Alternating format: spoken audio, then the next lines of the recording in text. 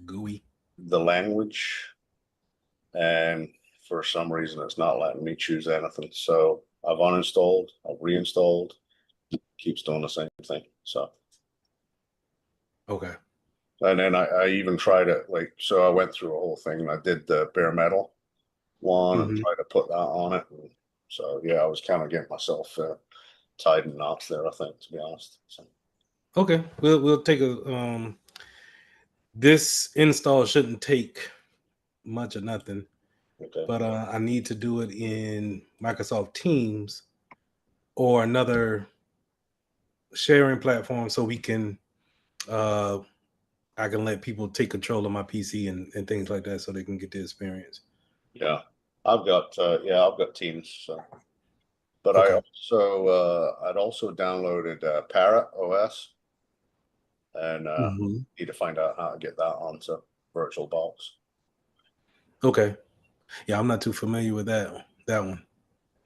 Yeah, I was just kind of playing around and just trying to. I know that Parrot and Kali or even Ubuntu are all pretty major ones for doing anything. Got you. Yeah, I'll let you know of a time.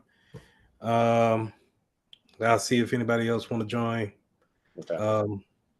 What I want to do is whoever wants to install Server 2022 on their machine, I'm going to let them do so. And then next week, we're going to split up into groups during class and just do some tasks that we've been over so far in the server. So everybody can, navigate around the server. Hopefully we can get that done here in a Zoom, but we'll see. Probably won't. Probably have to go about it a different way. Yeah.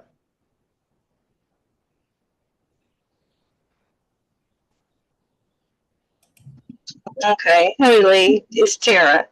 Hey, Tara. Hey, did you get my email about class today? I didn't receive any emails in my pivot box. I didn't send it to that one. I'm sorry. I did send to another one, but I'll send it to the pivot. I sent one to Mary Cruz too, so she would know. I won't be able to be here for the whole class. That's okay. all. Not a problem. Not a problem. I got you. I told her not at all, but I should have told her at the beginning. But I'll straighten it out tomorrow with her because I need to contact her about my LinkedIn. She was going to help me make it look a lot better. Okay. Yeah, I don't see an email from you in none of my boxes. It's something 015. Yeah, that's my personal Gmail. Well, I didn't see anything, but you might have went to the spam. Huh?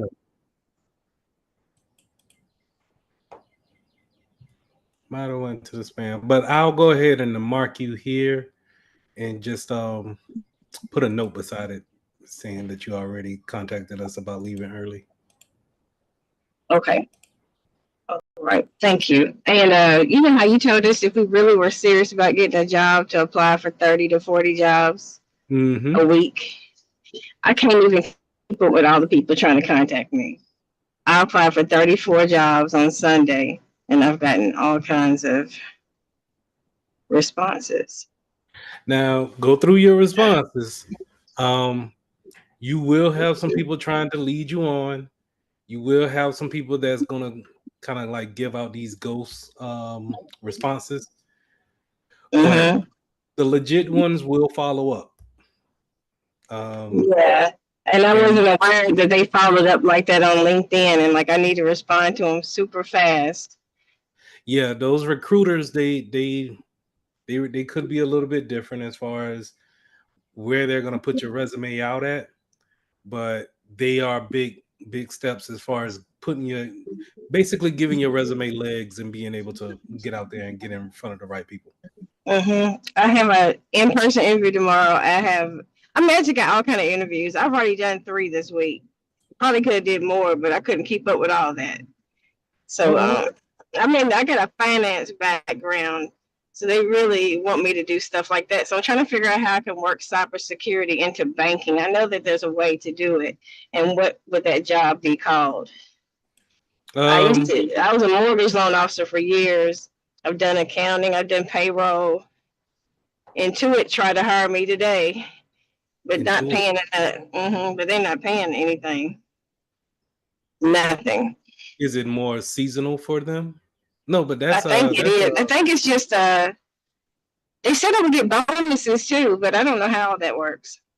I can do taxes. I can do anything like that. I've been doing taxes since I was 8 years old for my mother by hand. I can do a lot of stuff. Then yeah, I just don't do the GRC realm where I got to find a real job though in banking. So you know a lot about regulations and laws and double checking. Yeah, Sarbanes-Oxley. Yeah, so you should. That's how I would say you should get into cyber is go the GRC route, governance, risk, and compliance, and get into that field. Okay. That not fraud analyst or nothing like that. Am I going the wrong way with fraud analysts, that type jobs? Because I don't know if I'm even qualified for that, but I can detect that. Those are things that you want to bring up. And they definitely I think they'll point you in the right direction when it comes to if they have a department that will deal with risk and fraud actions. But GRC is definitely going to be into the risk management field, and that's definitely something that I believe that you'll fall easy into, just because it seems like you're natural at it, based off of what you told me. Yeah, I work for Citibank. I work for Truist. Mm-hmm. I work for big banks. I have my offices. Make sure you specify those different regulations that you had to abide by when they're working for those banks. And don't forget city and state too, or different regulations, especially like PCI DSS. If credit card information is going back and forth, that you know things about that'll be great that you bring those type of things up. And really it's also about what type of job that you're interviewing for. Okay. Jonathan. I will keep that in mind. Thank you. Yes, mm-hmm. If you want it back. If you want it back. Okay, Lee, I'm here. Sorry. I was trying to unmute it and get my voice calm here. I am on, but I'm not at home right now. I'm waiting on my transport to go home and everything, but I am on. Okay, I got you. And if the young lady the one that you were just talking to just now, there is a site that she could go on if she is interested in doing the risk management and the GRC stuff.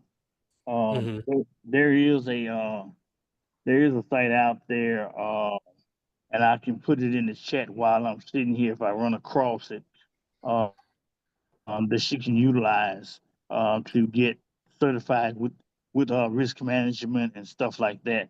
Because I currently am working on some stuff, that the things that I told you about earlier. Right. I'm working on that, and this is one site that they use to go ahead and certify and verify people in the risk management industry. We'll put it in the chat so we can take a look at it whenever we run across it. Yeah, I will. Appreciate it. How's everybody else doing? Thank you, Jonathan. You're welcome, Tara. Doing okay. That's good. Good to see y'all. It's almost the weekend, and I got more work to do. Today we're going over lesson 11. And this is more of finishing up core 2 is going to finish up with best practices when it comes to help desk and service desk. It's kind of things we should know by working in a professional environment, but they have their certain standards that they think people should have. And I pretty much already put that lecture up in the classroom, but I do have some slides that I wanted to talk about and just kind of keep your minds open when it comes to those of us that are filling out these applications to go into the IT world. And what will your employer expect of you from a IT service desk, help desk type of role? So we'll go over that in just a second. I also want to put out that on Sunday I plan to hold like a lab, interaction lab on Sunday. And so what I want is that I want some volunteers along with James and I to jump on a Teams call, a Microsoft Teams call, and I want you to download VirtualBox, and then on top of VirtualBox, I got a Microsoft Server iOS ISO that I want you to download and then install. And so I want you to have that experience, but I also want to use up that space on your laptop in order for us to have a group interaction on next week. So not everybody has to show up, but if you got that Sunday around, I want to say 7 o'clock open, and you don't mind giving up an hour for me just to kind of get that experience of downloading a piece of software and then getting it to work, and then also wanting others to work with you on next week, drop your name in the chat or shoot me a private message and let me know if you want to show up on that day. And you say it's what time Sunday? I'm probably going to get online at 8 o'clock Eastern, so it'll probably be 7 o'clock for y'all time. Okay, all right.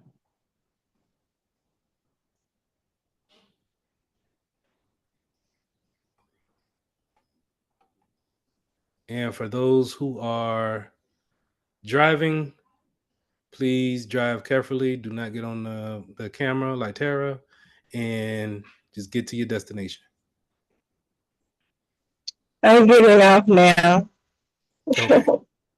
Thank you. No problem. All right. Well, I have a designated driver, so I'm good. Oh, okay. Don't turn on your camera and then I see you driving now. I'm not driving, so I got.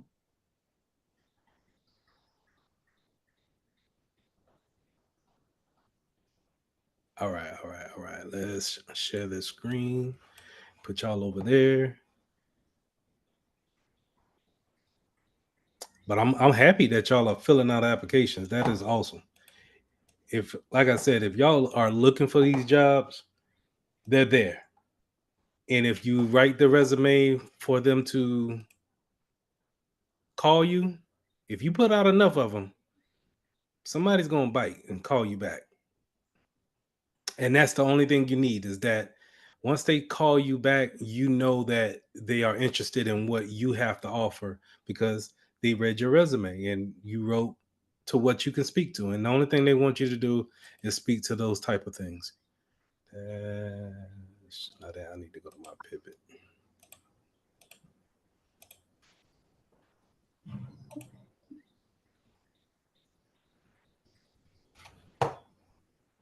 Jonathan, you got your hand up again? Or is it still up? In addition to that, in addition to those jobs, I'm doing the same thing. I'm filling out different jobs and stuff.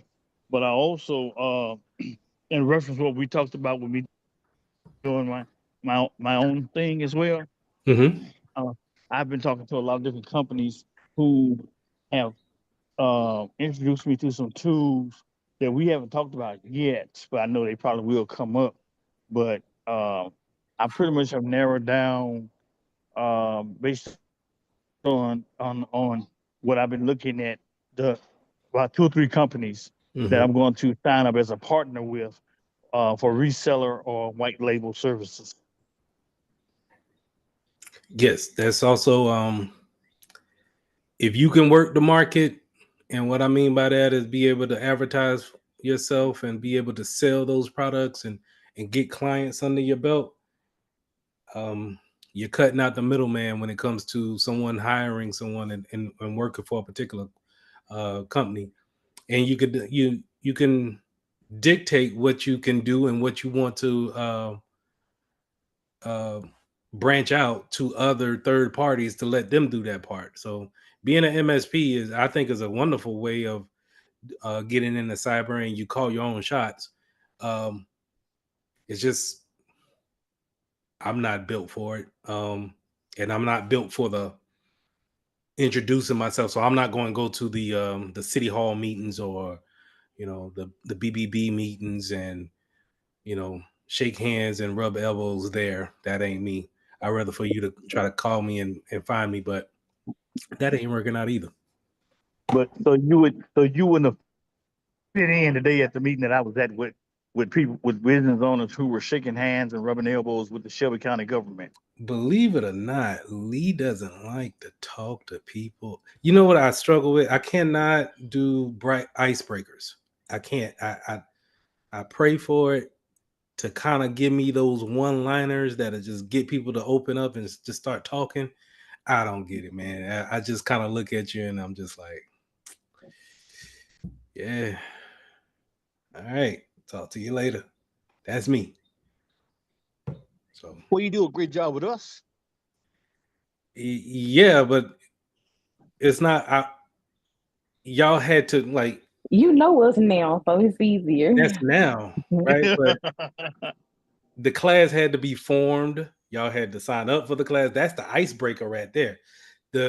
What I'm saying is that I wouldn't be able to go out and find each and every one of you on LinkedIn and say, you know what, I think that you're in this field, you'll be good for cyber. You know what? Let's have a conversation about cyber and all this, that, and the third. And I don't do well with that.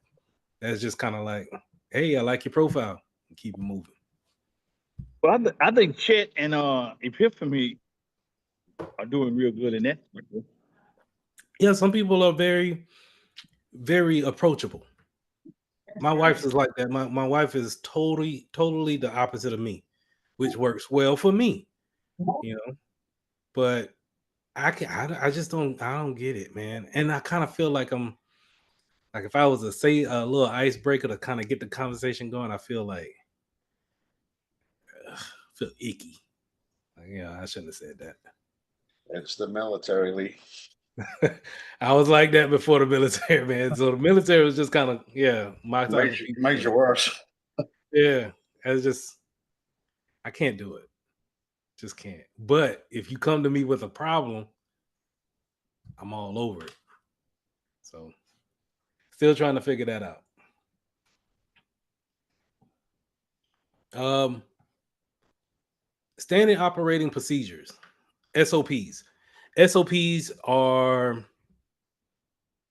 to the point of Tara, when you're talking about GRC, this is where we're going to probably end up at.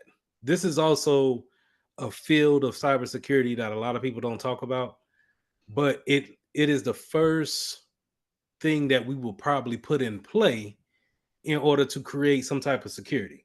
We're going to put a policy in place, letting people know, letting our clients know, letting our workers know what we will and will not accept. Rules. We don't want this type of actions on our network. We won't tolerate these type of actions. So we put those out in policies. Policies are written from a very high level. So a lot of times people in I'm sorry. I don't know if y'all can hear that, but I'm sorry. All right. A lot of times people in GRC, governance, risk, and compliance, they don't have any technical background, but they have a lot of management background and they have experiences in policies, guidelines, best practices. They have those type of skill sets. See, a lot of times what they advertise on TV is that cybersecurity is built all the way around the person with the hoodie is one person that has a lot of technical skill to them, and then they portrayed the good guy as the person with the glasses that's just kind of typing. They're both typing away at their computers, trying to battle each other. But in reality, is more it's more business driven than anything else. Cybersecurity is built off of making the company run securely. The company needs to run whatever they do. That's what they need to do. Whether you're Netflix and our job is to make sure that people have access to the movies, or we're a Food Lion supermarket and you have to protect people from stealing credit card information off of the servers that's in the supermarket. You have to keep the business running first of all. And so you got to let them do what they do, but you got to do it securely. And so a lot of times before we change anything, before we put any tool into action, before we set any kind of configuration, we set up the policy and we say, hey, this is what we want. We want email security to be on all of our emails. So we write a policy for that.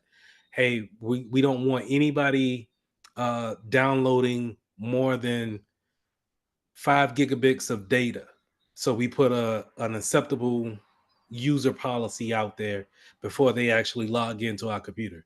And it just kind of hits at a high level of what you expect. Now, once you go deeper into that, then you go into your procedures and your guidelines and your standards.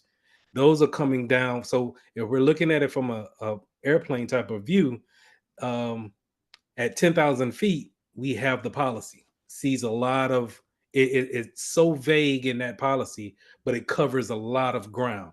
The more we come down, maybe at 5,000 feet high, then we are getting into what are the procedures that we use for email security? How do we want to make sure that nobody's downloading 5 gigs of data? What are those things that we're putting in place? Those policies or those procedures and standards, those are those type of things that we're going to be more granular with. And then even when you get lower to maybe 1,000-foot view, maybe we're getting to best practices. We're not going to use Microsoft Teams, we're going to use Zoom, or we're not going to use Zoom, we're going to use TeamViewer. Those type of applications are very low down to the ground, and this is what we decide to go with this year. But see, from the policy standpoint, we don't care about that. We want to write the policy one time and let that run for years. We check it every year. We make sure that we got it, and we're still following by the policy, but we're not looking to change the policy every time. We're not looking to be so granular in the policy that where people don't understand it. So think about it like this. When you write your policy, it's going to be for every department that's in that building, whether they're technical or not. So they have to understand it. That's why it has to be vague. We will not tolerate any type of betting or adult activities on our internet connection. Plain and simple, cover a lot of areas. So now once you go down to the standards, then you could say we are using these type of tools to make sure that you don't go to any betting sites. Betting sites being like 777.com, or we go to DraftKings.com, those type of sites, you name them. And then guidelines and best practices would be if you see someone on this site or you get an alert with someone on this site, you send that information over to their immediate supervisor. That's the best practice. So know about the standard operating procedure. Every company that you pretty much come across should have some type of policy or guidelines or some type of written documents showing their direction or where they want to go.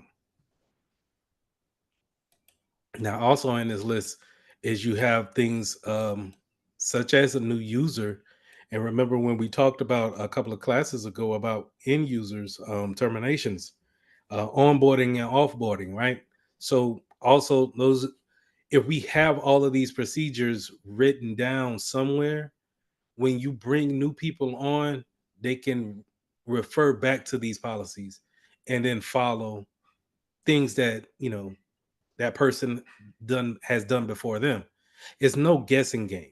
And that's what you don't want. So whenever someone has to guess at something, especially when they're new and they have to do their job, if there's no direction, what will they do? They'll make up something. They'll just, you know what? I found the best way of getting it done is this way. And it could be something totally different. That's how we get shadow IT a lot of times, where someone brings in a device from the outside because no one showed them how to put in a help desk ticket to request another network connectivity at a cubicle. They will just bring it in, and they'll bring in something from the outside and just say, you know what, I'll just take matters into my own hand. That's what we don't want. I'm sorry, say it again. Can you do a job shadow? Would they allow you to do that? Like for your first time as an IT? Yeah. person? So, okay, think about it like this.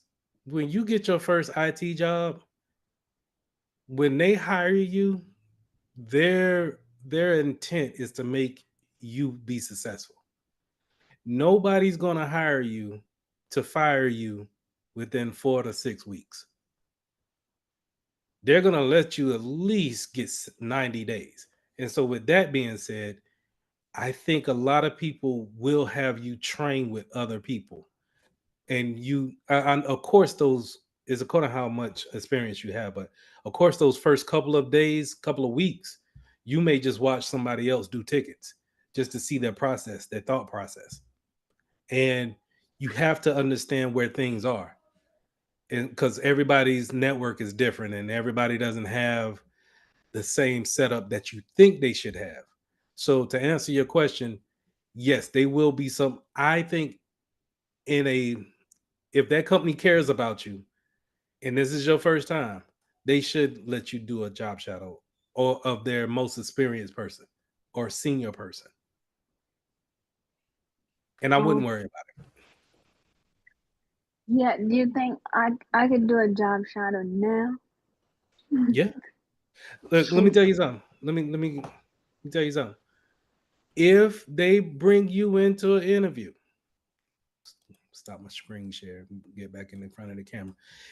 If they bring you into an interview, they like what you put on your resume. They just want you to speak to it. If they give you a contract and have you and sign it, they think that you could do the job.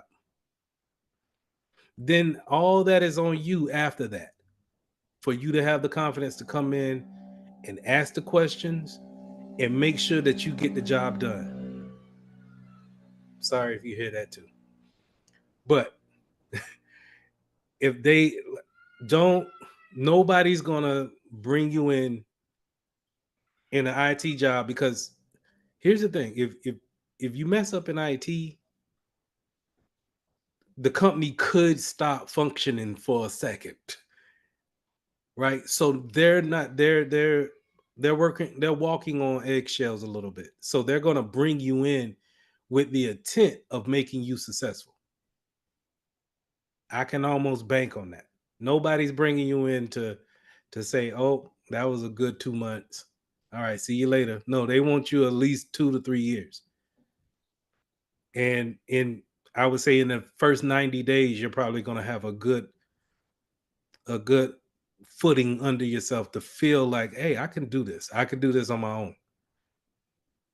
Because once they bring you in, people are going to start, getting up their vacation days. All right, we got Lindsay in. We'll get her up to speed in the next 6 months. After that, I'm taking vacation. That means all of the tickets fall on you if you got to, pull pull the help desk call center or whatnot. So that means that they're going to train you up enough to where you should be able to come in by yourself or log on by yourself and take care of the tickets. I believe you can do it. And if you got any questions, just jump on your personal computer and hit me up on LinkedIn, and I might look at it. I might give you the answer and help you out. But you might have to pay me too. So Thank you. no problem.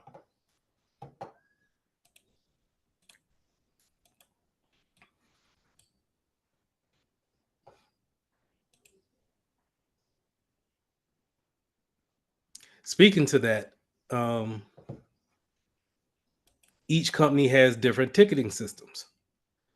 So ticketing systems, help desk tickets, they come in a different variety. You got the main one that I know of right now is Jesus.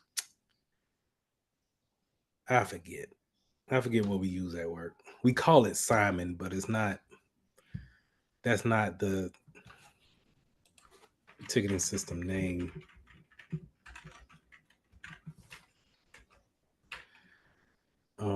Software for help desk.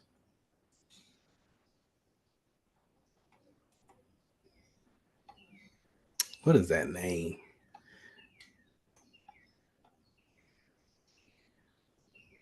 It's not SolarWinds, but SolarWinds they have kind of like real quick on SolarWinds. SolarWinds have different products that you could download for free just to kind of see how they work, and you could play around with them just to see how to interact with the tools that they have out there. They also have a help desk ticketing system. Trying to find the major one that people are talking about.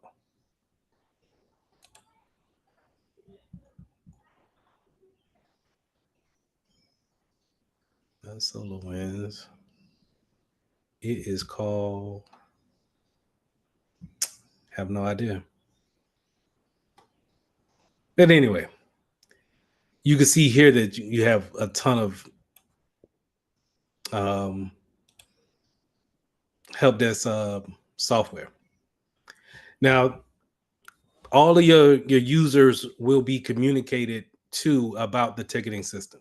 And so you have a different variety of tickets that comes in.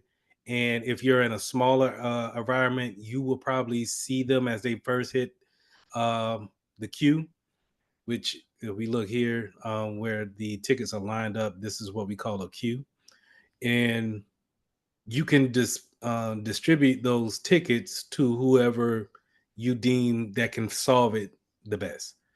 Now, if your help desk is your job, your level one, it's your job to kind of look over those tickets to make sure that you can't solve it there. And then if you need to pass it on, you can. You typically are working against a timeline when you're doing that. And that timeline is called a service level agreement or SLA. The SLA is going to be something that you'll hear from for the rest of your IT career, just because that customer is expecting to hear some type of response, at least a response within a certain time frame. If not, get an answer or have their ticket closed out.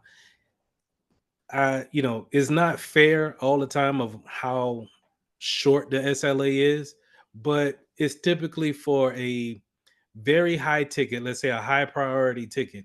They want to hear something back within 30 minutes and then maybe have the ticket closed, completely solved in 4 hours.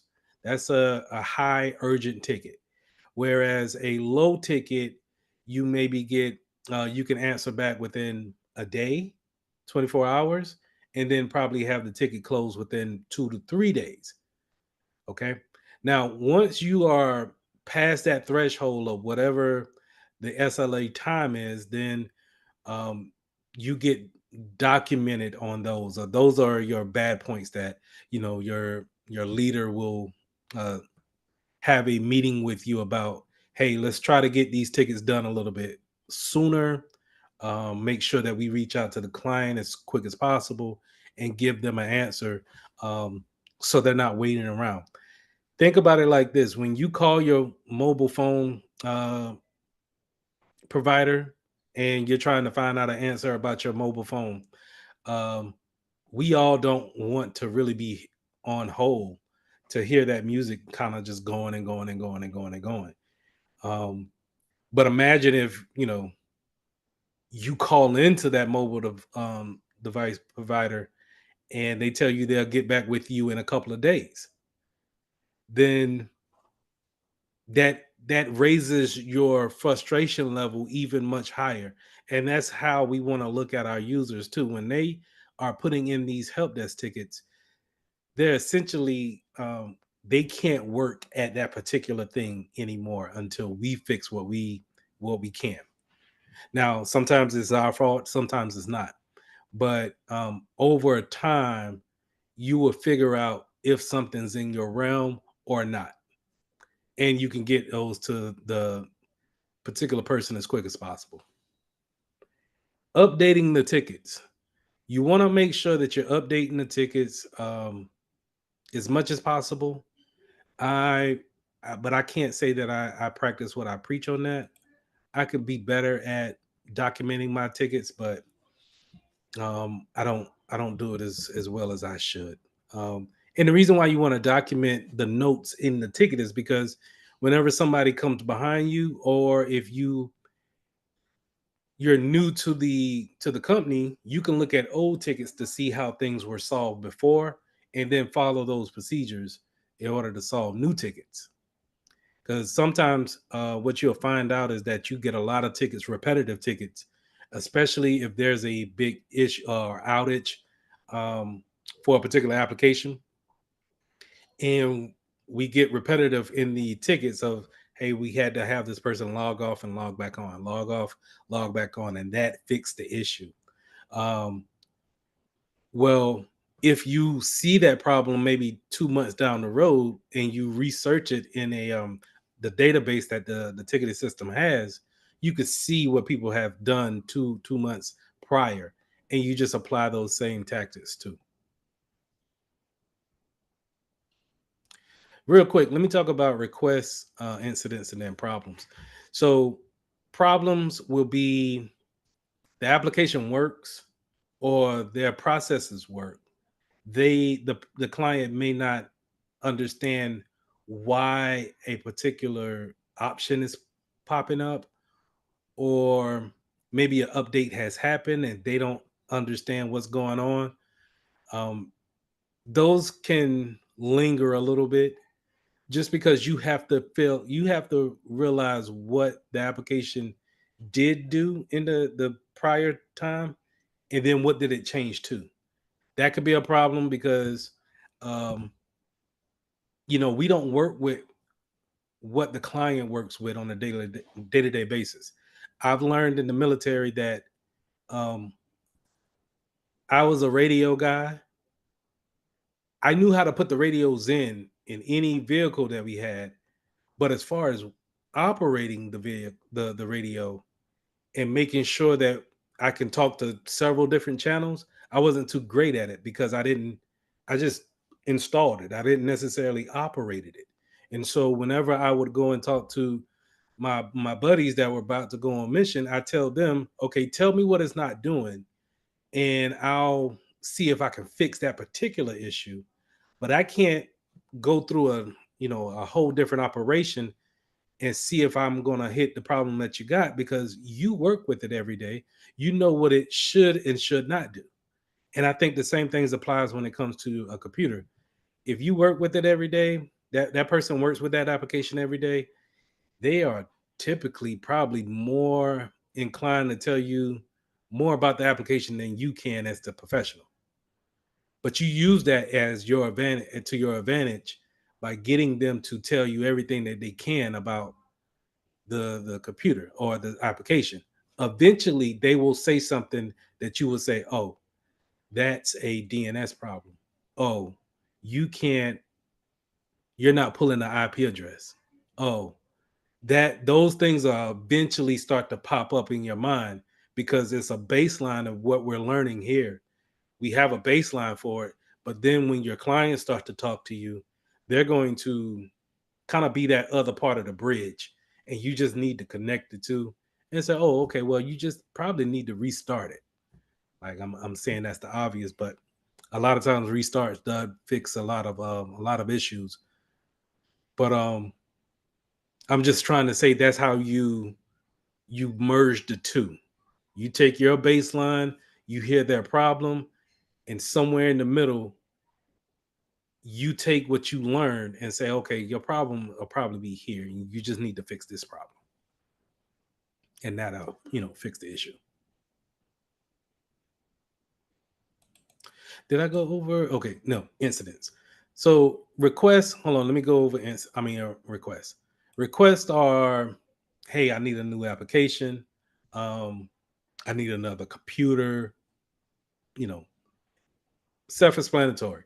I need something to do my job. Pro tip, sometimes what they request is not always what they need. While you may think that you need a VPN, you may just need Citrix. I may need to teach you what Citrix is, but what you're asking for is more resources that you don't necessarily need. So a request doesn't necessarily means that they get it just because they requested it. A lot of times you need to see if that person will actually use what they're requesting.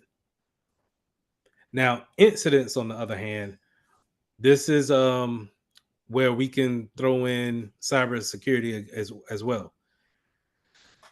Incidents is going to be going against the policy in some type of way, but it's also could be I lost a laptop. That's a mistake by the client, and we're using the incident title as something to fall back on or to reference later because we want to see how do we react to that particular incident. The incident is probably going to leave an exposure to the company in some type of way, and we need to figure out and we need to react to it quickly on how do we fix that issue. Hey, I think I clicked on a phishing link. How do we fix that? That's an incident. We open up a ticket, we put in the incident information, but then we analyze the situation and put in a particular security control to stabilize the situation.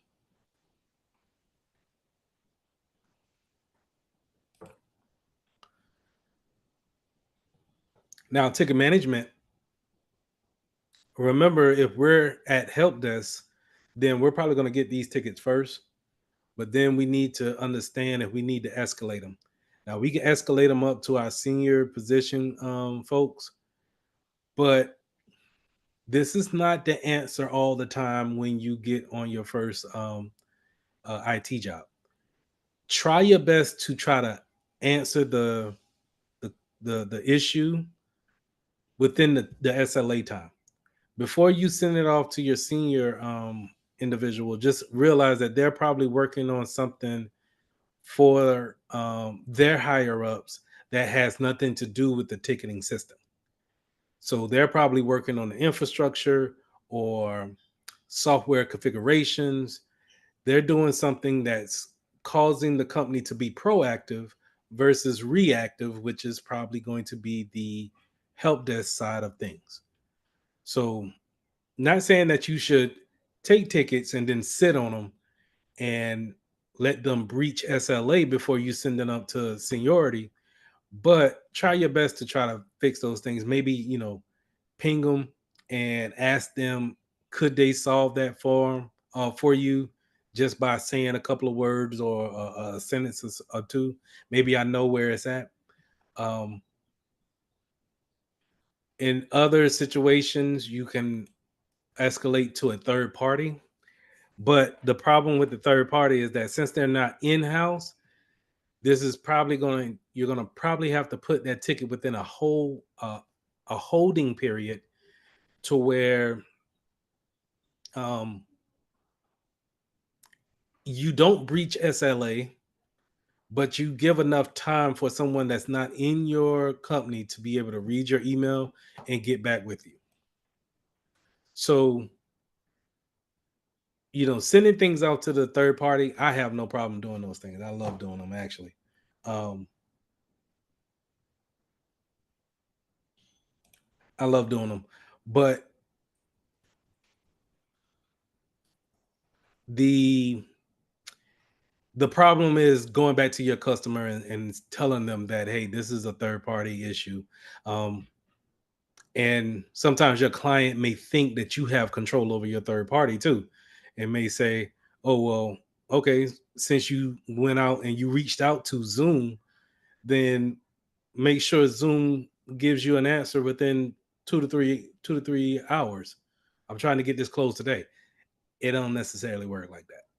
All right. You're on somebody else's time. You probably have to come up with an explanation of saying, hey, we got to find a workaround. And that's not a bad thing either.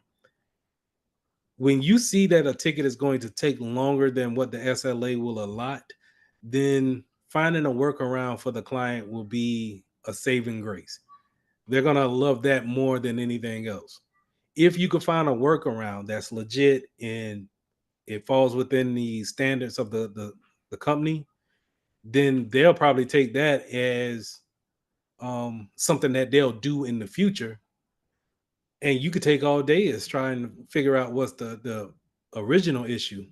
Their whole thing is trying to get their job done in a timely manner. All right. Now let's talk about communication. So when you're writing your notes in your tickets, making sure that you're as detailed as possible, but you don't have to be as so detailed as scroll right, click on the start menu, type in command prompt. In the command prompt, look for the ping. You spell ping, P-I-G, P-I-N-G.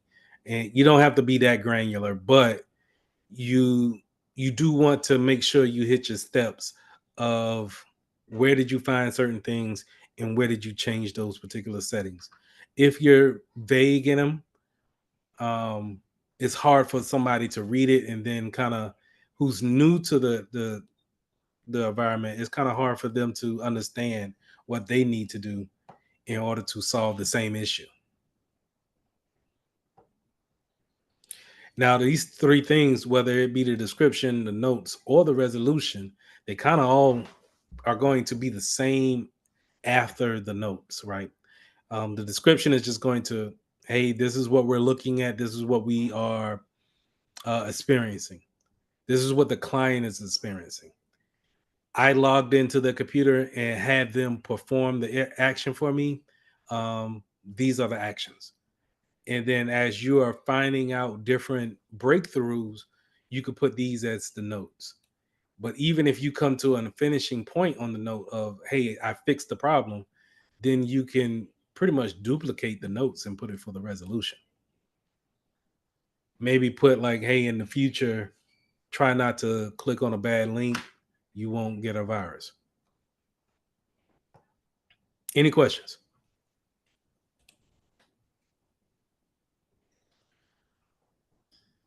For those who are looking to become more experienced in the service desk,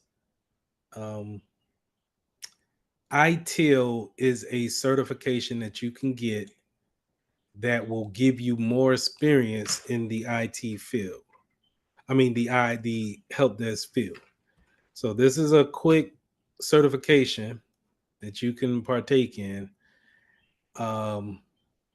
I got this certification in a weekend. But I kind of crammed for it. And the bad thing about it is that I didn't really know how to talk about it when I went for an interview.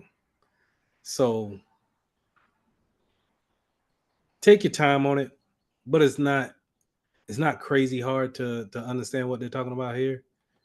This is a good certification that you can get to. It's ITIL to help desk is like Security Plus is to cybersecurity. Entry level type of certification, but it lets that employer know that you are understanding how help desk, the department help desk works. I'll put this in the chat. Now, I took this class to go along with it. I don't know if he still got it up.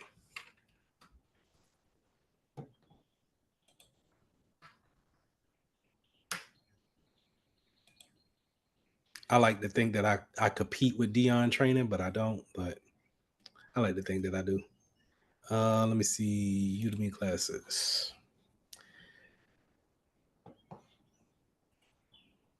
See how much it is.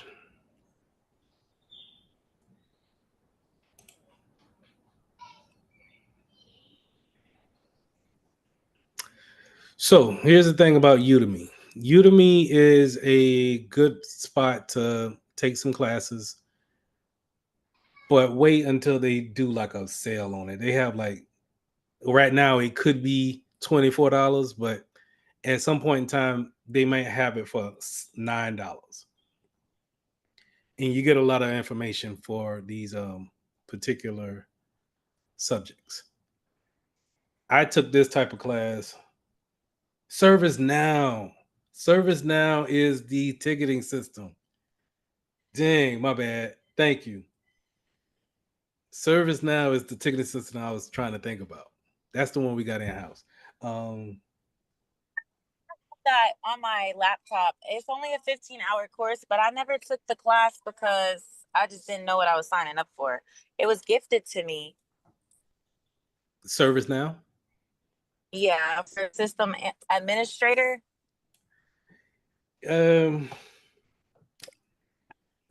doesn't, I don't think that'll be what you think it would be. It would give you insight, but it's not going to be like a game changer on the resume, in my opinion. But it'll show that you do have some. It's not going to overshine a let's say an A+. It won't overshine an A+. Okay. Now let me put this link in the course. I'm not telling you guys to buy this, but I'm just saying what I did to get this particular certification. This particular class helped me do that. And you can see it's not long, 2 hours. Like I said, I cram for it, but it's doable.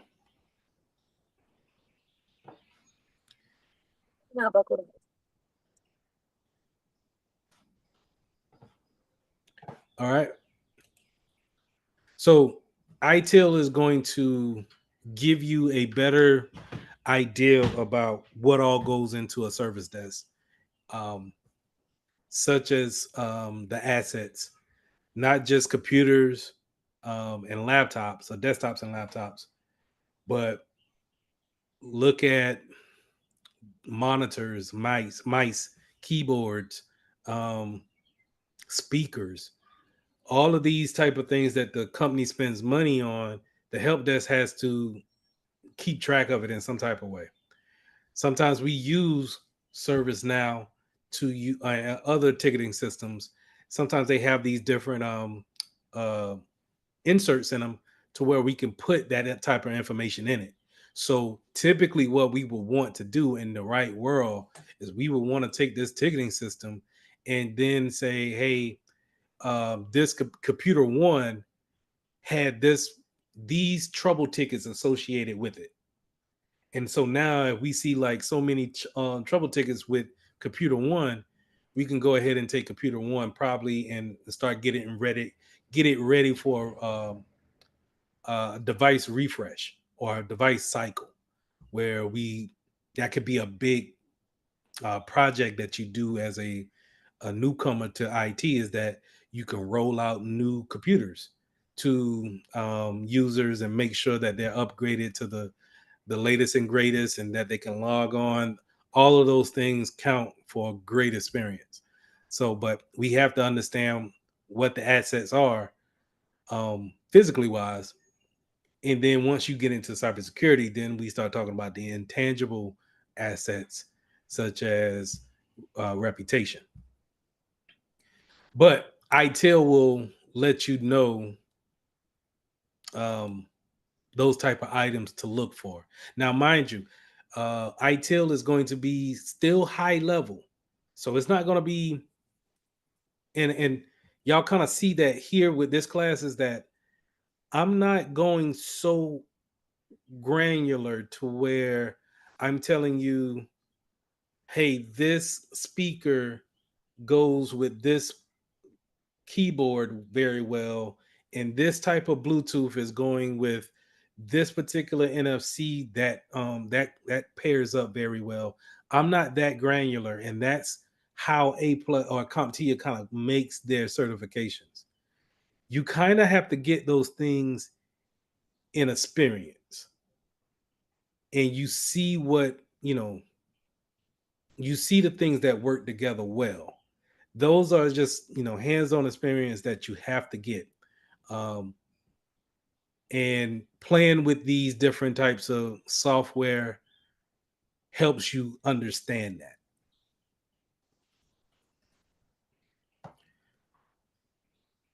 Now, we talked about configurations and performance baselines up in the SOPs, but it's here again too, where they're gonna reiterate that.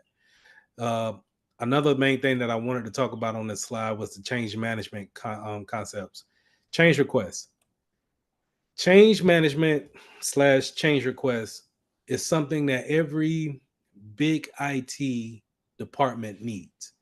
I say big IT department is because when you have over 300 different servers, or you have over 500 different PCs, and everybody has let's say every department maybe has like 100 PCs dedicated to them, but yet we're all still sharing some main components together.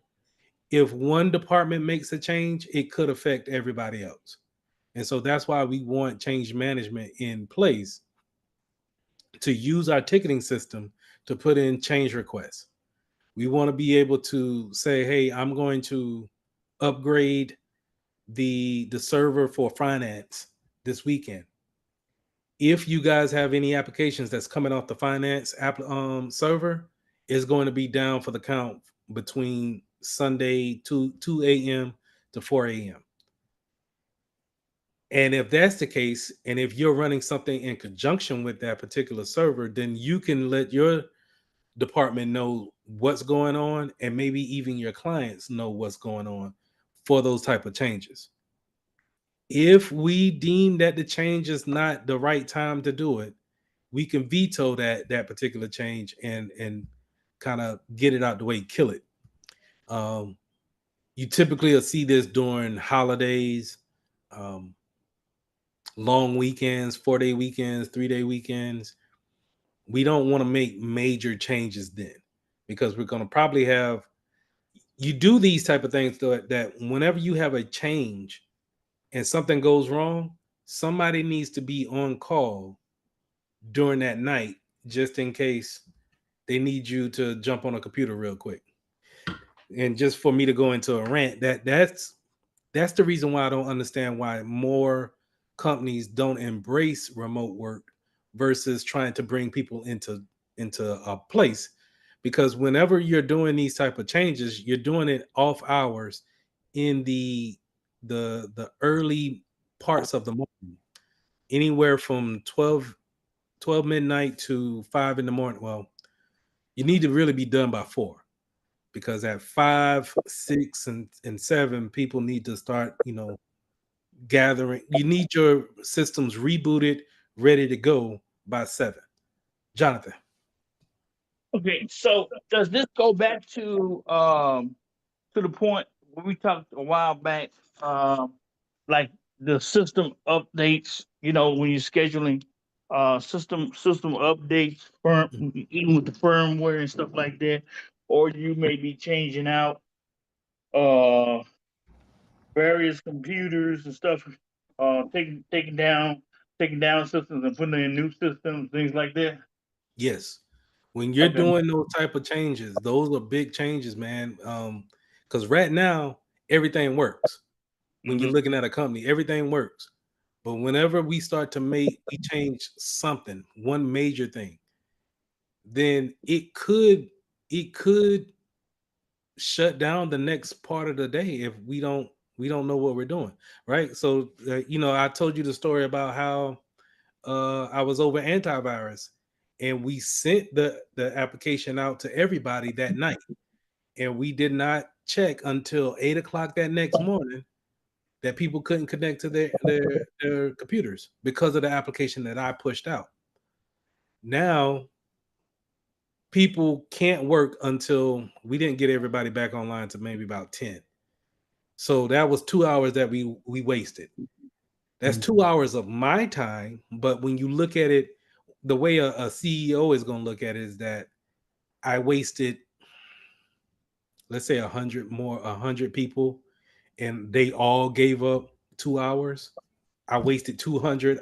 I wasted 2,000 work hours because of not putting in a proper change request, putting a testing environment out there. Those type of things need to be vetted out in the change management process. Because I know working as a third party contractor, um, I had to go to Peoria, Illinois for a financial service company. But the way they had it set up was that the office closes because over there on the East Coast, they're 1 hour ahead. So Mhm. the market closes at 4 their time. It was like 3 my time. So I had to go in there. I could put the printers, I could set up, do all of the physical setups and all like that, putting the printers where they was going to go, the new printers where they were going to go and stuff. But they didn't let me take the old printers off the network until 4 o'clock Eastern time when the market closed on Friday, which was 3 my time. Once that happened and the markets closed, then I had to go back around, run all the way back around the building, taking the old systems off the network, put the new ones on the network, and doing a test to see if they was connecting to being able to connect to the new printer. Yeah, which makes sense to me because if you never know what may happen, and if it Mhm. can happen, it probably will happen, and Right. so you just want to take precautions and those type of things, and those goes back to the guidelines that we talked about too, where um you got to have some type of process of what you're doing, Mhm. because in a smaller environment, let's just say a community college, that's something more manageable. You could probably get away with that, doing major changes during the day. Actually, if you got a company that's small enough, maybe a nonprofit organization, only Mhm. one or two computers that you're really working with, you can tell them, hey man, I'm about to reboot the server, chill out for a second, go for lunch, do something like that. But when you're working with that many different variables, and what I mean by variables is that people, you never know what they're doing at that point in time. And the last thing you want is somebody to say, I tried to print, but I couldn't. And you know who I saw walking around? Jonathan. They're gonna say, Jonathan, get up out of here. But nah. So you don't want that. So in order to get the time that's allotted, you have your change request, and now all of your decision makers come together. They hear your request, and they say, okay, yeah, you could do that on Tuesday night at 12 o'clock to 4 o'clock. Make sure you get it done, reboot it, and we should be good to go. Because a lot of times you won't have a big change on Friday. Because if you have a big change on Friday and something happens, good luck trying to find somebody trying to come in on a Friday night to come work or to get on the phone. Yeah, because we always had a designated person when we went in to do stuff like that, whether we changing out printers, changing out workstations, stuff like that. They had a designated person, and we had to get on a dedicated phone line, log into what they call the bridge, where they was doing this change all across um the United States. So what they did was all the teams would log in into the bridge, and we would all be on, so that in case something goes wrong or whatever, then we could hop on and say, hey, we're having this problem, and they had somebody that could answer our question for whatever it was that we was dealing with. Now, just to kind of go back to add on to your situation, is that when you really think about how is that planned out, this is where these type of certifications come in at. Your IT, your ITIL type of certifications.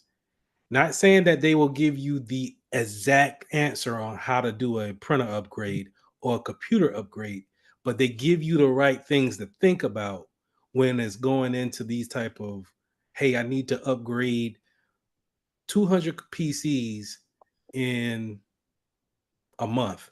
What's the best route we should take in order to do that particular project? This is where these certifications come into play at. Okay. All right, easy slide right here. Right? I say that. I know everybody. We all know how to dress for work. Well, it's according what honestly, hold on, let me take that back. That's a bad statement. It used to be slacks for males. It used to be slacks and a polo shirt. For ladies, business pants, polo shirt, or dress attire. Conservative dress attire. It has become more, and I'm talking about professional appearance on the slide. It has become more relaxed, where it's jeans and a polo shirt. But really, kind of now in today's business, you may be more casual than that, because the stigma might be a wrong word, but the stereotype that comes along with the IT person is relax, not necessarily uptight. So the dressed up individual is not necessarily going to be your IT person. It's going to probably be someone with a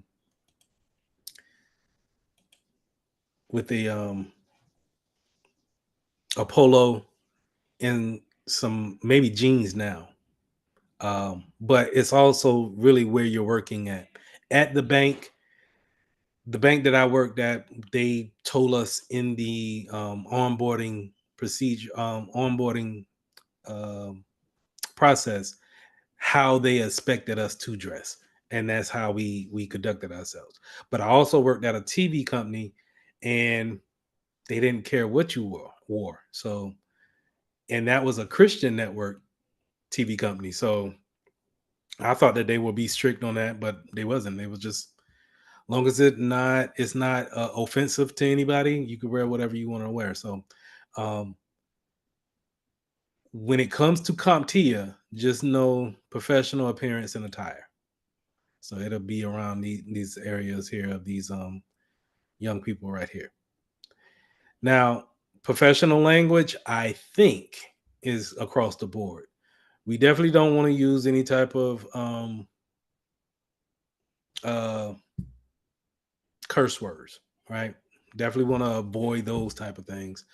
But here's the thing that gets us caught up is the jargon, the acronyms, and the slang. Hold on, let me go back. Just the jargon and the acronyms.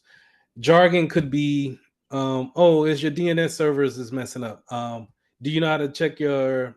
Let's pull up your CMD and make sure that your DNS servers is fine. When you say that to a client, they're not going to know what you're talking about. We know what you're talking about, but we need to refrain from that. And so you tend to want to reframe those things to where they can understand it. And that can be how you want to talk to them. And don't think about it as you're talking down to someone. You're just putting it into a point where they can understand it, because a lot of your clients that you work with, they're going to be intimidated by the computer. They work with the computer all day, every day.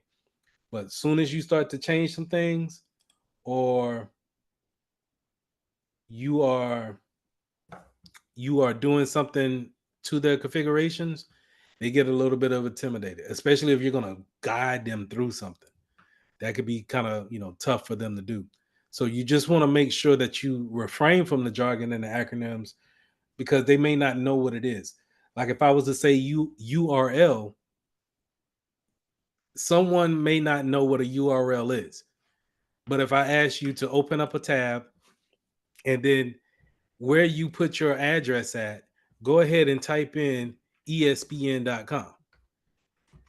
Then they may be able to do that, more fluently, versus, hey, type in the URL espn.com. You probably just, you may have confused some people just by doing that. Slang.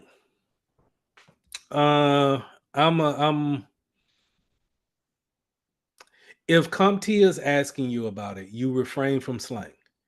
If you ask me, I'm not saying to use slang, right? But sometimes, pro tip, if you can make people feel comfortable, make them feel comfortable. And if you throw a little bit of a slang out there, I'm not saying curse, but I'm just saying slang, some normal language at this point. And also, don't use slang to where, if you think that person not going to understand what you're saying, don't use it. But if somebody says, hey, my computer's glitching and doing all this, that, and the third, and if you say, you come up there and say, oh yeah, your computer is tripping, I think that's okay. I think that kind of calms the situation down, and then now we can figure out what's going on with the computer. But don't, if it's, you could use it in a reversal, where if you see someone's computer flickering and doing crazy things, and you start throwing out some jargon and some acronyms, you can make them even more intimidated by what's going on and what they did. So just refrain from the slang, but once you get the experience under your feet, use it sparingly.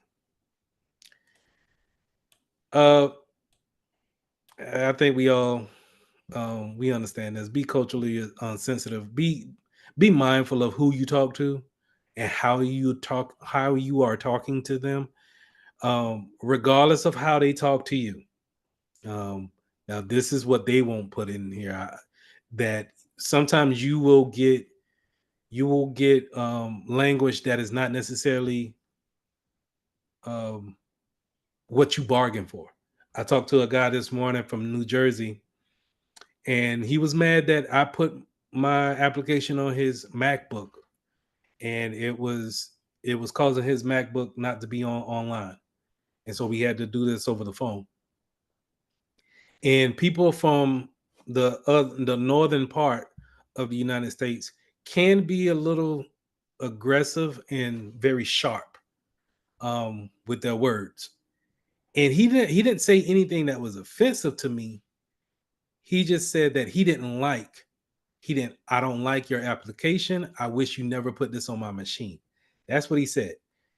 And I'm like, that's not mean, but at the same time, I wish I ain't put it on your computer either, to not receive that type of statement. But you got to kind of brush those type of stuff off, because like I said, people are just looking to do their work, and you may encounter some people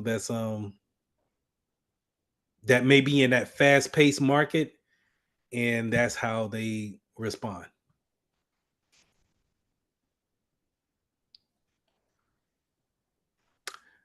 Real quick, professional titles, and maybe this is more in the military in me, is that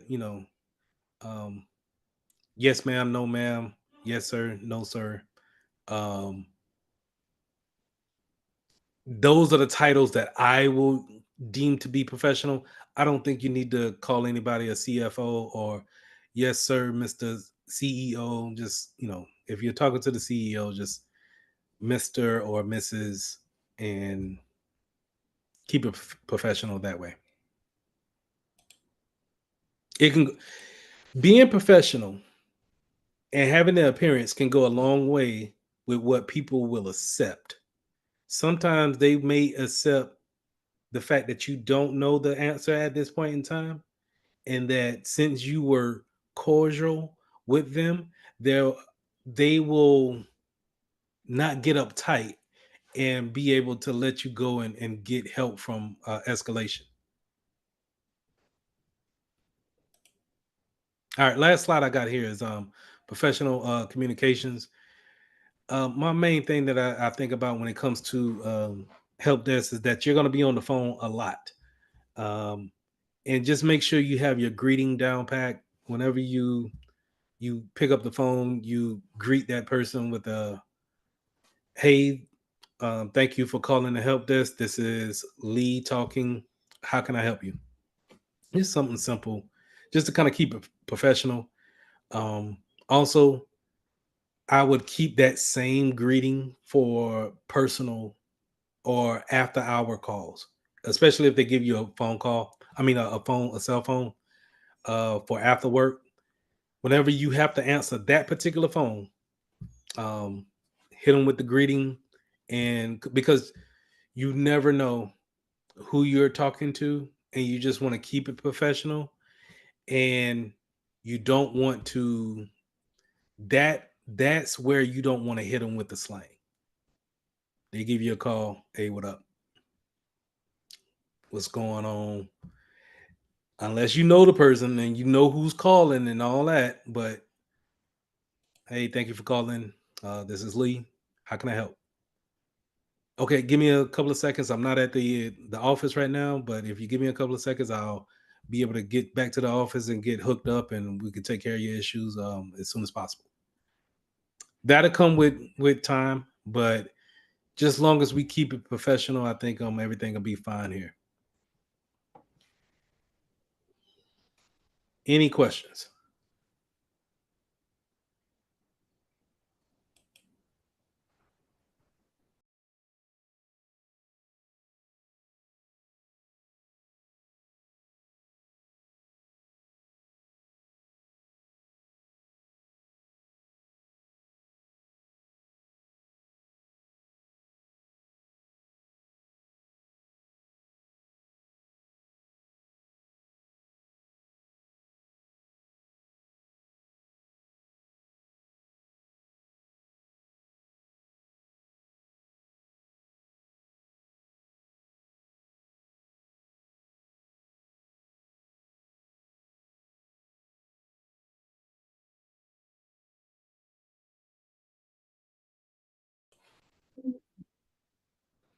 All right, lesson 9, supporting printing print devices.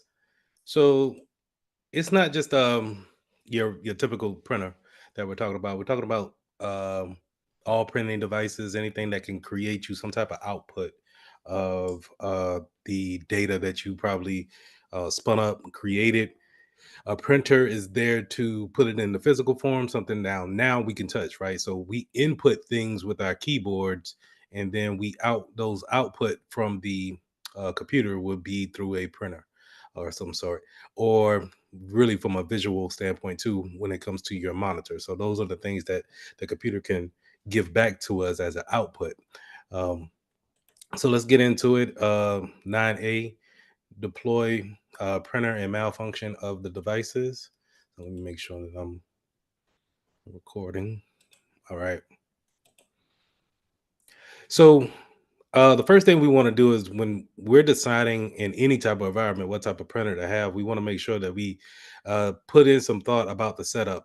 We want to make sure that we have good connection to our printer because for those who know about been working with printers for any amount of time, printers can be a little bit cumbersome when it comes to their connection and then bringing them up when you actually want to use them. They can have terrible reception sometimes, and sometimes we can add them to our print to our computers, but then all of a sudden the very next day they cannot connect. And so just having the printer set up is going to be some type of thought process. Having making sure that you have the proper cables involved is going to be also very vital. So you want to make sure if you're going to go with Ethernet, how far along do we need that cable to run and to what in order to get connection. If we're going to go Wi-Fi, we want to make sure that other computers can see that same device. And nowadays we need to make sure our phones can be able to see the device too if we want to print from our phone. uh, you also want to take into consideration noise and the environment that it's in. Some printers can be louder than others, and they can have a wind up kind of a gearing sound to them before they actually start to print. You have some that are fairly quiet and just can um, spit out whatever they're gonna print, but and you know with little to no noise. But for some bigger printers, you don't want them in a office with someone. You may want that outside in the hallway so it doesn't cause all that much of a distraction. You also, you know, and that's the case, if you want to put it in the hallway, you need to make sure that when it comes to the security considerations, anyone being able to walk up to a printer and plug something into it is going to be something that you need to keep on your mind. Do we shut down those ports that's on that printer? Remember, you know, when it comes to ports are, and when I'm talking about physical ports, not the communication ports that we talked about um, a couple of weeks ago, or a couple of days ago. These ports on a computer could just be exposed to anybody, and can you can put it in a keylogger from a hacker standpoint and record all of the keystrokes that someone is doing. On the opposite end, when it comes to a printer, if I had a device that I could just plug into the USB port of it on the backside of it, and it's maybe in a hallway. Think of a how many times have you seen a printer in a hallway of a hospital hallway? You could just leave that in there, and now you're connected to the network without really kind of any kind of um, device alerting that there's an extra piece of device listening on the network. So you need to take those things into consideration. If you're going to have it out there in the public, make sure that we shut down all of the extra things that's on it um, to make it minimalistic as possible in order to, still do its job, but not necessarily make us vulnerable in the same sense. Um, Unboxing it is also a big part of it too. It seems like we shouldn't really worry about that, but some of these printers can be fairly large. So if you're working by yourself, you might want to have somebody help you lift these printers up onto a desk, up onto a table. You may want to make sure that you have some type of carrier, right? When I was working with a bank, I always kept me kind of like a flatbed that I would put the printers on and then roll them around to the places where I needed to go. So keep those things in mind. Also, the packing strips that comes on it, we want to make sure that we pull all of those packing strips off because there are a ton of them and they're from the outside inside too. So we need to make sure that we open up our printers to make sure that we take off all the masking tape so all the gearing can work. And sometimes when you look at your your instructions, it will tell you where all of the packing strips are, and we need to, remove those type of things. Again, if we're talking about USBs and Ethernet, then we need to understand if our printers support those type of connectivity. USB is typically going to be sitting on someone's desk, that printer, right? And they're going to be connected to it physically.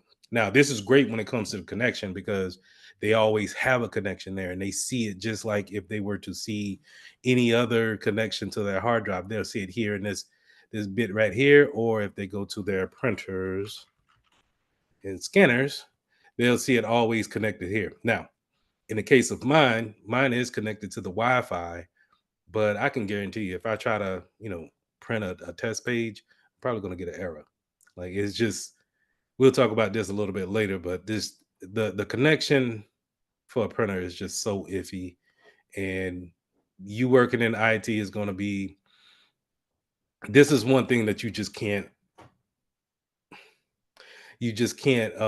guarantee all the time, and it's printing, so it proved me wrong. Now Ethernet, if the Ethernet is going to be connected to the printer, then it's going to be a network computer, right? So we want to make sure that network device, we want to make sure that it has some type of static or DHCP IP address given to it. So if it's going to be a DHCP, remember it's going to change the IP address on it from time to time. If that's the case, then we need to make sure that our users understand that it may unmap from them, or they may not be able to have a connection because of the IP address changing. So if we can, let's put a static IP address in there to make sure that it always has the same IP address no matter what until we actually take it physically off the network. Close that out. So a lot of the newer, smaller printers come wireless, right? So, and we can set these up with a port called WPS, and this automatically joins that the printer to the wireless network without any kind of interaction from you. You just need to, if you have a newer router or a modem and you have a WPS function on your printer, you should be able to hit those buttons within the 5 to 10 second range that it needs to talk to each other. And then they'll be able to have that conversation, that handshake almost, in order to get onto the network and then now be shared out.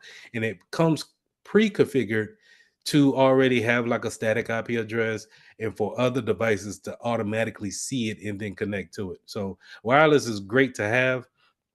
You're probably not going to see this in the business standpoint, though. You're probably going to see a more Ethernet driven printer system in a business setting, just because of the networking team, the IT team want to be able to have administration over that printer, right? So we want to be able to see that printer from anywhere in the world, not just on that network, right? So if we're doing it wireless, if we change the wireless network, then we probably can't see that printer anymore. So that kind of limits us to that particular Wi-Fi.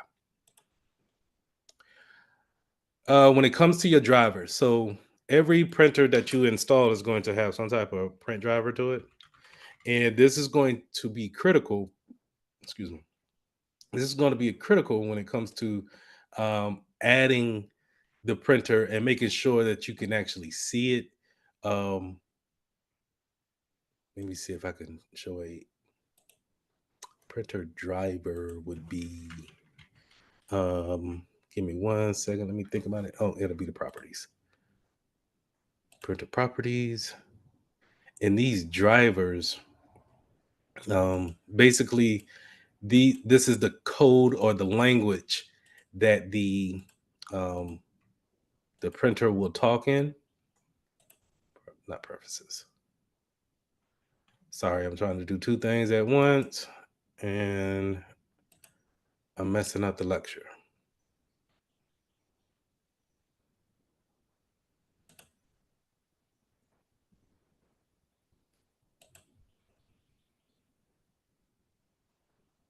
Well, anyway, your drivers back in the day, they came in on a CD, right? And or some type of optical disc. And we would put them in and then install those things from that disc. And then all of a sudden, now your computer can speak the same language as your printer and be able to communicate with each other with the association of the network. So we need that connection, right? So we have the connection of the USB or Wi-Fi, right? That's how we actually get to it. And now, in order to get to that printer's home, we need to say, okay, I want to speak in your language. Please give me your drivers so I can load it up on the computer and so I can speak your language. So that's why it's important that whenever we change, let's say if we get an HP printer and not an Epson, that we need to put in the drivers for the HP and not rely on the drivers for the Epson to talk to each other or talk to that new printer. It may. I'm not going to say it doesn't, but your chances of you having full functionality of that new printer is going to be low because it doesn't speak to the same language without those drivers.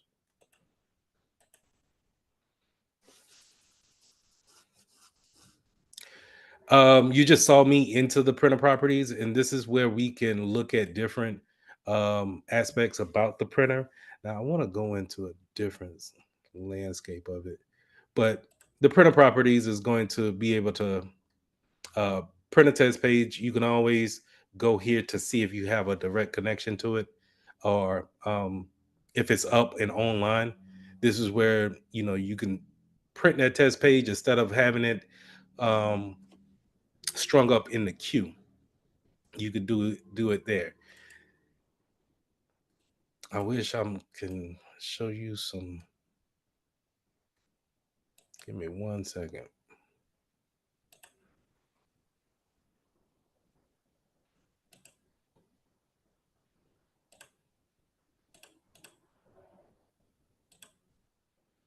No. Okay. So your printer drivers would be typically in this spot. But if you can't find it there, you can always go to computer management and look for drivers this way, where you can see here.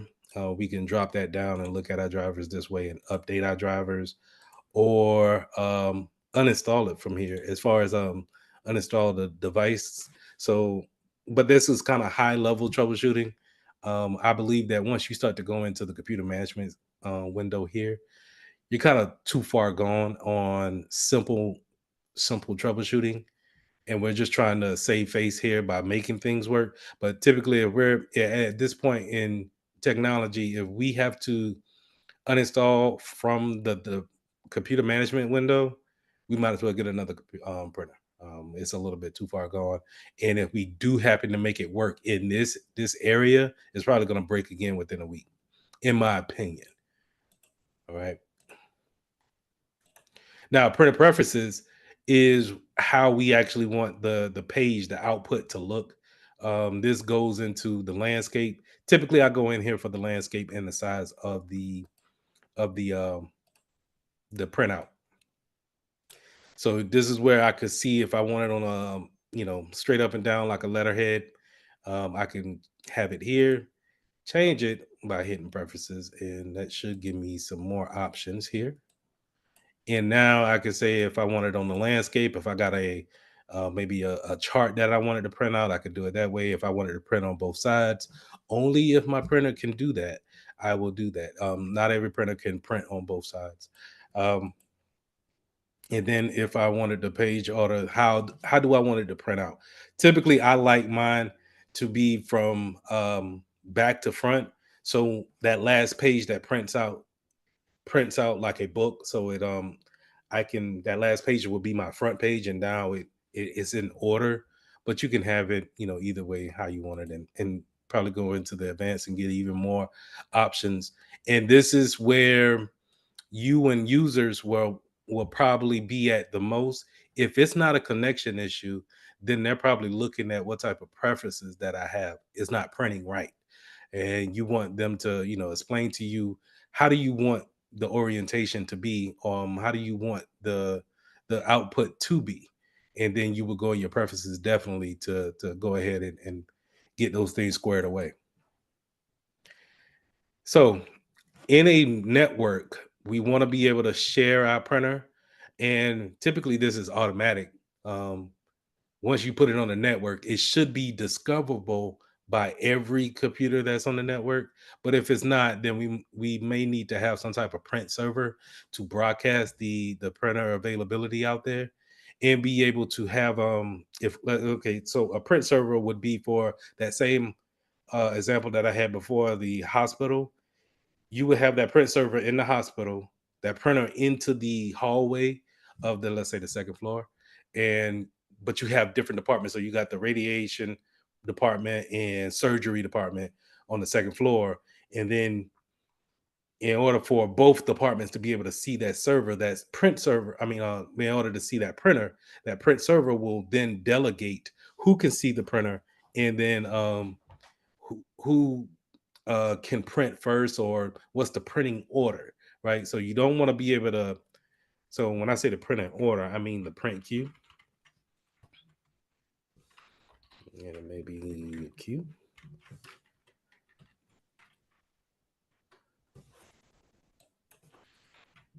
Let's go back to printers.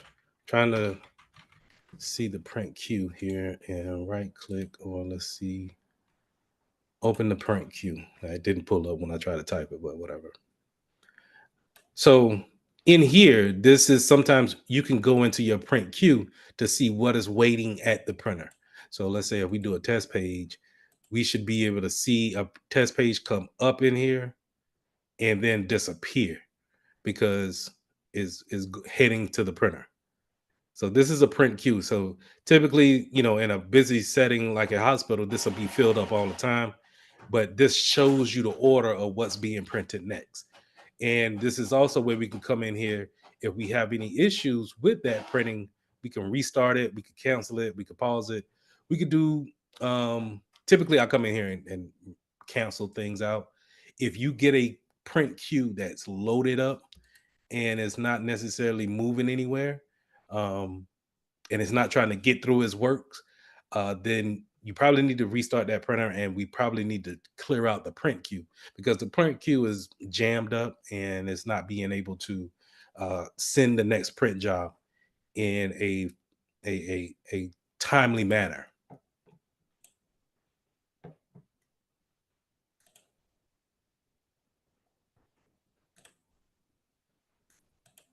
All right. So we already talked about printer security when it comes to, like, hey, is it going to be in the public's eye? Should we disable some features of that printer? And we just want to keep those things in mind. But also, for someone sniffing the network using Wireshark, can they see that IP address that's assigned to that printer? Can they connect to that printer?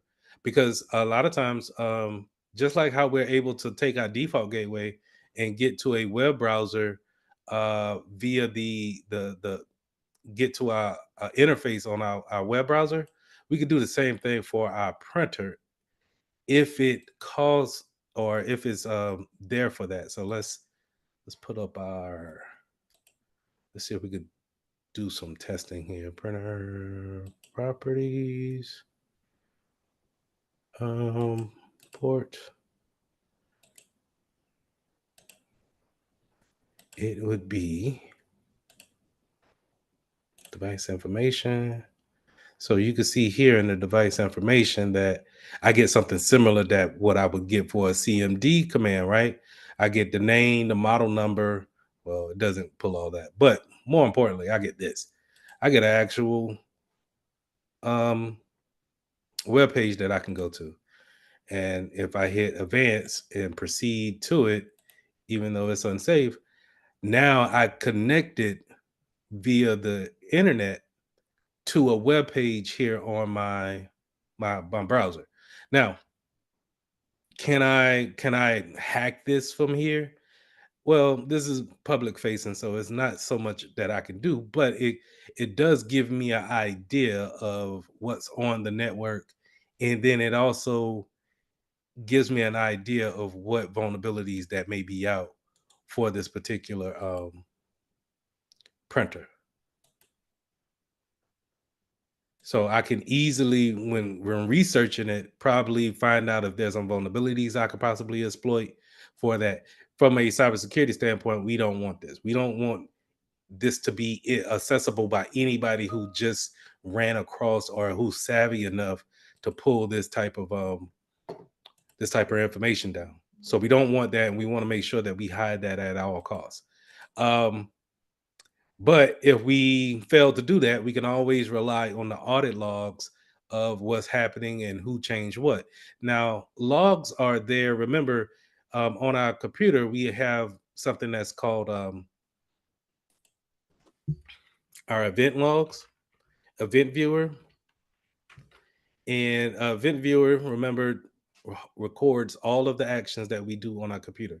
And the audit logs on a printer is very similar to where it records everything that a user does or print jobs that come through. So if we see anything suspicious, we can always check back on our logs to make sure we can, try to rectify what happened. Now, scanner configurations. When we have a function on our printers that can actually scan, typically it's going to be some type of glass function here, where this lid can go back and then it presents a scanning feature to it to where we can put that paper down, face down, and allow it to scan, but then fax out. So scanning is one thing.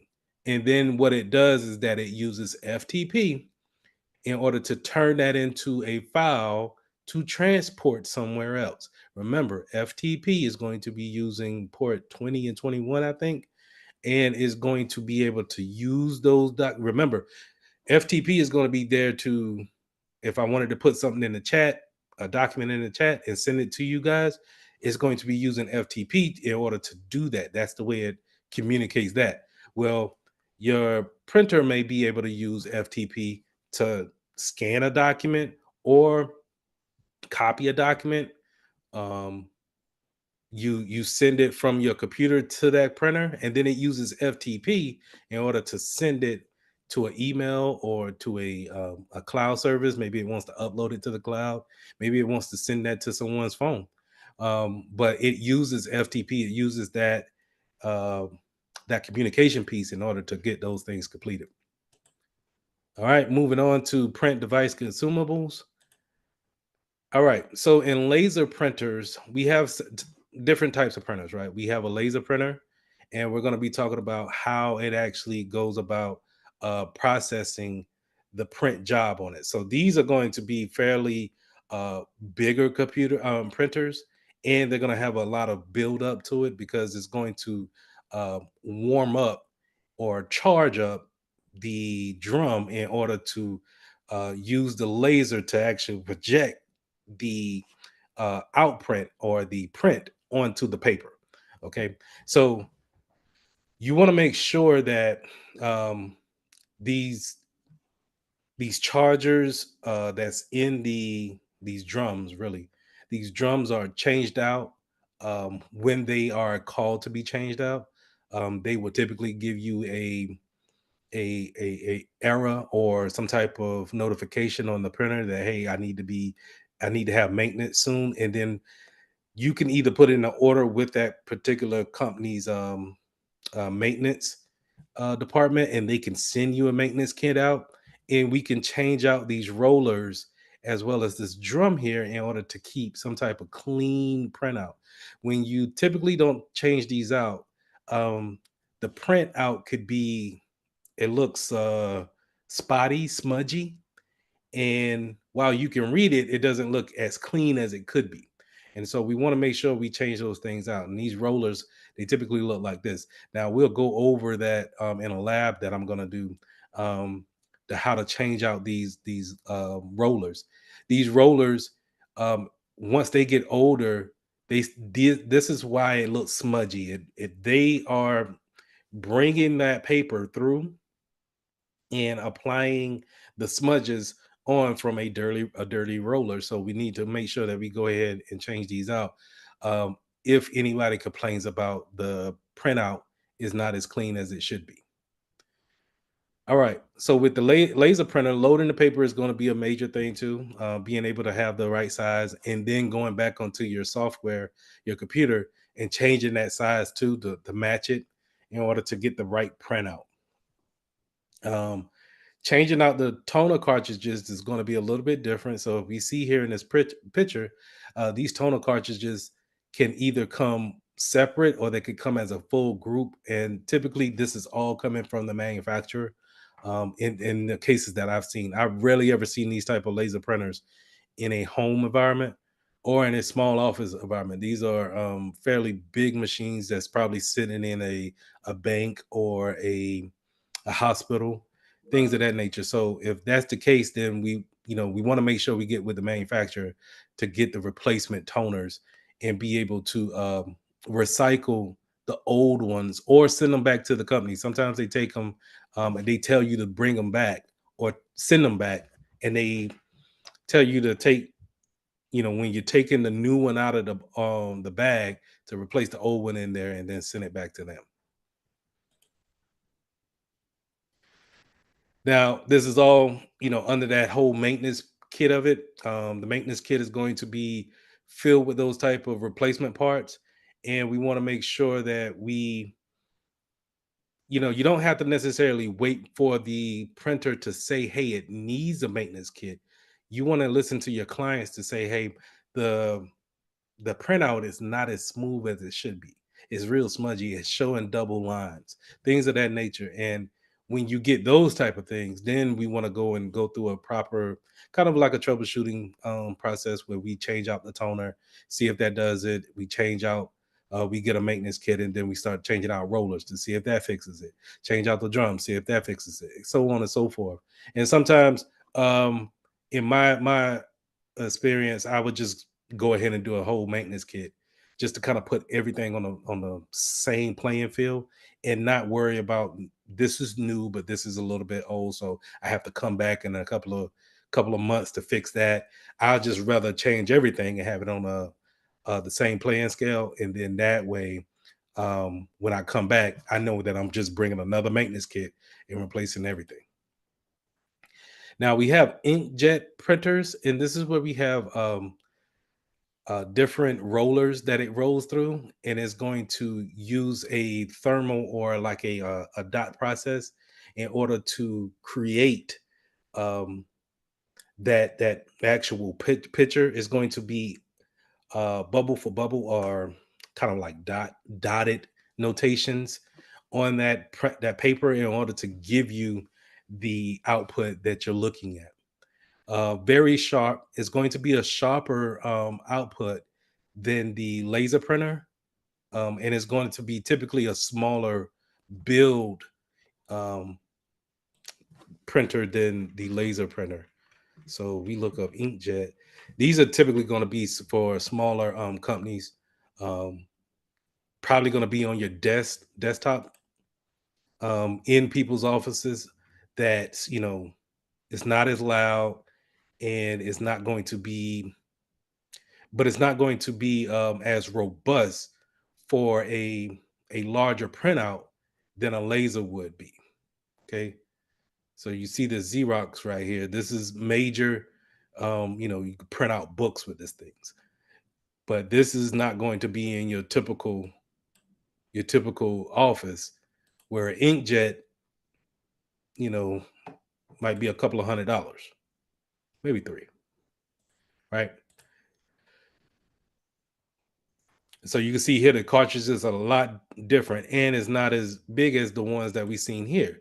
So obviously, like I said, it's not going to be used for big print jobs. Maybe like 30 to 40 pages of documentations that we need to print out and have someone sign. So your inkjets will probably be your better choice for that. Replacing those ink cartridges a little bit easier too, where you don't have to necessarily get with the company to get a replacement. You could typically go to your Walmart or Best Buy or whoever is selling ink and probably look for the number that's associated with it. And what I mean by that is that when you open that, when you open this inkjet up, these typically have some type of number that's associated with it, and then you could take that to a Walmart, just match up your number. They all are different, and just make sure you have the right manufacturer's name on it, and you should be able to find the replacement for it.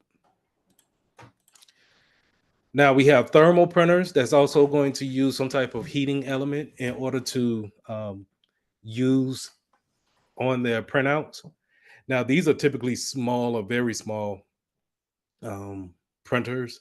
They're going to print out labels for shipping. You typically see these in shipping. So the next time you go to a UPS store and they print out that let's say a confirmation number, or they print out something that you could stick onto the package in order to ship it off, those are going to be your thermal printers. Very small. What we need to keep in mind with them is that cleaning and clearing the debris is going to be main for them. They can get dirty a little bit quicker because of the environment too. Where you think about who has these things, they're probably going to be stuffing them out of the customer site. And so remember, we want our devices to be out in the open, typically, in order to breathe and everything like that. But if we have them, stuffed in corners and nooks and crannies, then they typically get lint in them and all types of the debris. And typically we need to take these covers off and dump them out and kind of just blow them out with some canned air in order to make gears move smoothly. Also, what we have problems with is on the network. When we set these printers, these small thermal printers up, we need to put in exceptions for them in order to talk to certain servers. And what I mean by servers is that sometimes if we, in our case, my real case is that a lot of people who work with UPS have this thermal printer that came from UPS, and then it works with a software that comes from UPS. Well, on the network, we need to put in bypasses for that because we see that as there's no need to go to UPS for any type of extra communications. But in this case, they do need that in order to get these printers will print out how much it is to actually send a 4-pound box from Maine to Virginia. And so in order to do that, it talks back to the UPS servers. And so they'll say, Lee, can you put in an exception for that?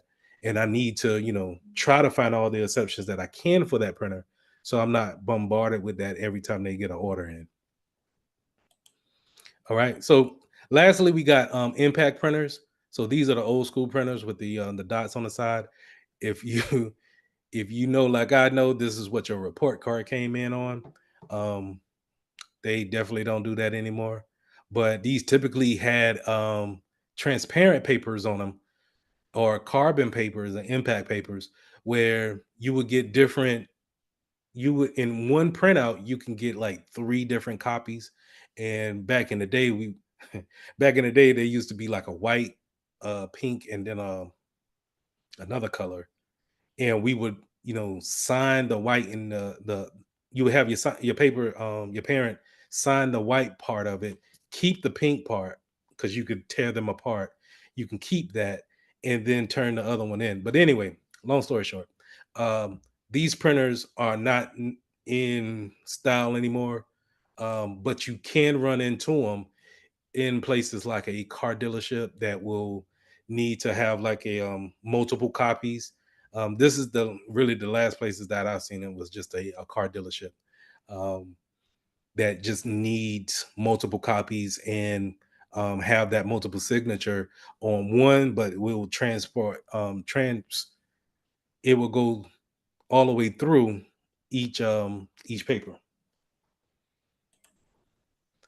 All right, 9C, troubleshooting the device and their issues. So, like I said before in the beginning, Printers are notorious for going offline, not being able to connect to them. And I'm not too sure if that's going to just be the power of them. Sometimes they go to sleep into a deep sleep, and it's hard for the network to actually wake them up. So they just kind of stay asleep. And then once you hit the power button or you wake them up physically, they don't necessarily talk to the network as quick as a laptop would. And so just making sure that you get that connectivity back to it is not as easy as it seems. And sometimes it can create unnecessary tickets, but um, those are the main things that, is just going to come with a printer. Someone's going to try to print at that time.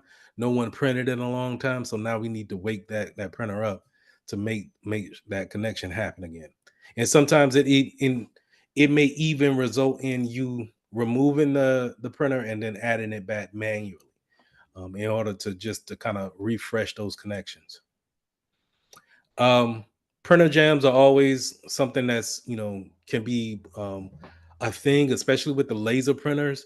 Given that when we go back up to the diagram here, the laser printers, since the paper has to go through all of these different channels, right, in order to make it out on this end, it can be jammed up here. Or if we have bad rollers, maybe it doesn't get a good grip on it, and so it just kind of it sends it through, but then it's just jamming up here, and it's not having an output here. It never makes it around the drum. Maybe it gets jammed up here near the laser because of this roller needing changing. So you could see, or like I said, maybe the drum is just needs to be replaced too because it's not being able to send the paper all the way around. That's the thing that I would just go ahead and just replace all of these parts all at one time and not worry about changing one or two parts out. So let me go back to where were we at? Printer jams. So printer jams on the laser printer could be any one of those issues, just not being able to get through it, or maybe we didn't clear one, or we have some type of debris in there, right? But being able to clear those things out and then this is perfect to go back into your printer options, and instead of trying to print another 25 pages, get out of the print queue and just run your test page to make sure that your test page can go through. If you're hearing a grinding noise, again, you see here, we're going to go ahead and work with those cartridges and rollers. I say replace them, clean out the debris. So keep a can air with you, be able to, blow those things out, and then run your test page to make sure that everything works fine. Now, faded print, again, if we're rolling with a faded print or some type of a debris on it, or spotty looks, smudgy, then we're looking at toner, and then we're looking at what type of, if there's any kind of rollers we need to replace. Those are, when it's actually the output of the print, then we just need to look at what is applying the print to the paper, and do we need to replace those type of things. White stripes is typically going to be your the toner is running out. It doesn't have enough to fill in those spots with either ink, black ink or color ink. And then when we're talking about black stripes all over the whole page, again, being able to look at the whole roller or seeing what's applying the actual print to the paper and seeing if we can change those things out is going to be key. All right. Couple of things here, vertical and horizontal lines. Again, we're going to be looking at those feed rollers. Again, those rollers are going to be key because they are taking the paper one by one. And if they have going back to the pictures here, those rollers that I'm talking about are these.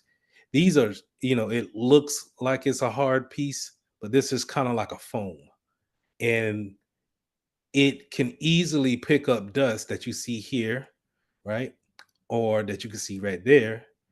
It can easily pick up that dust or any kind of other debris and just keep it lodged into the actual roller And then now once if it get any kind of hot ink on it, it can apply it to the output.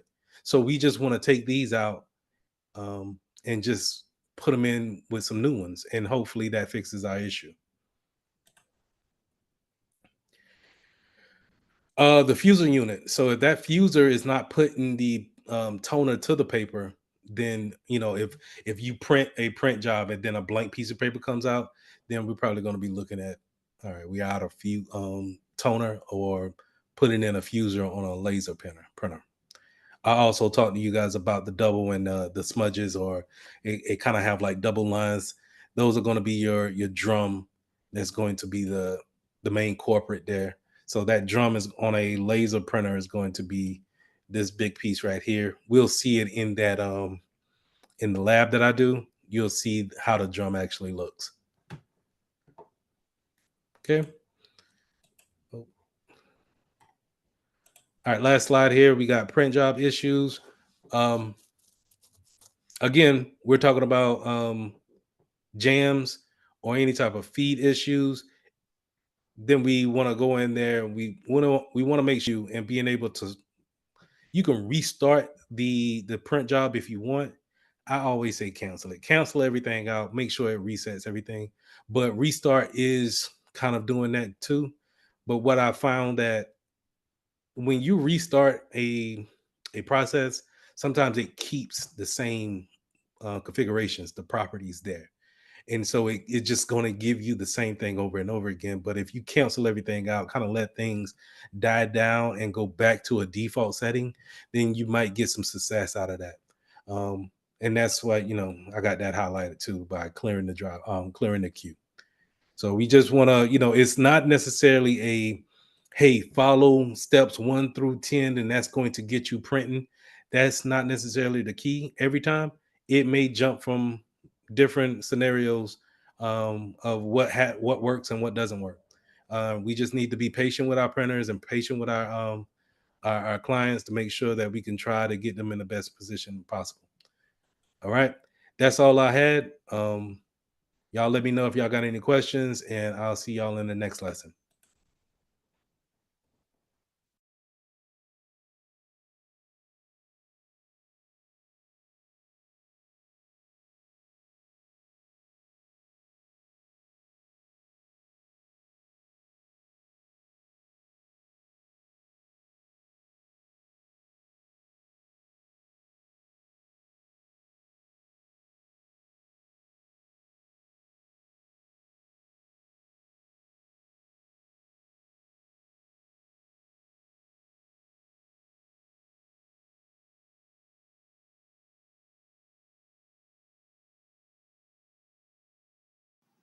So whenever I start teaching cybersecurity, integrity versus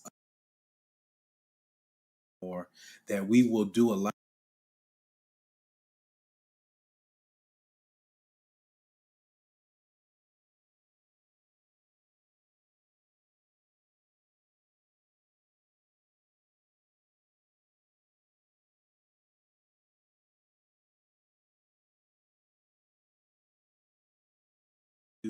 Or not every position that I've seen.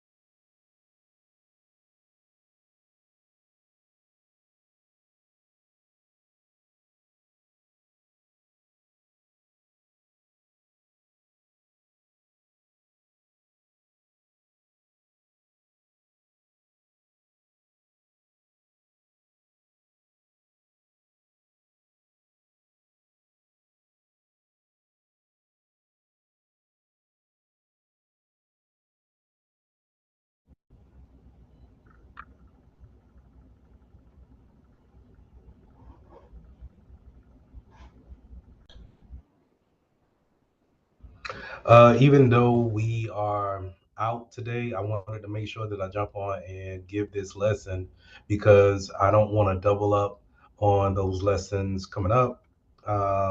so we can get finished on a proper time schedule in order to study for the Core 1 and Core 2. So I just wanted to make sure that we don't lose today, even though we are observing MLK Day. So let's go ahead and let's jump into this lesson. Lesson 7, configuring a small office, home office network security. So in this lesson, we're going to be talking about smaller networks, and then the security that goes along with them. We already talked about this a good bit in the Security Plus, but in the A Plus, they also kind of gave like an introduction to it. So in a way, you already have the information that you need for this particular section. So which is also a great point that we are doing kind of like a review type of session today. But let's go ahead and let's jump into it. 7A, we're going to talk about attacks, threats, and vulnerabilities. This is where we started off in the Security Plus, where we were talking about informational security, the CIA triad, how everything is built off of the CIA triad: confidentiality, integrity, and then availability. That's the sole basis of cybersecurity. If there's anything to be said about cybersecurity, it will be these three. It will revolve around these three attributes. Either we're going to use encryption for confidentiality, or we're going to lock down an account for confidentiality. We're going to make sure nobody can't change those accounts without our knowledge, which will be the integrity part of it. And then we're going to make sure that data is available whenever we need for it to be available. So making sure that we have all three of these things in place is going to be vital to our informational security.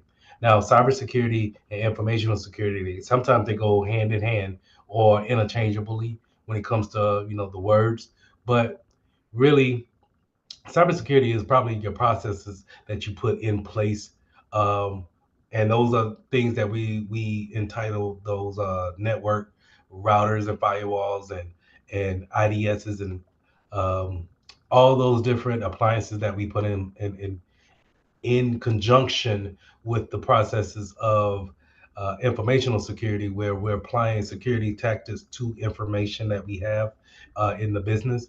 Those things are, then covered as cybersecurity once we put the appliances on top of them, right?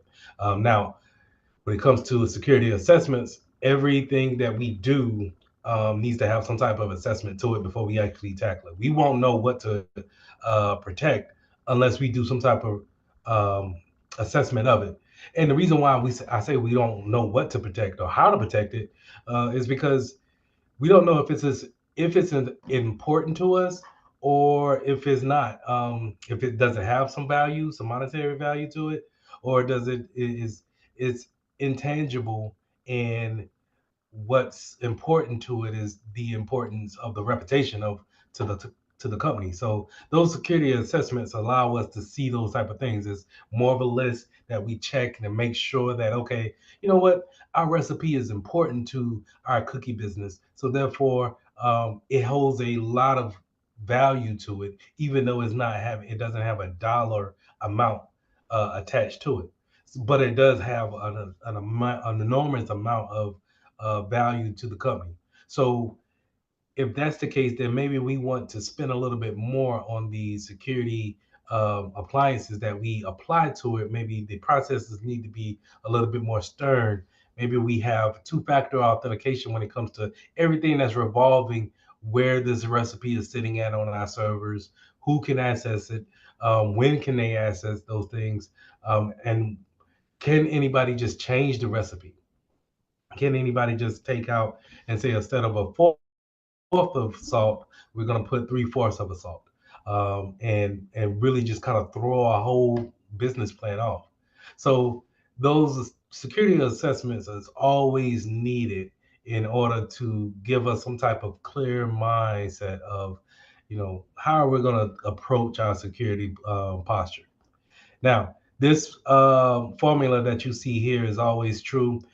This is something that you want to keep in mind for not only the test, but just when you're going into the security field. You want to know that a vulnerability plus a threat equals a risk. Now, here's the thing about that, is that if you remove one, then you pretty much lower the risk. but you will not eliminate the risk. Now, the vulnerabilities, we can patch for vulnerabilities. We can maybe we can avoid certain vulnerabilities and things of that nature. But sometimes a vulnerability is just going to be present. Now, just because the vulnerability is present doesn't necessarily mean that the threat is always present as well. The threat has to come into the playing field and then pose a threat to the vulnerability. And then when it poses that threat, the threshold of the risk then rises up. And then we get into the whole, hey, what's the impact? What is the likelihood of it happening? Those things play a part on how far do we actually want to have a risk factor on this. So again, that impact and that likelihood goes back to our security assessments. When it comes to the impact, you know, do we care if someone gives a spam mail? Maybe not. Is how important are the people that they're sending the emails to? You know, it may be important if they're sending it to a CEO versus someone that just started yesterday that's, you know, trying to work their way up. So all those things play a part when it comes to informational security, and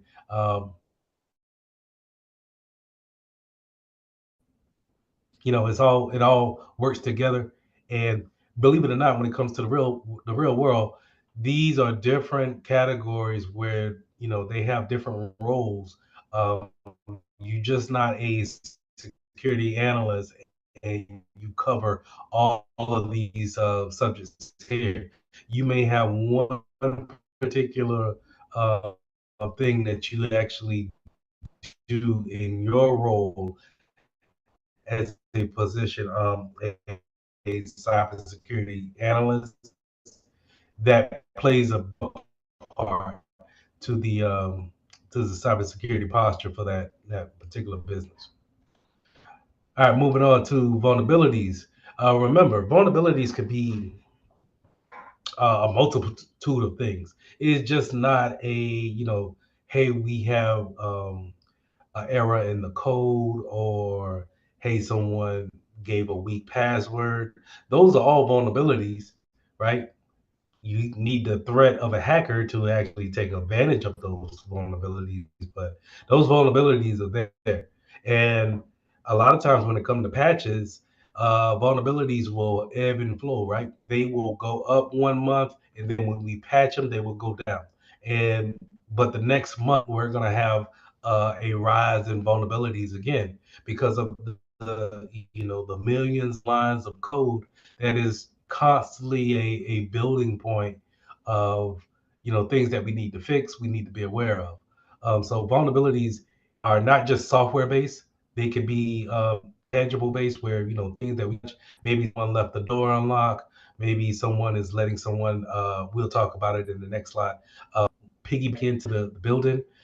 Maybe we're not cleaning up our desks and we're leaving things on our desk, and now someone can peek over our shoulder to see some sensitive information. Those things are vulnerabilities. Now, what I got highlighted here on this slide is that, you know, things, systems, since we've been talking about operating systems in the core 2 section, if you're still using software that is of an end of life, meaning manufacturer is not sending out patches, security patches to actually update that system, then you're leaving yourself better if you don't have a threat that's imminent to actually take advantage of that, right?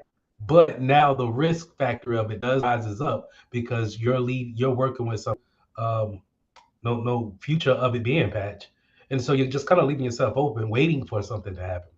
Now, you also have that same factor when it comes to bring your own device vulnerabilities.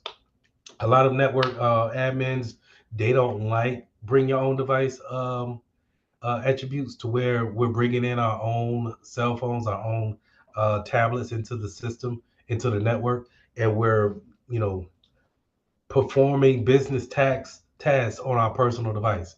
Because if you have your personal device that you go to your own sites to and your own personal time, and then your device becomes compromised, then in a turn it compromises the business as well, because it may have a gateway to the email that you're opening up. The Maybe the attachment that you open up has a backlink to it, to the inside internals of the company. And so we need to be aware of those things. And if we have the budget to actually bring in a different device, let's do that. Oops, sorry. All right, let's go into social engineering. Social engineering is that age-old thing of, hey, I'm just going to, get some scamming going on, or I'm just going to tell you whatever you want to hear in order for me to get whatever I want to get. Now, this takes many different forms and is always constantly evolving. I was listening to a podcast the other day, and they were bringing up the old school,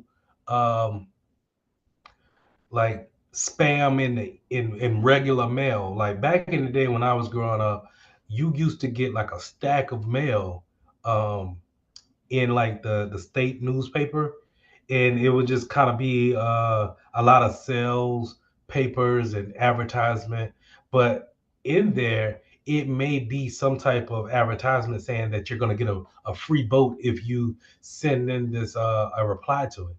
And those are not necessarily scamming, right? They may have some implications in there that makes it legal, but for someone to say that, hey, just for you responding, you're going to get a brand new selling boat. There's some type of social engineering going on there where I'm promising you something. I'm telling you to react to something before time it runs out. Make sure you act now. I'm giving you some type of call to action that, now once you believe that you're getting something for nothing, or if it's too good to be true, or if it's too good to miss out on, someone could take advantage of you. So this is, social engineering at its finest. And today it doesn't change that much when it comes to spam emails or just emails that show up in your inbox. They may be geared directly to you, and if they hit just the right way, they may get you to click on something and give them personal information that they need, or transact some money between you and them. Short story here is that not too long ago, I was getting on the website Etsy, and I wanted to, do the print on demand shirts.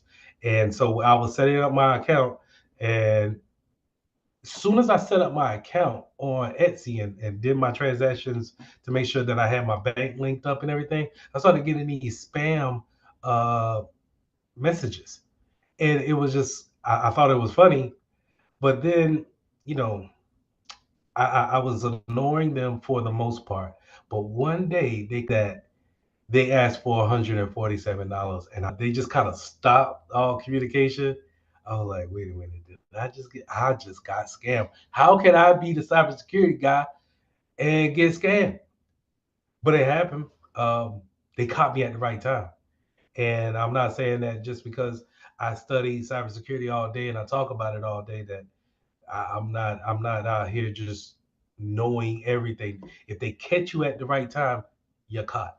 Okay. But it bolsters your ability to recognize those things by training and recognizing certain things. So once, long story short, once I realized that I was already transferred the money to them, and I knew that it was a scam, I called up my bank and said, hey, let's put a stop to this transaction here. I didn't authorize it.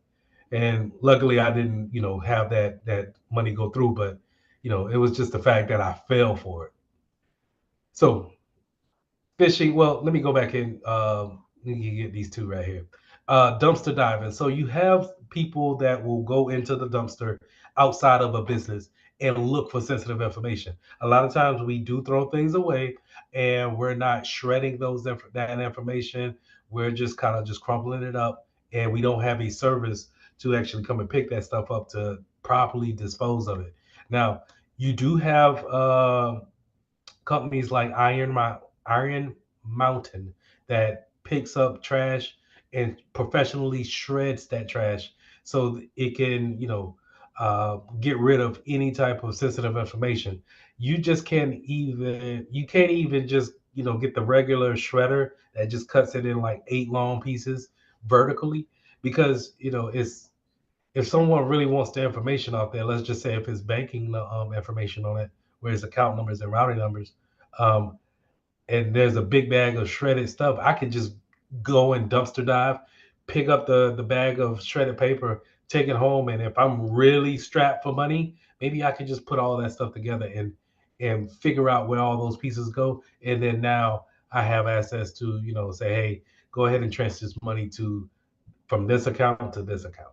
Okay, so you want to make sure that if you're gonna have disposal of physical paper or any type of physical information that needs to go out into the trash, maybe we want to have a burn pit if we're like in that certain area, or we have some type of destruction where we're doing some type of shredding, and we want a shredder that not just shreds vertically but cross as well. So we kind of want to make it into smaller cubes.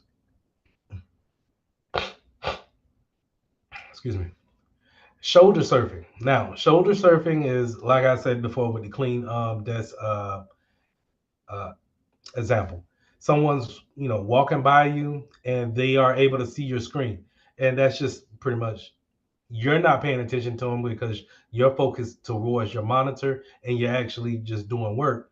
But if someone's, back when I was working in the office, they had owls that you would open up to your cubicle, but you wasn't really shut off from everybody. People could still look into your monitor.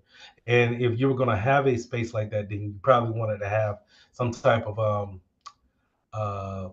mesh or screen protector on your monitor that will blur the vision, that if you're not sitting directly into it, it actually, somebody can't really see exactly what you're working on unless they maneuver into your spot, and then now you can easily minimize something.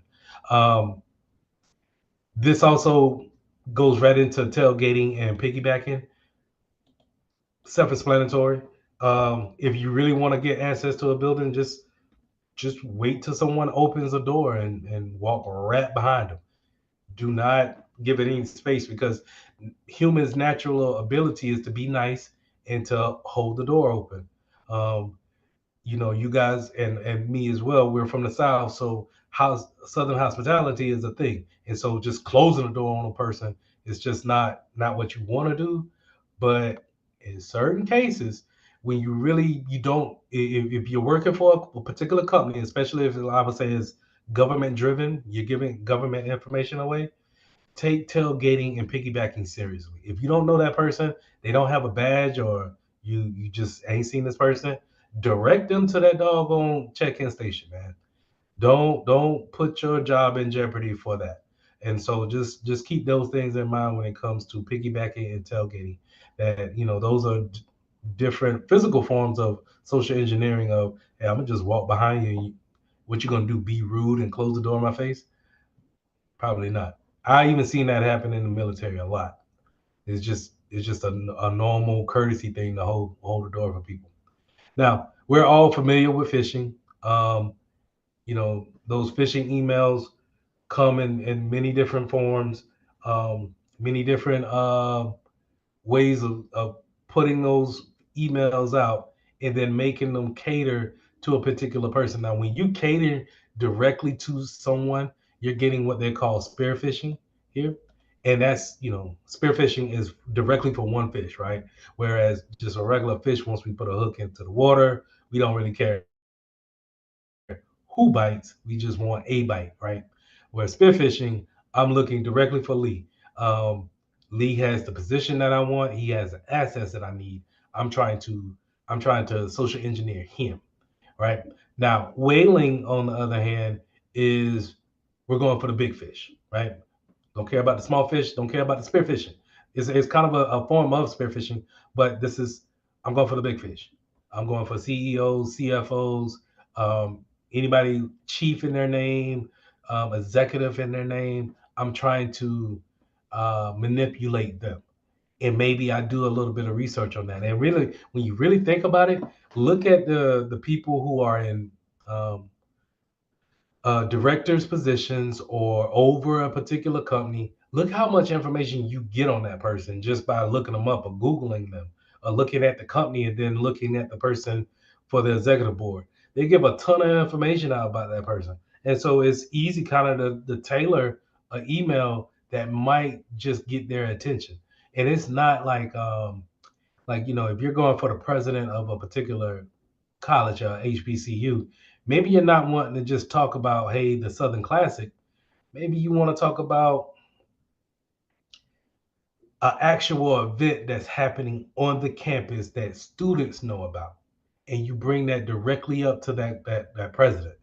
So now it doesn't seem like it's such a, hey, everybody knows about this because Deion Sanders coach here at one point in time. Now he's gone. Da da da. It's more particular to, this is what is going on. This happened last week. Let me address this in this email. And maybe that can get that person, that higher up person, to actually click on that email and then try to social engineer them, click on another link to send them somewhere, get those credentials. Phishing, on the other hand, is all voice related.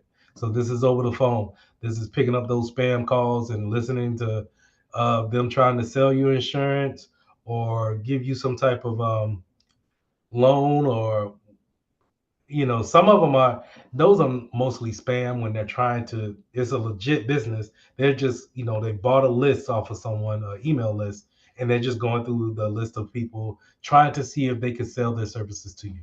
Cold calling, right? Now, you do have some places that will call you just to try to get a credit card number off you or some type of money in some type of way, right? You do have those. And so you want to be aware of those, and that's called phishing. Now, Evil Twin, on the other hand, has nothing to do with this topic up here. Evil Twin is going to be on the networking side when it comes to how many different access points we have. When we're looking at access points, and when you're looking at what you could connect to as far as the internet is concerned. And I've said this to you guys before. If I had another Mitchell router entry pop up here in the lower right hand corner, then that's going to be an example of Evil Twin.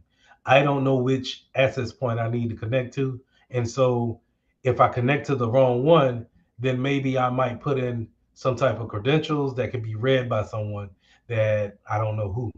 And, you know, that's a form of compromise to the network whenever you have a Evil Twin on the network.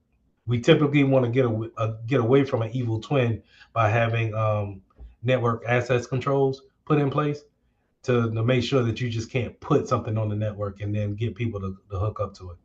All right. Now, the different types of threats can be internal or versus external.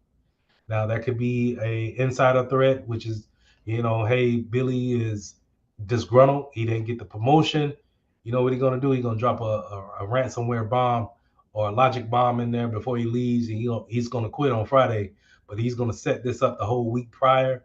And then when he quit, that's when the logic bomb goes off, locks down a lot of the network, and they have to do something in order to combat that. That's internal. And it's not just that example. It could be a ton of things. It could be a mistake when it comes to internal threats. Hey, I just didn't make a tough password. Now my password is compromised. My bad. Hey, I didn't know who Josh was. He just walked in beside me, so I didn't want to be rude. I let him in. Internal threat. External would be the person walking into the business building on the piggyback, right? But external could also be that hacker that's several hundred miles away, that's sending packets over with a ping threat. Those are outside actors trying to get into the network in some type of way, whether it's through appliances or the better way of doing that is through someone who already has access, like a user. All right. Now, spoofing is a way that we can pretend to be something that we're not.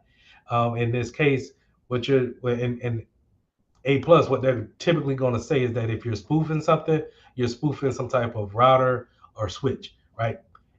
Or a computer. And you typically want to do is you want to take pull up my CMD here. You want to take the MAC address or you could take any type of ID of that particular device, and we just want to make a copy of it. So the MAC address, let me pull up. Space all. So the MAC address of, let's say, this particular PC, we could take this PC and say, hey, I'm going to have another PC have this exact same physical address. Now you may say, well, what's wrong with that? Is that, remember, a physical address is almost like a fingerprint. There shouldn't be another one like it. And so to have two of the same, now we have to disseminate which one is which and which one do we kick off the network. I'll say shut both of them down and see who complains. Whenever you shut something down and see who complains after that, that's the real one. All right.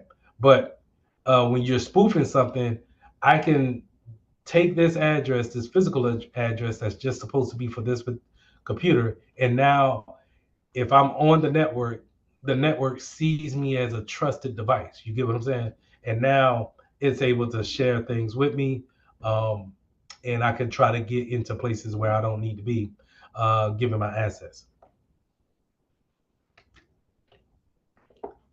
DDoS attacks. DDoS attacks and DOS attacks. Let's start with DOS.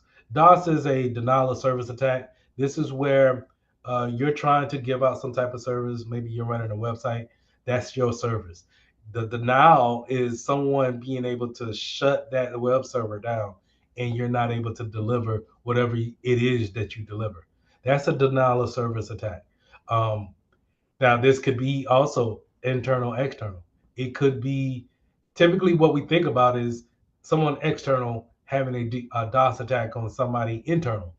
Well, sometimes it could be internal where I tripped over a wire and I turned off the server. That's a self-inflicted wound, but it's a form of denial of service attack. Distributed denial of service attack, it goes back to that kind of spear phishing. I'm directing that denial of service attack directly to someone, directly to a particular server. I'm not worried about doing a spread attack and trying to see who I can hit. I'm directly going after Microsoft's web services for Forza Horizon, and I want to shut down those servers. Though that's a distributed denial attack, that DDoS. So whenever you see DDoS, I want you to think is more focused on one particular server or a particular servers that's doing a particular service, rather than a denial of service where it's kind of widespread. Hey, I hit who I hit, and if I can get anybody to shut down, then I'm fine. I'm fine with that. All right. Now, password attacks. Password attacks come in different ways, right? We want to typically we want to protect against password attacks by having heavy passwords, complex passwords, things, and that's where I always preach is the 8 to 12 characters long. It's going to be upper and lower case, and then special characters. So if we can do that, then we significantly rise our reasons to be compromised up to where not rises it, but it lowers the compromises levels. To be compromised and actually have to disable an account and rechange that password. So passwords in plain text is normally when you see passwords in plain text, we're talking about HTTP. Things that we can be on the network using a Wireshark, and then once we see someone comes over the line with their password, if they're not using an encrypted channel of communicating, then we could probably look into that packet and see the password that they're trying to authenticate with. And that's not looking to see something like guest mark here, as you see it right here with this number 8. You're gonna something similar to this. you'll see that plain text actually spell out the password, the actual characters that they typed in. All right. Now you have the password hashing cracking, which is going to be your two popular ones are going to be dictionary attacks and then brute force attacks. First, brute force attacks is exactly what it is. It's a way of just, it has no strategy about it. I'm going to try every combination of letter, characters, numbers I can, and eventually I'm gonna come across it. Eventually, right? But that's where, you know, the excuse me, that's where the length of the password comes into play. If you have a password that's just 4 characters long and you don't have a mixture of special characters or numbers in there, it's not lowercase and uppercase, then you really think about a brute force attack is maybe going to take seconds to actually for a computer to run through every possible combination of a password. Every possible might take seconds. So, but when you add the 8 characters and when you add the from 8 to 12, or you really want to be stingy, let's go to 16 characters. And then now you're putting in all these specifications. You're talking about going from seconds of cracking a password to millions of years trying to figure out what the password is. So just that's a reason why we always stress the fact of it being a major to the password length and then the complexity of the password. The dictionary passwords mean I'm going to take my password cracking a Webster dictionary and I'm going to say, hey, with the words in the Webster dictionary, come up with the different possible ways of creating a password.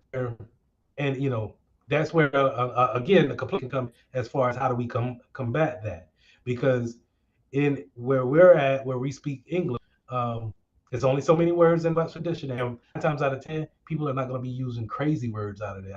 They're going to be using regular. Then run through the having the dictionary as a base, but then run through the different types of options that it has. You can probably run through that pretty quick too.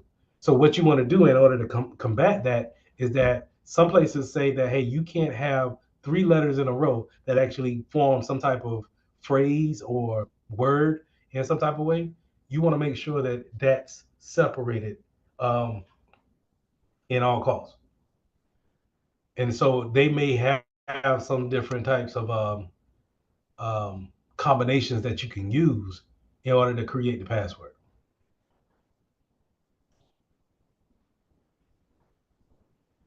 All right, now let's go into cross-site scripting attacks. This is where, you know, writing some type of code or having some type of scripting background comes into play when it comes to cybersecurity. But this is, again, I think this is more in the developers field, web designers field, when it comes to having things injected into a web server. So whenever, you know, when you're thinking about a website has thousands, if not millions, of lines of code written on it.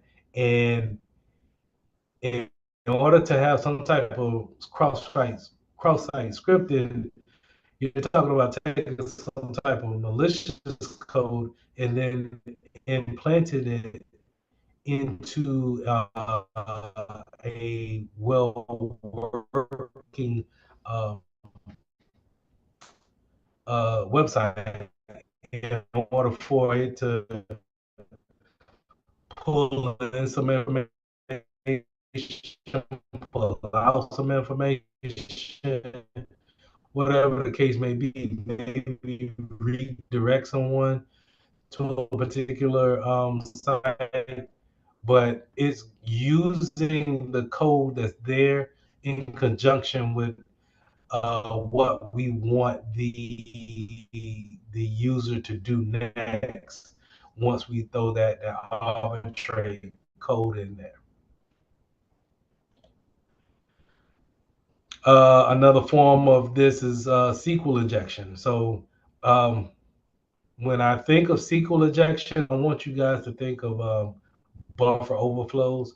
This is where we can take commands that's used in SQL and use them against databases that's out there that's connected to the internet, that has database of everyone who has a bank account at Bank of America. Maybe we can go in the username we can put a SQL out a Excel spreadsheet, everybody's name and account number to an Excel spreadsheet. If you don't have a buffer on your inputs, your input values, then you'll probably run into something like to where now people can just come in there and back because it doesn't really know what to do with it, or the commands that you put in there, it doesn't have any type of permission gap on it to where now it's just going to follow those directions and maybe spit some stuff out that's actually, when we're talking about encryption, we had a whole class on that in Security Plus, but to rehash, we're talking about symmetric and asymmetric. Symmetric is going to be using keys. So remember, when it comes to encryption, we're taking something readable, making it unreadable, and then readable again by using keys. We can either use the same key to lock that particular plain text up and then give that key to someone else and have them unlock it and be able to read it, or we're going to use a systematic key that's paired with each other. We'll lock it with our public key, and someone will unlock it with their private key, right? So remember, asymmetric is going to use the same keys, and asymmetric is going to use a different pair of keys. And this is where we get into the whole public and private keys. The one thing that I would just, constantly reiterate when it comes to keys, you will always use someone else's public key. You will never use their private key, and they will never use your private key. Okay, they will only use your public key. Always use your own private key. You will never ever use someone else's private key. Okay. Sorry. So digital signatures. When we're talking about digital signatures, we're talking about going and using those private and public keys in order to look at different certificates in order to verify with that particular site that they are who they say they are, and they're signed off by a CA, right? That CA, that certificate authority, is going to vouch to say that, hey, ESPN.com is who they say they are. And if you choose to share any type of information with this particular company, then you can hold them responsible if anything goes wrong, right? So those are the reasons for digital signatures and digital certificates. The key exchange, we already talked about the key exchange when it came to public and private keys. But to kind of reiterate, is that if I'm doing a key exchange, it's going to typically happen in that digital certificate. When I visit a particular site, it's going to show me, well, not me in particular, like not right at that point in time. It may do it in the background. Give me 1 second. Let me try to pull something up. So Duke Energy. So when we go to Duke Energy and we go to certificate is valid, and we go to details, it's going to give me a public key, which is their public key, right? So their public key, I can use that to encrypt something, and then when they get it back on their back end, they can use their private key to decrypt it in order to see what it is. Whereas if they wanted to send something to me on my website, they can use my public key to encrypt something, send it to me, and I can use my private key to decrypt it. Okay. All right, 7B, compare wireless security protocols. This is where we get into the WPAs, Wi-Fi protected access. And the couple of things that I want you to understand is that WPA is not secure anymore, so it's retired. from being used, as we say, is unsecure. So you shouldn't use, if you see any kind of questions about it being secure, just know that it's false, and it is not a form of security that we use when it comes to talking on the internet. We're going to either use WPA2 or WPA3. Now, when it comes to two is going to be more worldwide and standard out there. I have seen some places implement WPA3, but not many. And I would imagine the smaller companies are probably not ready to go to a WPA3 just yet. For enterprise business, we're talking about 8021X. This X is going to be a extensible authentication protocol. This is going to allow you to authenticate to a server that's on that particular network. Remember, when we're talking about domains, those domains, we can create accounts. We can create different accounts for users and computers, as well as printers and other things too.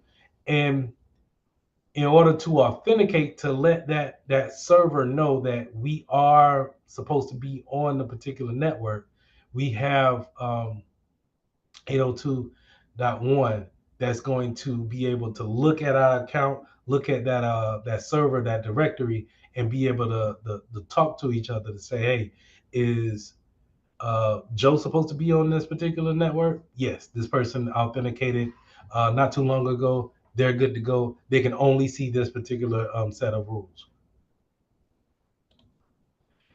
Now, some other ways that you can authenticate on an enterprise network is through remote authentication DAO user service, which is also called Radius, and TACIS Plus. These things are going to also check into some type of server and make sure that you are supposed to be on the network. If you're not, then this is a good way to keep people who are just looking to get on the network, maybe a private network. Maybe you're not even broadcasting the SSID like that. It's good to keep those people off the network using applications like this.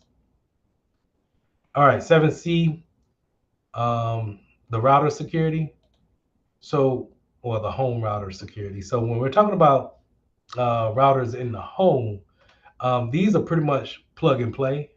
That's a bad way to kind of put it, but that's what it technically is. Or like your telephone company will set it up, but they're not really kind of walking you through exactly how to use it.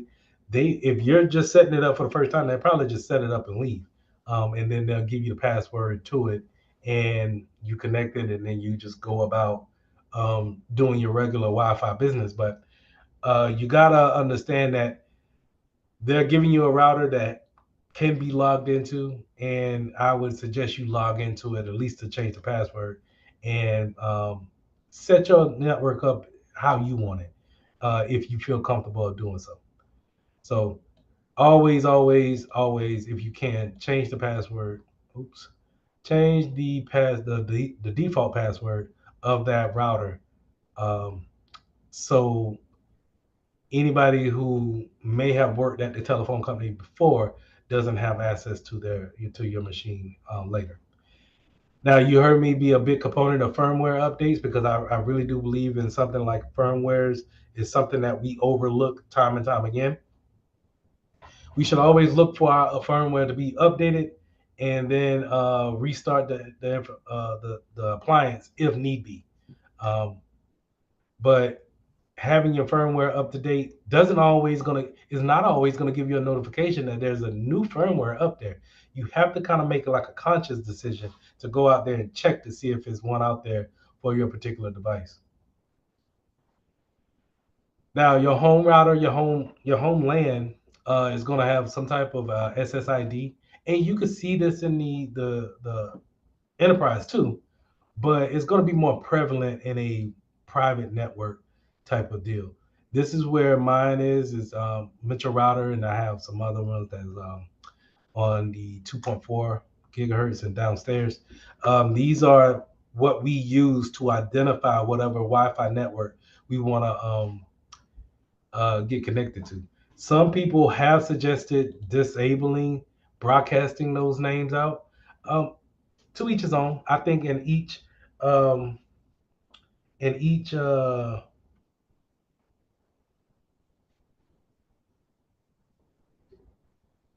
in each settings, the broadcast could be to your own discretion. If you take that broadcast down, then if you have new users coming onto your network, then they're going to be constantly asking where is the Wi-Fi, and then what's the password for it. So keep those things in mind. They could be unnecessary tickets if you don't want those type of problems. Inbound filtering. So your router comes with a built-in firewall, right? So you have a firewall on your local PC, but then you have one that's on the modem or the router that's given by the telephone company, and it's going to monitor traffic, believe it or not, going in and out before it actually gets to your telephone company, and they're going to monitor it too. And so the inbound traffic will be anything coming to your computer, anything coming from the outside of the internet, within the cloud, or however you want to look at it logically, coming into your network. And then everything that you send out, whenever you type in your favorite website and then you hit enter, when you hit enter, it's going outbound. It's going to find that particular application and bring it back to you as quick as possible. We've seen before how this has content filtering already in it. And you can take advantage of those things, especially if you got people who you don't necessarily trust on your network. That could be small kids, or it could be some type of any grown adult, to where, if you don't want those things associated with your network, you can always go in to your router and use the content filtering piece as a way of creating some type of boundary there. Now, you also have static IP and DHCP reservations, where that router is going to look at any type of new device joining the network and then give them the proper IP address, whether it be static or DHCP. Static is going to give the same IP address over and over again, where DHCP is going to assign different IPs from time to time. Now, on your router, it's definitely a good standard to disable any unused ports. This is normally used in an enterprise environment, but if you can use them in a private environment, I would suggest so too. Just to get into the mindset of not having those ports just open and hot, ready to be checked into, and then once someone makes a connection to them, then now they have a IP address in order to snoop around. That defeats the purpose of a lot of security measures that we put in place. Universal plug and play, pretty much the self-explanatory. Sometimes we don't want to actually set up a particular device. Maybe once we plug in that particular device, we wanted to already pull down the applications for it, or the patches for it, the drivers for it, in order for it to work. This is where universal plug and play comes into play. No pun intended. All right, 7D, security measures. This is where we get into the physical standpoint of cybersecurity, or Security Plus. And we talked about this a little bit too. This is locking the doors, having different locks on a door. Maybe we want to have a biometric door. Maybe we want to have a smart key fob, not a smart key fob, but a combination lock, where it's like 5 different buttons and we can hit a particular order in order to get access to that particular room. The thing about it, and a badge reader is actually very good when it comes to separating who has what on your network. But the thing about locks and doors is that we need to give that information out on who gets that information. And then we want to make sure that we are doing proper things when it comes to the physical security of it, by making sure we close the doors, we keep the place secure at all times. And we're doing our part, because it's nothing worse than an open locker or some type of lock that's supposed to be secure, but it never gets to be secure because we never locked it. Okay, badge readers, making sure that we have people with their IDs If they don't have an ID that day, make sure we give them a temporary badge so they can do their work. But at the same time, we don't have to send them home in order to get their ID cards and then come back to work. All right. But one more thing, if you're gonna give out temporary badge cards, make sure that you receive something in replace. So you don't want somebody social engineering their way in. Maybe they piggyback in, and then they give you, they say, "Hey, I forgot my ID card," and maybe the security guard doesn't know them or what have you, and they give them a temporary card. Well, they didn't give you anything to get that. So make sure you get something from them that's valid that they will definitely come back to try to get, just in case, once you check that person in, you can check in with the head of IT or whoever and be able to say, hey, did you have somebody come here to check out the network closet? If not, or it's all good, I got his license here, I got his keys here, whatever the case of what you're going to do for that trade-off. All right, we got finally we got alarm systems, video cameras, and then lighting. So alarms, all these things play a part in watching the perimeter of a particular building, and then being able to alert when there's something to be seen or said. Um, of course, the alarm system doesn't necessarily have to be big sirens or anything like that. It could be a silent notification that goes to someone's phone or email, and we just need to make sure that people are watching. Surveillance cameras, making sure that we always have someone being able to watch that particular camera and tell what's going on. And coupling with that, the lighting is also a big factor too. It doesn't help to have video surveillance when you can't see what's going on in the particular shot. And so you want to make sure that you have good lighting in dark spots. And that may take you going back to work during the dark hours and seeing, okay, I can't see in this spot. I want to make sure that our video cameras have infrared so we can see in the dark, or maybe we buy some type of floodlight to illuminate this piece of space right here, and then have our camera catch any. All I had for this.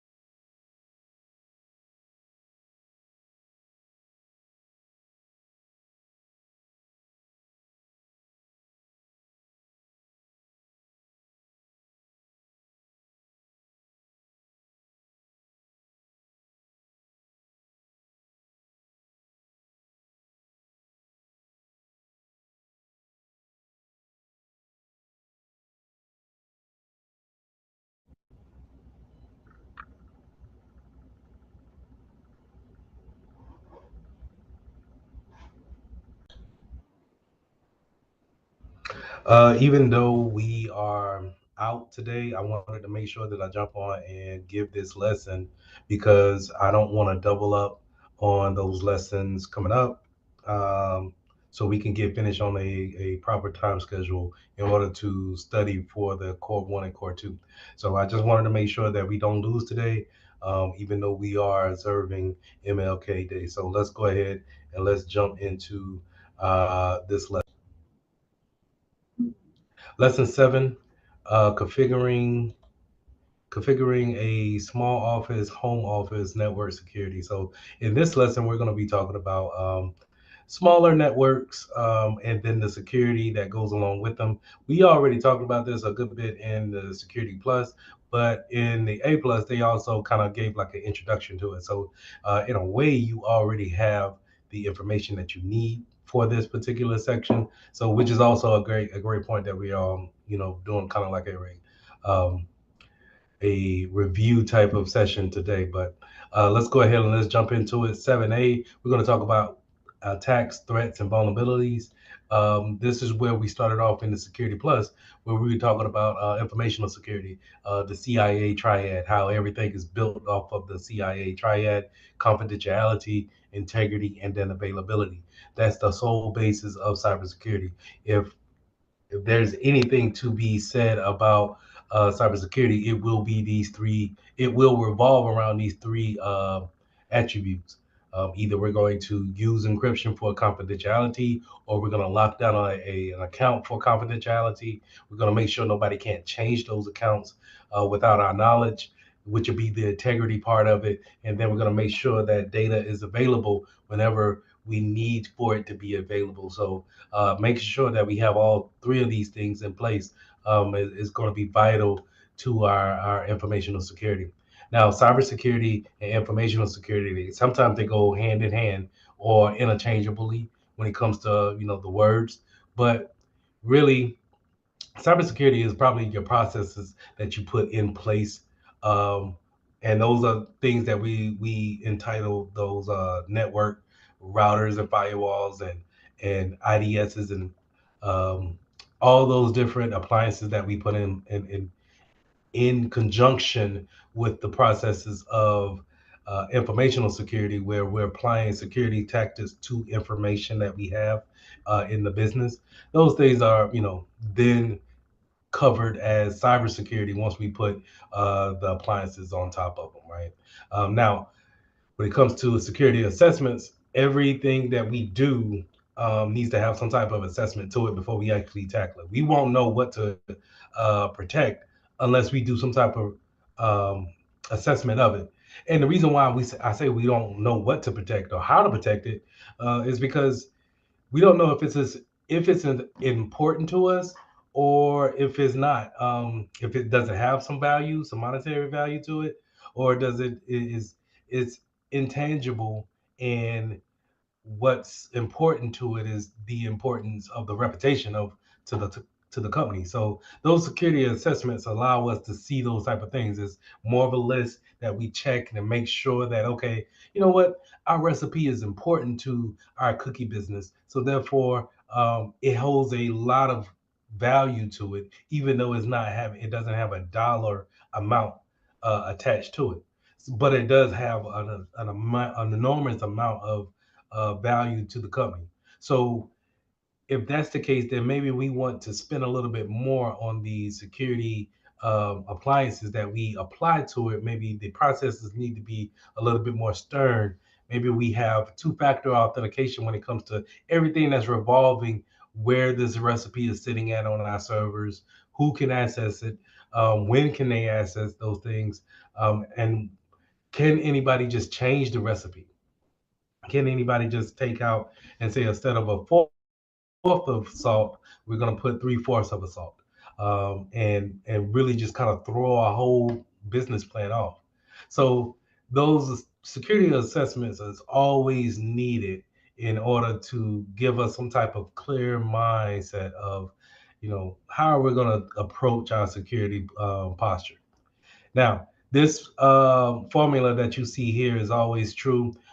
This is something that you want to keep in mind for not only the test, but just when you're going into the security field. You want to know that a vulnerability plus a threat equals a risk.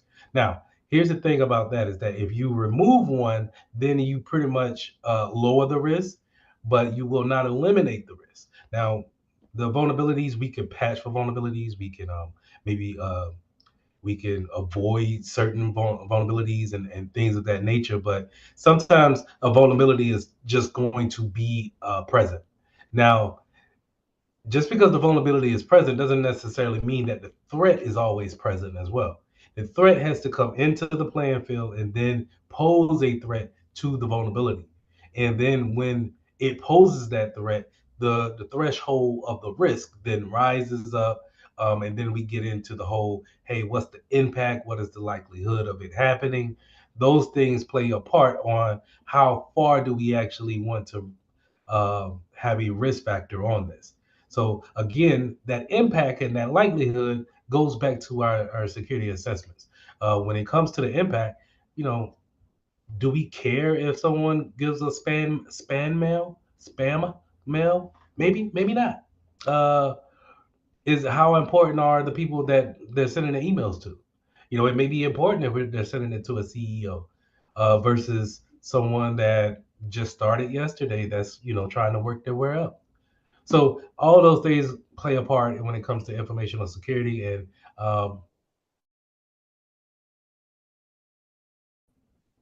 it all works together. And believe it or not, when it comes to the real world, these are different categories where they have different roles. You're just not a security analyst and you cover all of these subjects here. You may have one particular thing that you actually do in your role as a position, a cybersecurity analyst, that plays a part to the cybersecurity posture for that particular business. All right, moving on to vulnerabilities. Remember, vulnerabilities could be a multitude of things. It's just not hey, we have an error in the code, or hey, someone gave a weak password. Those are all vulnerabilities, right? You need the threat of a hacker to actually take advantage of those vulnerabilities, but those vulnerabilities are there. And a lot of times when it comes to patches, vulnerabilities will ebb and flow, right? They will go up one month, and then when we patch them, they will go down. But the next month we're going to have a rise in vulnerabilities again because of the millions of lines of code that is constantly a building point of things that we need to fix, we need to be aware of. So vulnerabilities are not just software based; they can be tangible based, where things that we maybe someone left the door unlocked, maybe someone is letting someone. We'll talk about it in the next slide. Piggyback into the building. Maybe we're not cleaning up our desks and we're leaving things on our desk, and now someone can peek over our shoulder to see some sensitive information. Those things are vulnerabilities. Now, what I got highlighted here on this slide is that things systems. Since we've been talking about operating systems in the core 2 section, if you're still using software that is of an end of life, meaning manufacturer is not sending out patches, security patches to actually update that system, then you're leaving yourself if you don't have a threat that's imminent to actually take advantage of that, right? But now the risk factor of it does rises up because you're working with some no future of it being patched, and so you're just kind of leaving yourself open, waiting for something to happen. Now, you also have that same factor when it comes to bring your own device vulnerabilities. A lot of network admins, they don't like bring your own device attributes, to where we're bringing in our own cell phones, our own tablets into the system, into the network, and we're performing business tasks on our personal device. Because if you have your personal device that you go to your own sites to and your own personal time, and then your device becomes compromised, then in a turn it compromises the business as well, because it may have a gateway to the email that you're opening up. Maybe the attachment that you open up has a backlink to it, to the inside internals of the company. And so we need to be aware of those things. And if we have the budget to actually bring in a different device, let's do that. Oops, sorry. All right, let's go into social engineering. Social engineering is that age-old thing of, hey, I'm just going to, get some scamming going on, or I'm just going to tell you whatever you want to hear in order for me to get whatever I want to get. Now, this takes many different forms and is always constantly evolving. I was listening to a podcast the other day, and they were bringing up the old school, like spam in regular mail. Like back in the day when I was growing up, you used to get like a stack of mail in like the state newspaper, and it would just kind of be a lot of sales papers and advertisement, but in there it may be some type of advertisement saying that you're going to get a free boat if you send in this a reply to it. And those are not necessarily scamming, right? They may have some implications in there that makes it legal, but for someone to say that, hey, just for you responding, you're going to get a brand new sailing boat. There's some type of social engineering going on there where I'm promising you something. I'm telling you to react to something before times it runs out. Make sure you act now. I'm giving you some type of call to action that, now once you believe that you're getting something for nothing, or if it's too good to be true, or if it's too good to miss out on, someone could take advantage of you. So this is, social engineering at its finest. And today it doesn't change that much when it comes to spam emails or just emails that show up in your inbox. They may be geared directly to you, and if they hit just the right way, they may get you to click on something and give them personal information that they need, or transact some money between you and them. Short story here is that not too long ago, I was getting on the website Etsy, and I wanted to, do the print on demand shirts. And so I was setting up my account, and as soon as I set up my account on Etsy and did my transactions to make sure that I had my bank linked up and everything, I started getting these spam messages. And it was just, I thought it was funny. But then, you know, I was ignoring them for the most part. But one day they caught me late at night around 10 or 11. I'm older guy, so I'm going to bed. I'm getting sleepy at that time. And I was checking the app, and I seen this message, and it had the right wording to kind of get me awake, but it didn't. And I was like, this is from Etsy. I need to contact them and let them know that I need this service or whatnot. And when I did that, they asked for $147, and I sent them that. And right when I sent that to them, and I didn't get any type of confirmation, or they just kind of stopped all communication. I was like, wait a minute, I just got scammed. How can I be the cybersecurity guy and get scammed? But it happened. They caught me at the right time. And I'm not saying that just because I study cybersecurity all day and I talk about it all day that I'm not out here just knowing everything. If they catch you at the right time, you're caught. Okay. But it bolsters your ability to recognize those things by training and recognizing certain things. So once, long story short, once I realized that I was already transferred the money to them, and I knew that it was a scam, I called up my bank and said, hey, let's put a stop to this transaction here. I didn't authorize it. And luckily I didn't, have that money go through, but it was just the fact that I fell for it. So fishing, well, let me go back in. You get these two right here. Dumpster diving. So you have people that will go into the dumpster outside of a business and look for sensitive information. A lot of times we do throw things away, and we're not shredding that information. We're just kind of just crumpling it up, and we don't have a service to actually come and pick that stuff up to properly dispose of it.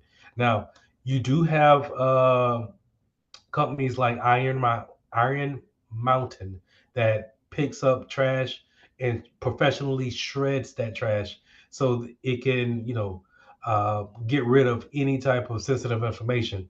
You can't even just, get the regular shredder that just cuts it in like 8 long pieces vertically, because, if someone really wants the information out there, let's just say if it's banking information on it, where it's account numbers and routing numbers, and there's a big bag of shredded stuff, I could just go and dumpster dive, pick up the bag of shredded paper, take it home, and if I'm really strapped for money, maybe I could just put all that stuff together and figure out where all those pieces go. And then now I have access to, say, hey, go ahead and transfer this money from this account to this account.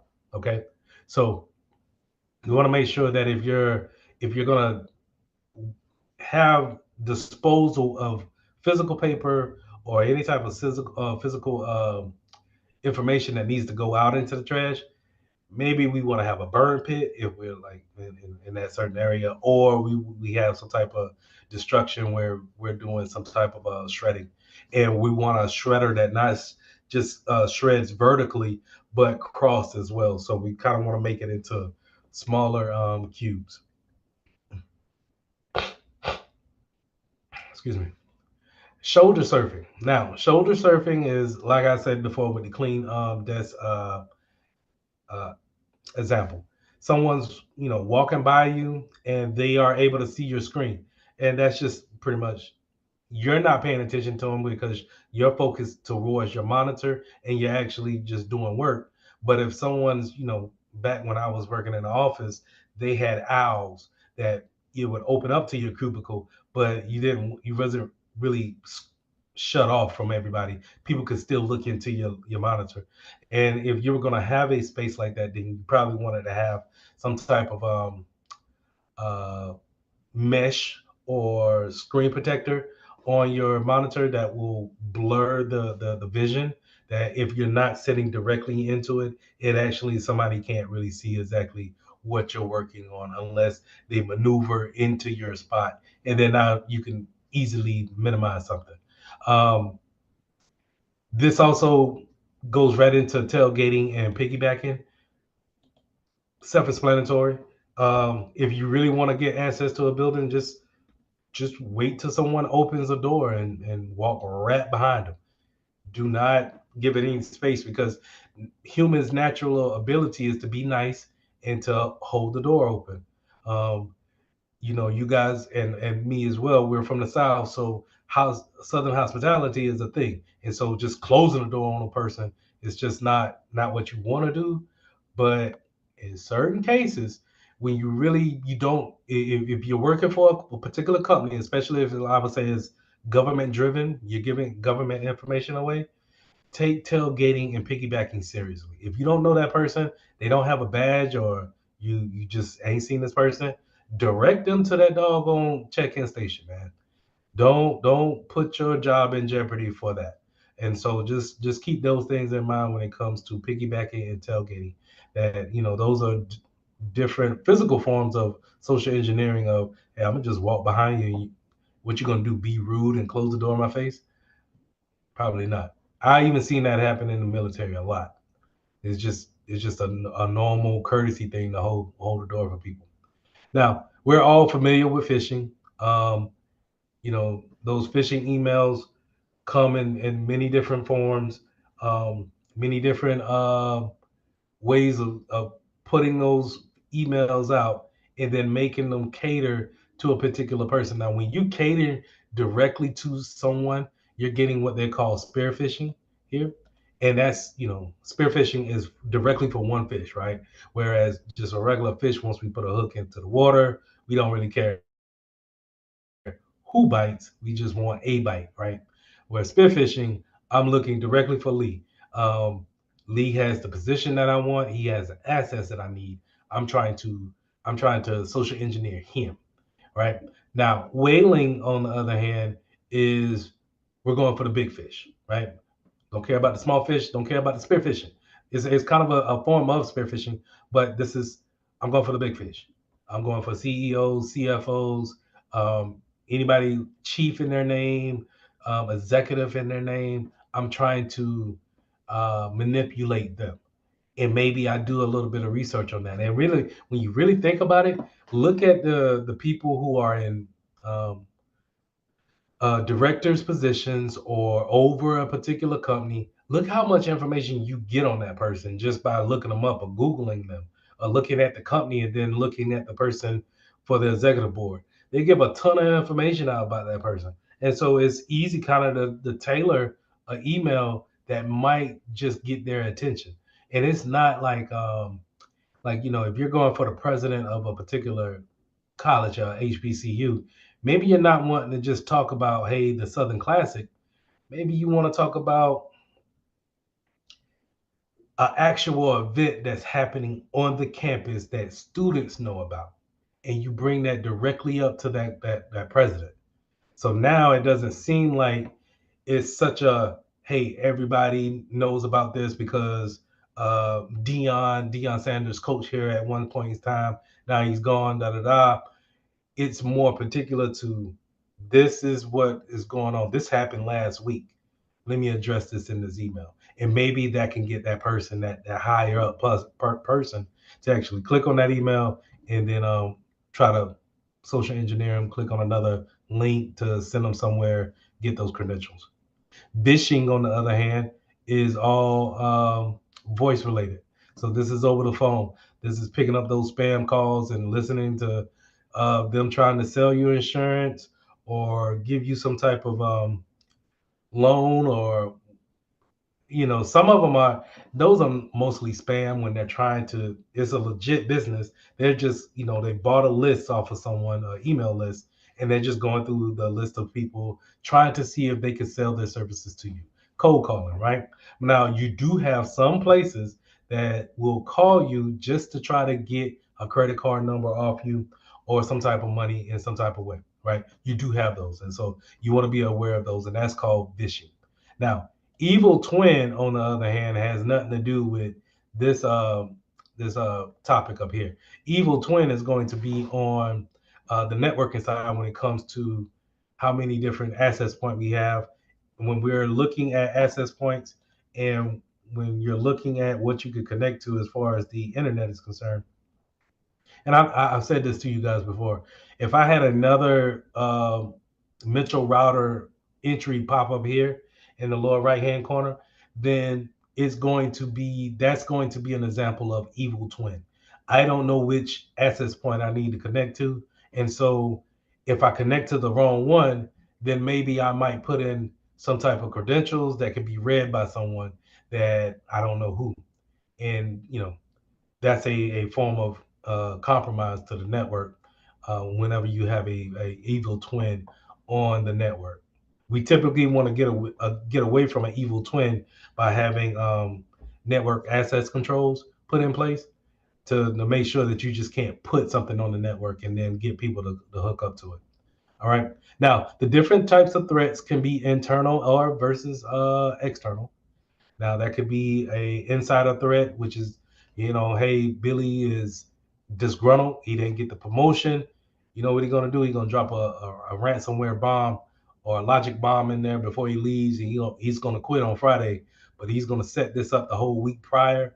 And then when he quit, that's when the logic bomb goes off, locks down a lot of the network, and they have to do something in order to combat that. That's internal.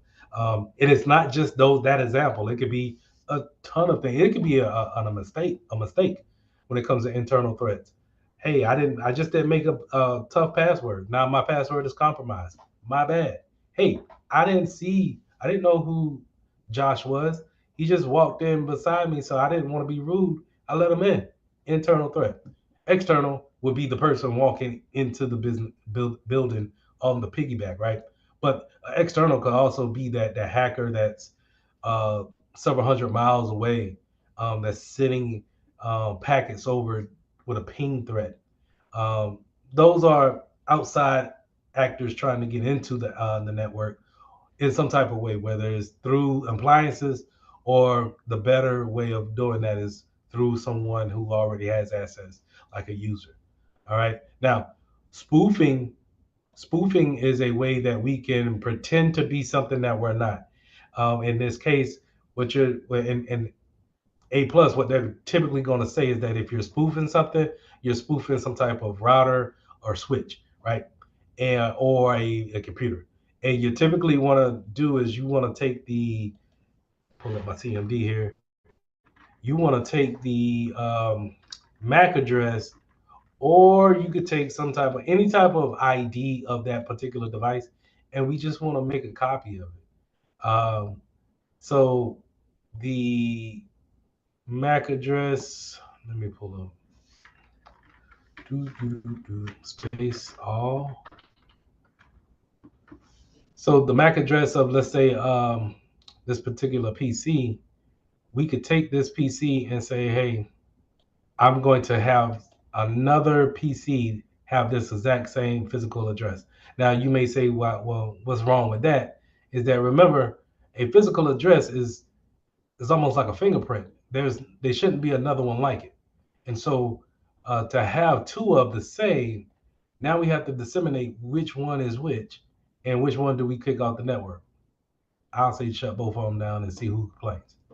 Whenever you shut something down and see who complains after that, that's the real one. All right. But when you're spoofing something, I can take this address, this physical address that's just supposed to be for this computer, and now if I'm on the network sees me as a trusted device. You get what I'm saying? And now it's able to share things with me, and I can try to get into places where I don't need to be, given my access. DDoS attacks. DDoS attacks and DOS attacks. Let's start with DOS. DOS is a denial of service attack. This is where you're trying to give out some type of service. Maybe you're running a website. That's your service. The denial is someone being able to shut that web server down and you're not able to deliver whatever it is that you deliver. That's a denial of service attack. Now, this could be also internal, external. It could be, typically what we think about is someone external having a DOS attack on somebody internal. Well, sometimes it could be internal where I tripped over a wire and I turned off the server. That's a self-inflicted wound, but it's a form of denial of service attack. Distributed denial of service attack, it goes back to that kind of spear phishing. I'm directing that denial of service attack directly to someone, directly to a particular server. I'm not worried about doing a spread attack and trying to see who I can hit. I'm directly going after Microsoft's web services for Forza Horizon, and I want to shut down those servers.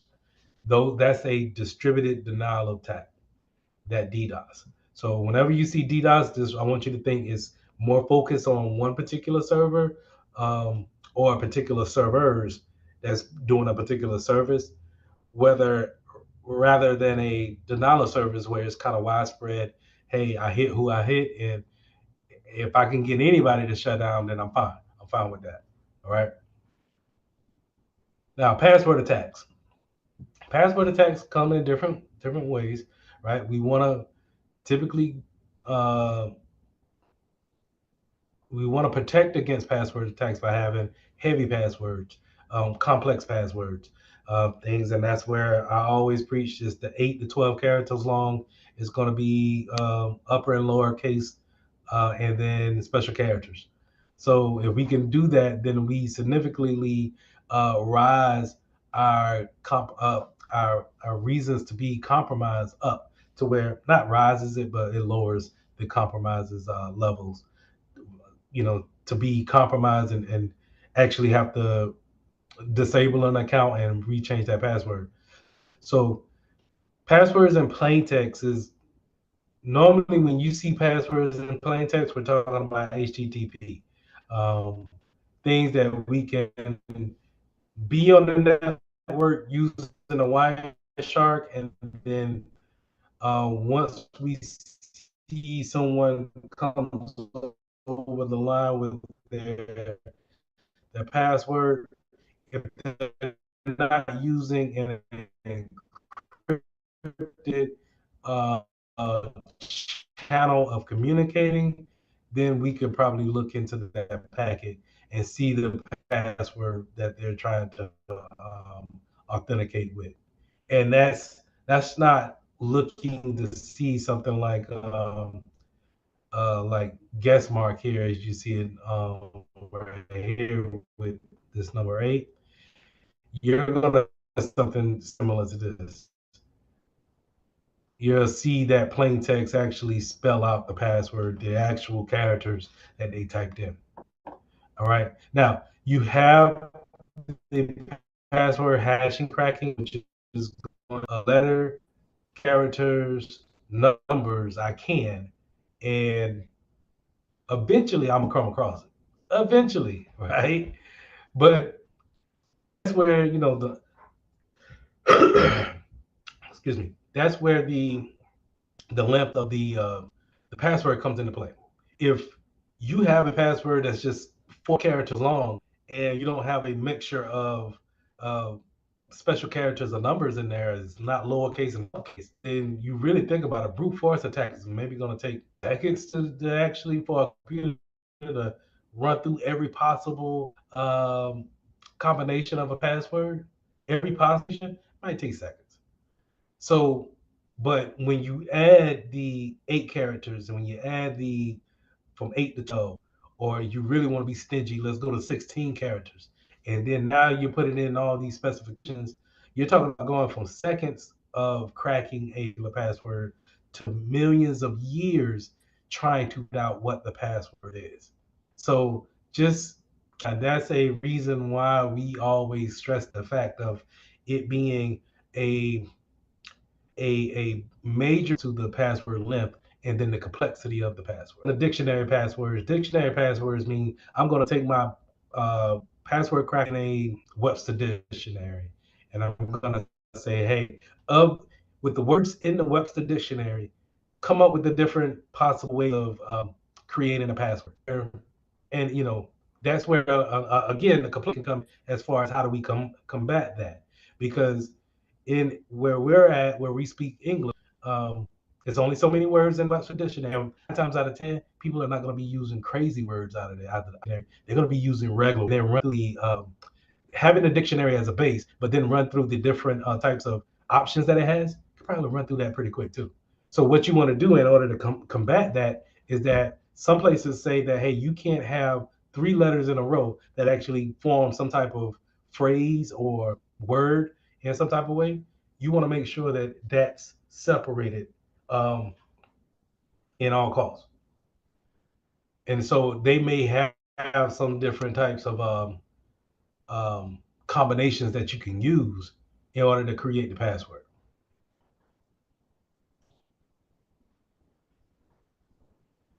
All right, now let's go into cross-site scripting attacks. This is where, you know, writing some type of code or having some type of scripting background comes into play when it comes to cybersecurity. But this is, again, I think this is more in the developers field, web designers field, when it comes to having things injected into a web server. So whenever, you know, when you're thinking about a website has thousands, if not millions, of lines of code written on it. And in order to have some type of cross-site scripting, you're talking about taking some type of malicious code and then implanted it into a well-working website in order for it to pull in some information, pull out some information, whatever the case may be. Maybe redirect someone to a particular site, but it's using the code that's there in conjunction with what we want the user to do next once we throw that arbitrary code in there. Another form of this is SQL injection. So when I think of SQL injection, I want you guys to think of buffer overflows. This is where we can take commands that's used in SQL and use them against databases that's out there that's connected to the internet, that has database of everyone who has a bank account at Bank of America. Maybe we can go in and in the username we can put a SQL out a Excel spreadsheet, everybody's name and account number to an Excel spreadsheet. If you don't have a buffer on your inputs, your input values, then you'll probably run into something like to where now people can just come in there and back because it doesn't really know what to do with it, or the commands that you put in there, it doesn't have any type of permission gap on it to where now it's just going to follow those directions and maybe spit some stuff out that's actually, when we're talking about encryption, we had a whole class on that in Security Plus, but to rehash, we're talking about symmetric and asymmetric. Symmetric is going to be using keys. So remember, when it comes to encryption, we're taking something readable, making it unreadable, and then readable again by using keys. We can either use the same key to lock that particular plain text up and then give that key to someone else and have them unlock it and be able to read it, or we're going to use a systematic key that's paired with each other. We'll lock it with our public key, and someone will unlock it with their private key, right? So remember, asymmetric is going to use the same keys, and asymmetric is going to use a different pair of keys. And this is where we get into the whole public and private keys. The one thing that I would just, constantly reiterate when it comes to keys, you will always use someone else's public key. You will never use their private key, and they will never use your private key. Okay, they will only use your public key. Always use your own private key. You will never ever use someone else's private key. Okay. Sorry. So digital signatures. When we're talking about when we're talking about digital signatures, we're talking about going and using those private and public keys in order to look at different certificates in order to verify with that particular site that they are who they say they are, and they're signed off by a CA, right? That CA, that certificate authority, is going to vouch to say that, hey, ESPN.com is who they say they are. And if you choose to share any type of information with this particular company, then you can hold them responsible if anything goes wrong, right? So those are the reasons for digital signatures and digital certificates.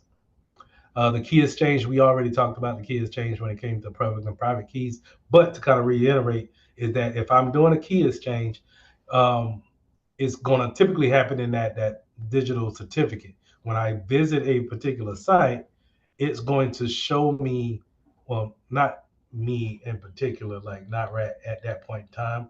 It may do it in the background. Give me 1 second. Let me try to pull something up. So Duke Energy. So when we go to Duke Energy and we go to certificate is valid, and we go to details, it's going to give me a public key, which is their public key, right? So their public key, I can use that to encrypt something, and then when they get it back on their back end, they can use their private key to decrypt it in order to see what it is. Whereas if they wanted to send something to me on my website, they can use my public key to encrypt something, send it to me, and I can use my private key to decrypt it.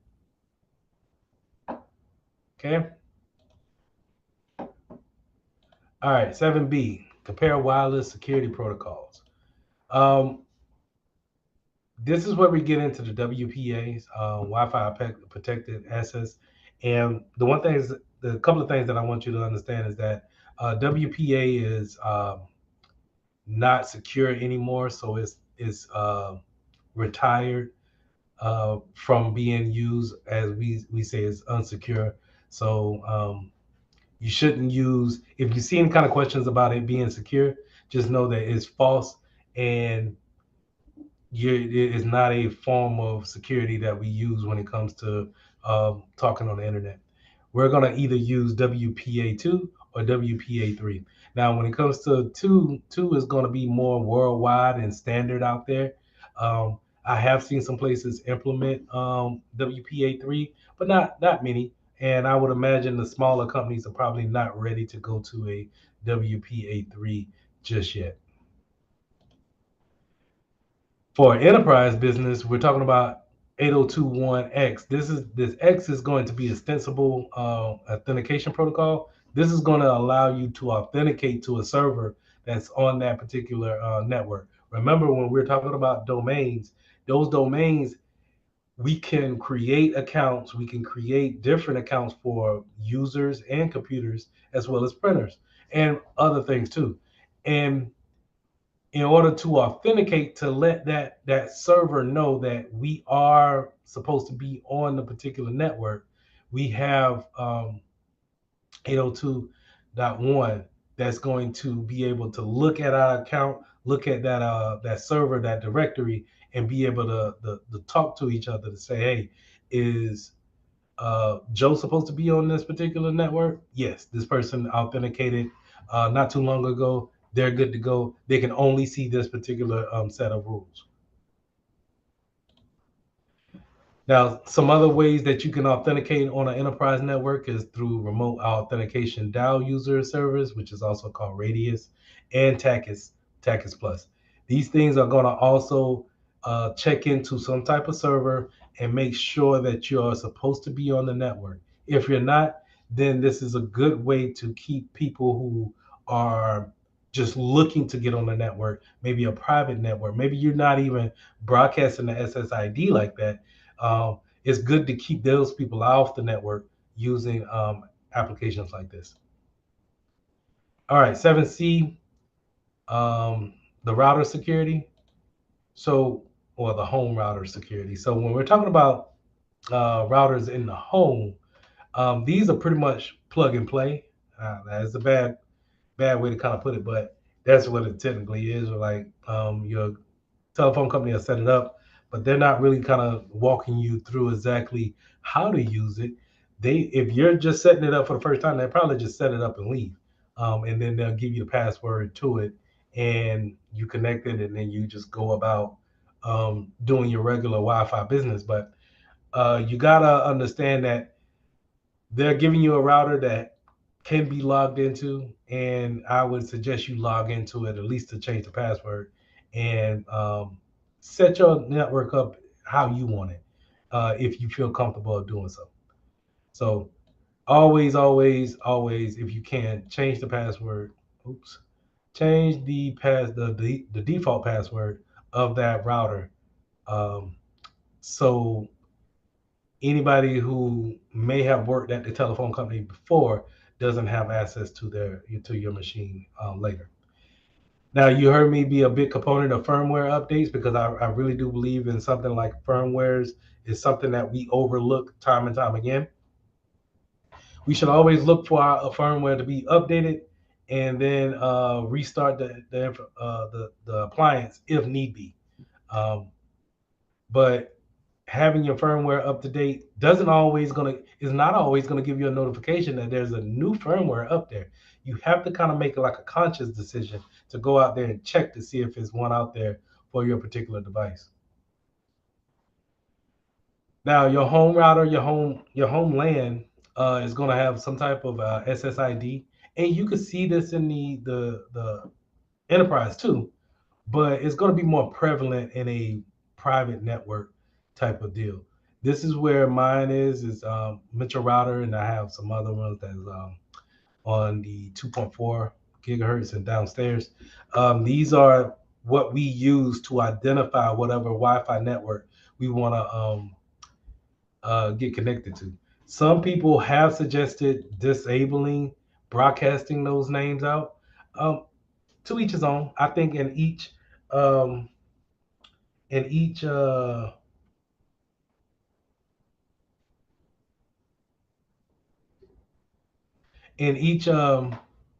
settings, the broadcast could be to your own discretion.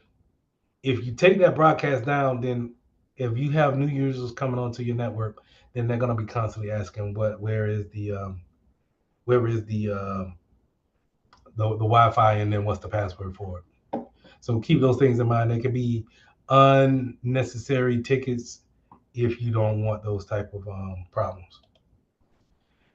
Inbound filtering. So your router comes with the built-in firewall, right? So you have a firewall on your local PC, but then you have one that's on the modem or the router that's given by the telephone company, and it's going to monitor traffic, believe it or not, going in and out before it actually gets to your telephone company, and they're going to monitor it too.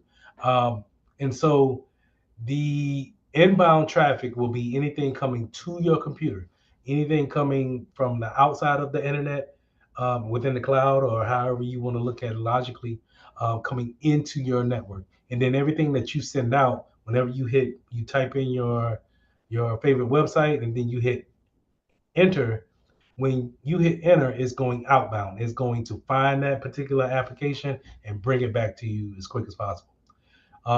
We've seen before how this has content filtering already in it. And you can take advantage of those things, especially if you got people who you don't necessarily trust on your network. That could be small kids, or it could be some type of any grown adult, to where, if you don't want those things associated with your network, you can always go in to your router and use the content filtering piece as a way of creating some type of boundary there. Now, you also have static IP and DHCP reservations, where that router is going to look at any type of new device joining the network and then give them the proper IP address, whether it be static or DHCP. Static is going to give the same IP address over and over again, where DHCP is going to assign different IPs from time to time. Now, on your router, it's definitely a good standard to disable any unused ports. This is normally used in an enterprise environment, but if you can use them in a private environment, I would suggest so too. Just to get into the mindset of not having those ports just open and hot, ready to be checked into, and then once someone makes a connection to them, then now they have a IP address in order to snoop around. That defeats the purpose of a lot of security measures that we put in place. Universal plug and play, pretty much the self-explanatory. Sometimes we don't want to actually set up a particular device. Maybe once we plug in that particular device, we wanted to already pull down the applications for it, or the patches for it, the drivers for it, in order for it to work. This is where universal plug and play comes into play. No pun intended. All right, 7D, security measures. This is where we get into the physical standpoint of cybersecurity, or Security Plus. And we talked about this a little bit too. This is locking the doors, having different locks on a door. Maybe we want to have a biometric door. Maybe we want to have a smart key fob, not a smart key fob, but a combination lock, where it's like 5 different buttons and we can hit a particular order in order to get access to that particular room. The thing about it, and a badge reader is actually very good when it comes to separating who has what on your network. But the thing about locks and doors is that we need to give that information out on who gets that information. And then we want to make sure that we are doing proper things when it comes to the physical security of it, by making sure we close the doors, we keep the place secure at all times. And we're doing our part, because it's nothing worse than an open locker or some type of lock that's supposed to be secure, but it never gets to be secure because we never locked it. Okay, badge readers, making sure that we have people with their IDs. If they don't have an ID that day, make sure we give them a temporary badge so they can do their work. But at the same time, we don't have to send them home in order to get their ID cards and then come back to work. All right. But one more thing, if you're going to give out temporary badge cards, make sure that you receive something in replace. So you don't want somebody social engineering their way in. Maybe they piggyback in, and then they give you they say, hey, I forgot my ID card, and maybe the security guard doesn't know them or what have you, and they give them a temporary card. Well, they didn't give you anything to get that. So make sure you get something from them that's valid that they will definitely come back to try to get, just in case, once you check that person in, you can check in with the head of IT or whoever and be able to say, hey, did you have somebody come here to check out the network closet? If not, or it's all good, I got his license here, I got his keys here, or whatever the case of what you're going to do for that trade-off. All right, we got finally we got alarm systems, video cameras, and then lighting. So alarms, all these things play a part in watching the perimeter of a particular building, and then being able to alert when there's something to be seen or said.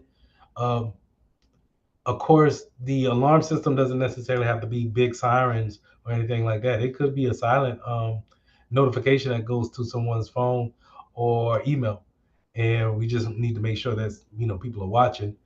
Surveillance cameras, making sure that we always have someone being able to watch that particular camera and tell what's going on. And coupling with that, the lighting is also a big factor too. It doesn't help to have video surveillance when you can't see what's going on in the particular shot. And so you want to make sure that you have good lighting in dark spots. And that may take you going back to work during the dark hours and seeing, okay, I can't see in this spot. I want to make sure that our video cameras have infrared so we can see in the dark, or maybe we buy some type of floodlight to illuminate this piece of space right here, and then have our camera catch any. All I had for this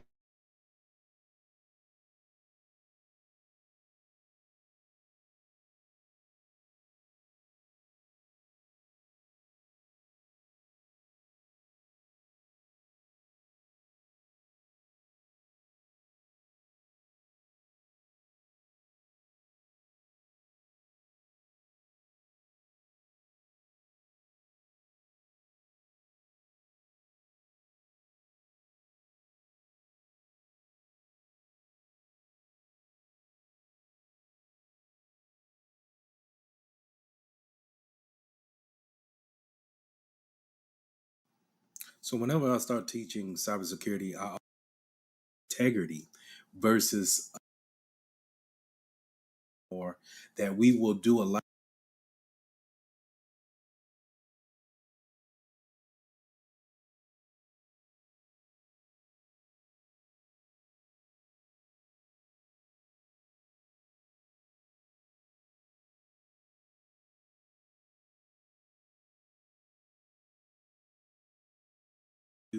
or not every position that I've seen.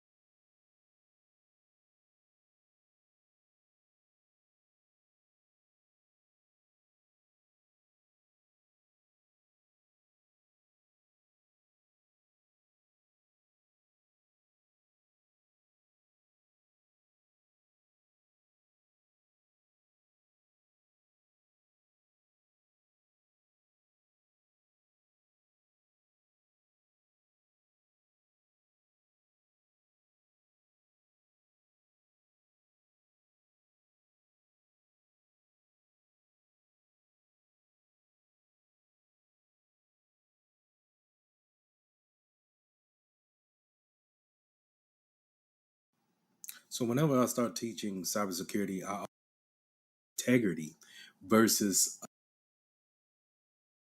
or that we will do a lot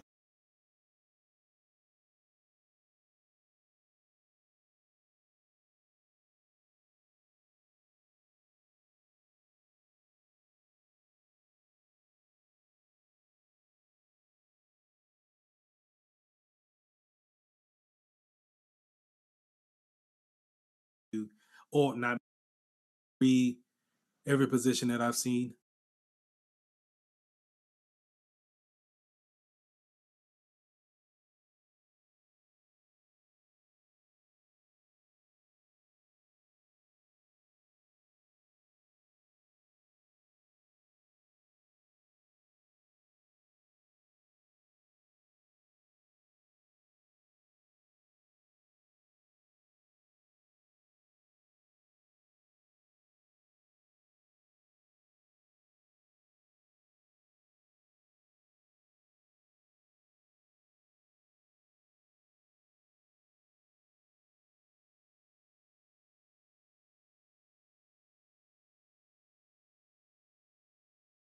Record button. Okay. So digital forensics is kind of a sector of cybersecurity that you're going to have to be in a particular field to actually deal with forensics, because now we're dealing with the court of law. We're actually taking computers in from a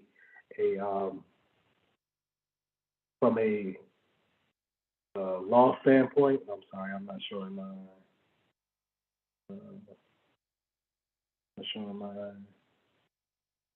slides.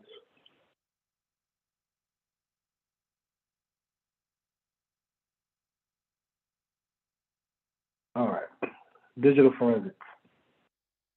So holding those type of computers into the court of law. So what are we talking about? You're more looking like the government sector in that FBI field. If you look up the FBI jobs right now, they constantly have openings for cybersecurity analysts and engineering.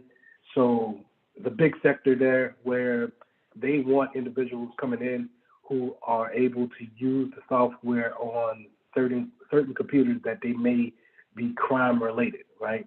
So if someone's doing something that's on that computer that's illegal activities or things that they shouldn't have on there, then they need to take that evidence and be able to hold it unchanged with the integrity factor still intact before they actually go to the court of law in order to use it as evidence.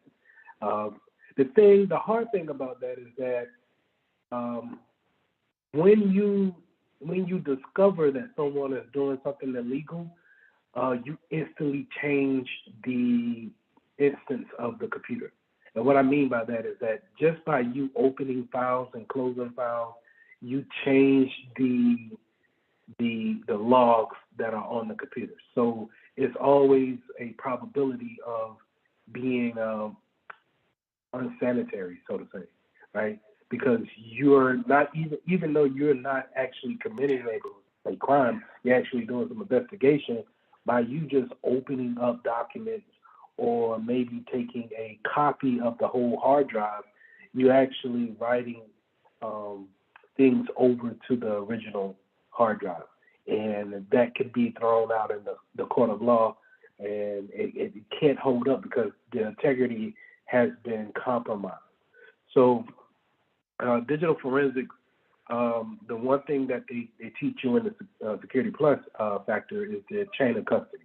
So that's pretty much if you're going to be seeing anything on the exam, you're going to see chain of custody on there. And that's where we have a list or a form, some type of PDF that once we deem a computer to be evidence and we need to take it offline, we're going to create this PDF saying when and where and what happened to the computer, right?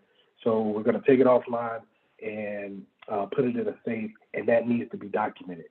And anytime someone touches the machine, such as hooking it up to a copywriter, which is what it does is that you could plug your USB cable up to the hard drive on the evidence hard drive, and then you can make a copy of it freely on a new hard drive. And now you can actually probe and go into the new hard drive without affecting the old one. But that needs to be documented on the chain of custody. Okay, so all these changes in these the way that you go into this evidence needs to be documented precisely in order to hold up in the court. Okay, so whenever we're talking about digital forensics, you want to make sure that you're understanding that the integrity piece of cybersecurity is probably going to be the stronghold there, and that chain of custody, making sure that we document every piece of information moving forward is documented and then signed off by the appropriate parties. But not only just having that computer as evidence is not just the only case. You have other things that you can take in place in order to have this evidence. Here we can have video, so if we're seeing someone break into our bank and take our computers or take our servers, then we can use the videotape from the CCTV video logs. We can also do eyewitnesses, whoever saw what happened. But we also want to make sure all of those things are documented as well. So all of these things come in place when it comes to gathering information, gathering evidence for a crime that's being committed using computers or against computers. So let's go into that a little bit. So there's two types of crimes. We can have a crime against a computer. So a botnet sending out a distributed DOS attack against a high level company, right? So you don't want to necessarily take all of the computers that's in that, let's say IBM. You don't want to take all the computers in IBM and then say, hey, we're going to round all these things up for evidence.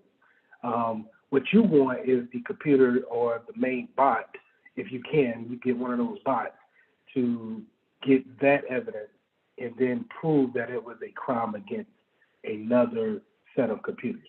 But then you also have crimes that are committed directly on that computer, such as theft, vandalism, things of that nature. So there can be in two categories. They're all not just lumped up as in a computer crime. Okay, so let's understand the difference between the two. And on your exam, you're probably going to see just read through the questions, read through the scenario in order to understand what they're actually asking.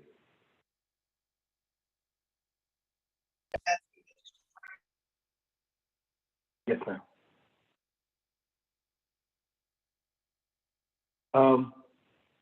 So timelines on gathering these evidence, as you already heard me say, is pretty vital on the integrity piece when it comes to gathering this information.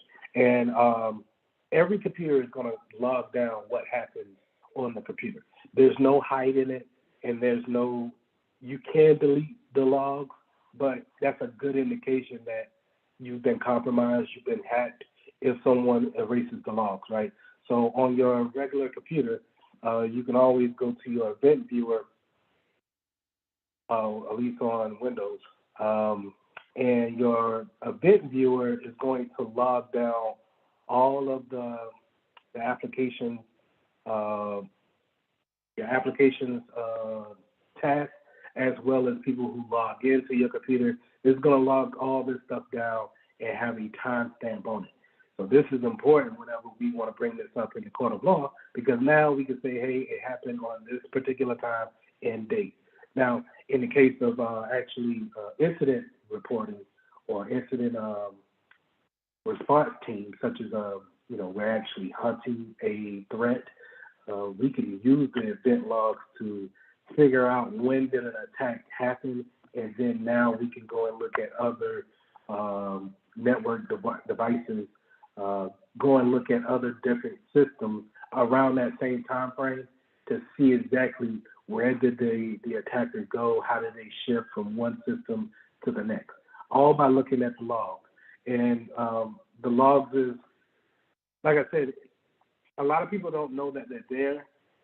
So, you know, when you're talking about a novice or a script kiddie, they're probably going to go into your computer and not really try to delete the logs.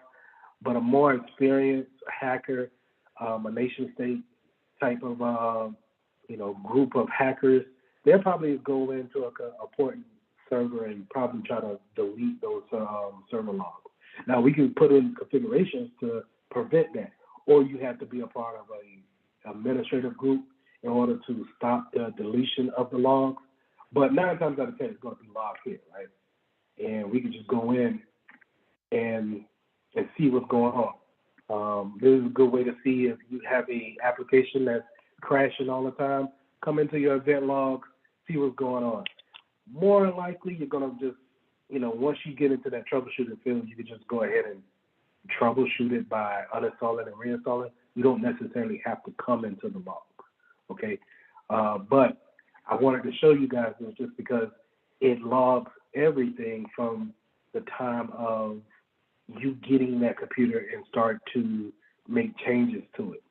And it will continue to record things until you wipe that computer clean. Now, how do you wipe it clean? You do have some software out there that we can actually run what they call a rewriting software, where they're writing ones and zeros all over your hard drive, and that wipes the OS off and it wipes all of the content off of it. Now, this has to happen about 7 times in a row in order for it to eliminate any type of residue. But there is some software out there that can possibly bring back the image and the information that was already erased. Okay, so it's not a 100% for sure thing that is going to be gone forever once you wipe it, quote unquote. But it's a good indication that we can go ahead and dispose of the hard drive, or we can go ahead and say that for sure it's clean. The only 100% way of actually getting rid of the data that's on a hard drive is actually destroying it. So that's why we watch these crime shows. You'll see once the bad guys have infiltrated and the FBI is busting through the door, they'll go ahead and throw the hard drive in the water, or they'll throw it in the microwave and do they'll put electricity to it in order to stop the magnets from actually running in the hard drive, okay? And so that completely wipes the hard drive, making it unrecoverable. But I also heard that even from electro frying the hard drive, that it's able to get back some fragments. But for the most part, that's 100%. You're not going to be able to, retrieve anything back from that. Any questions so far?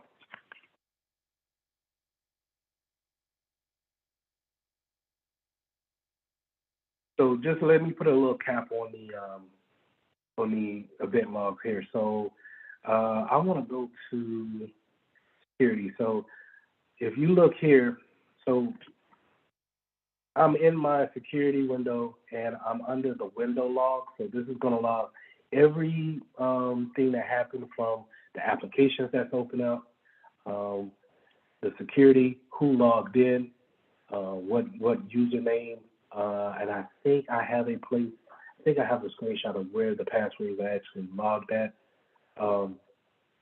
Then your system. So your system is going to be more of your hardware, your motherboard. That's going to be the things that we don't really necessarily worry about. But if you have a fan issue, or let's say your computer is constantly overheating, you'll probably get the error here, and you'll probably be able to look into that error and then read what's going on. Okay. So once you read And let's dive into this a little bit. Once we see stuff like this and we read the error, and this is in real life, so whenever you get your job, this is what I want you to do.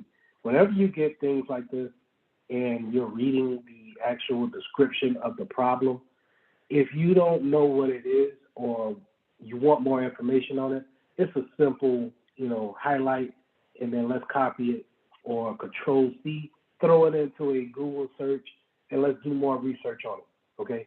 And more likely it's going to lead you down the path of what's going on with the issue, okay? But in most cases, when you have warnings or even if you see errors like this with the red exclamation part, you can actually just do a restart on your computer that probably clears the issue for you or that person. Now, I wanted to go back to the audit piece where you log in at. This is going to log in anybody who logs into the computer, okay? So as you can see, this is me logging into my computer upstairs, and it logs this credential down every time that I come in and I actually put in my PIN in order to get into my computer, okay? And it started logging everything from this year, everything from this month, really.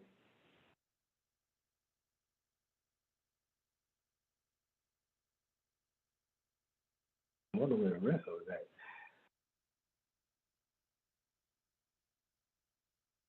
But as you can see here, the number of times that it actually recorded that, and I wonder if that's just the one that I see here. It's been recorded it for 34,000 times as far as logins, okay? So here's some good information. If you go into my logs, then you can see what Microsoft account that I have associated with what email that I use. So if you're giving someone access to your computer, going into your event log could hold some actual valuable information. They may not be able to use the password, but if you started to go into your registry and things like that, you could probably find the information that you want to find, okay? So that's just the event log. That's why it's so important when it comes to the forensics and the actual holding evidence and being able to have non-repudiation or integrity when it comes to the type of things that you're going to present in court. That's why it's so important to have the logs, okay? The logs is going to give the straight point facts of what's going on. You do have some caveats, right? So let's say if our time is off, a hacker comes in and they say, I'm going to go down here. Let's see if my time pulls up. So you come down here and I want to be able to adjust the time and date. Let's go here to this setting. Let's say a hacker gets into your server and they're able to change the time and date. What does that mean, right? They just change the time and date. Well, what it does is it changes the time and date on your logs as well. So now, if they could confuse you on when it comes to the research, it's because now they have switched you from an Eastern time zone to maybe a Midwest time zone. And now they can, while you're thinking things happen at a particular time zone on your side, and you overlook that piece, then they could be actually doing things in a different time zone. And so you never try to look into those event logs just because you've had the setting there for someone to change the time or the time zone. Now, we can lock this down by administrative and group policy settings. So if you're an administrator over your company, we could probably put in a group policy to say, hey, regular users can't change the time. Because if we have someone infiltrate our network, we want them to not be able to do that under a regular user's account, okay?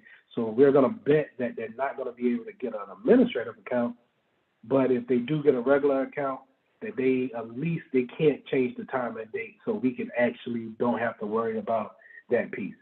And you may be asking yourself, Lee, is it really that that serious to where you have to worry about the little things like that. And I say yes. If you think about it,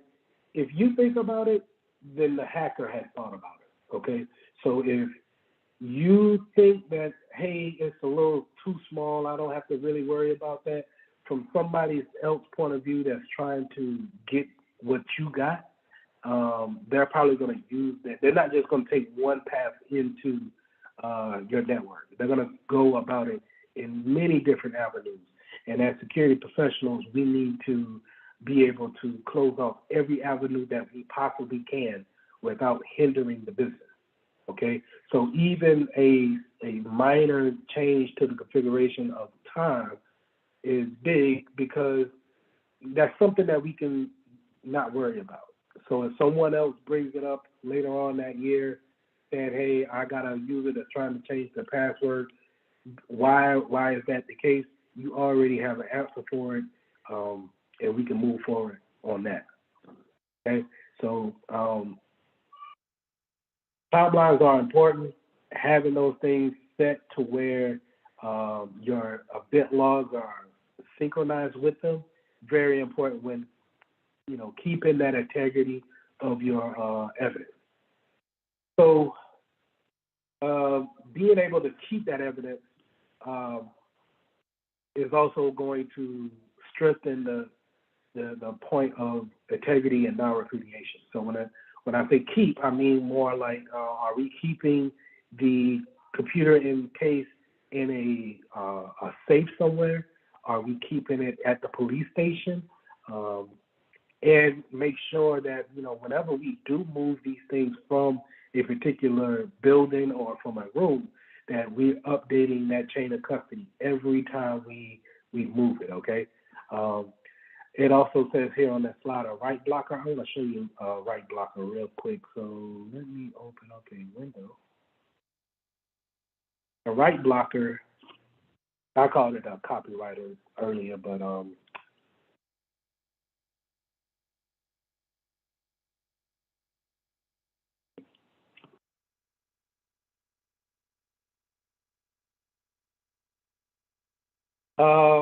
write blocker that I've seen, 9 times out of 10 going to look like this.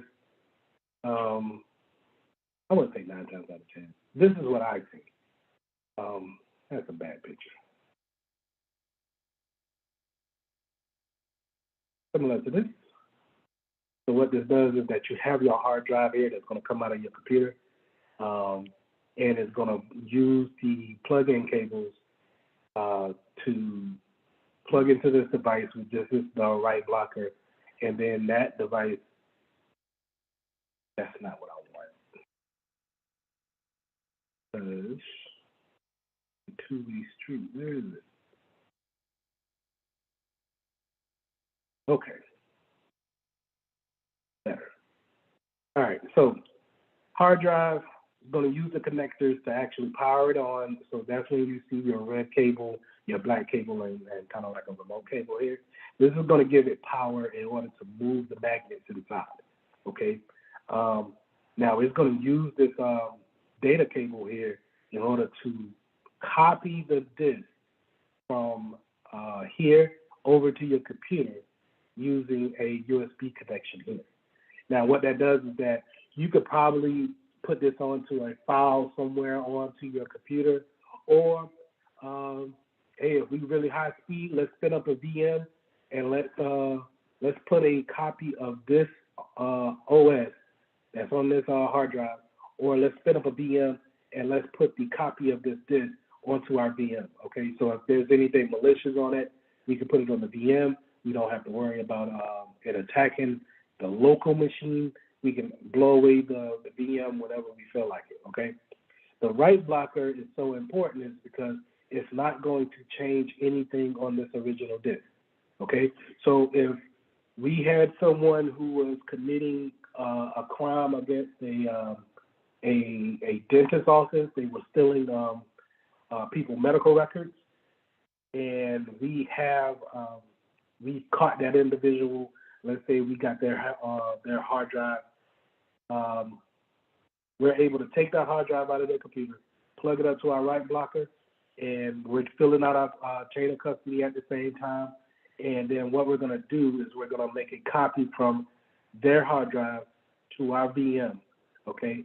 But once we're done, we're going to take this and put it back in our plastic bag, fill out our chain of custody form saying that we're done, and then now put that back into our safe, give it back to the police department and let them keep it, or give it back to your superior and let them keep it in whatever safe place that they have. Now we're going to do our investigation from a security standpoint on our VM, on our computer, go through different files. Let's see what else they've been doing, or how many victims should be uncovered in the hard drive, on a copy of the hard drive, in order to let them know that their information has been compromised. Okay, so a write blocker is going to do one important thing, and to make sure that it doesn't change anything on the original hard drive when copying it over to the new hard drive. Okay, so now we can still give this to the judge, the original one, give it to the judge and say, hey, it hasn't been compromised in no way.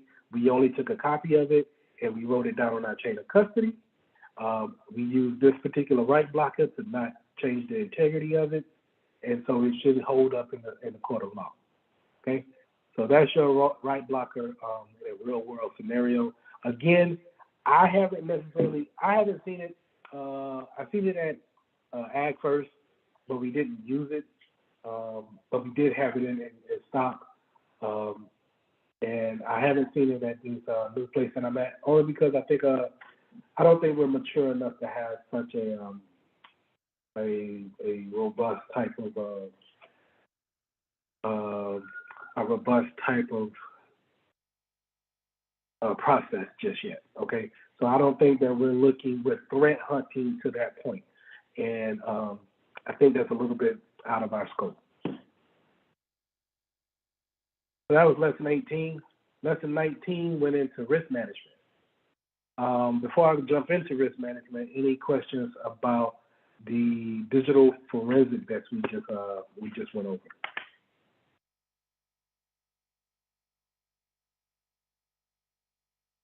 And while y'all are thinking about the questions, right? Okay. I'm going to pull up cybersecurity FBI jobs. So those of y'all that have interest in criminal justice or going into a field of law enforcement, you don't necessarily have, in my opinion, you don't necessarily have to go into a field of walking the streets and actually doing physical work with the bad guys. You can catch the bad guys, through their cybersecurity overview. Now, I'm too old for this. They do have a age limit. I think the age limit is 41, I think. Not too sure. But I'm pretty sure I'm too old for it. So I think that you still have to do like a physical training for it. So they still want you to be able to be qualified for shooting and doing physical activities. But as far as cybersecurity, I think that'll be your main goal of actually what you're doing on a day-to-day process. So you can always go here to see exactly what they got open, and I'm filling out some applications here too. So working for the government is always a good thing. Let me throw this in the chat. Any questions?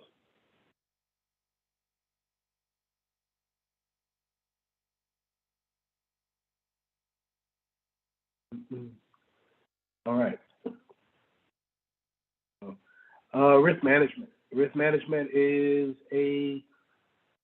I want to say another silo in cybersecurity, but it's more geared towards the business side of it. So a lot of times, risk management is done by your upper management, C-level individuals, people who are looking at the business from a standpoint of making money, making sales, whatever the business is there to do.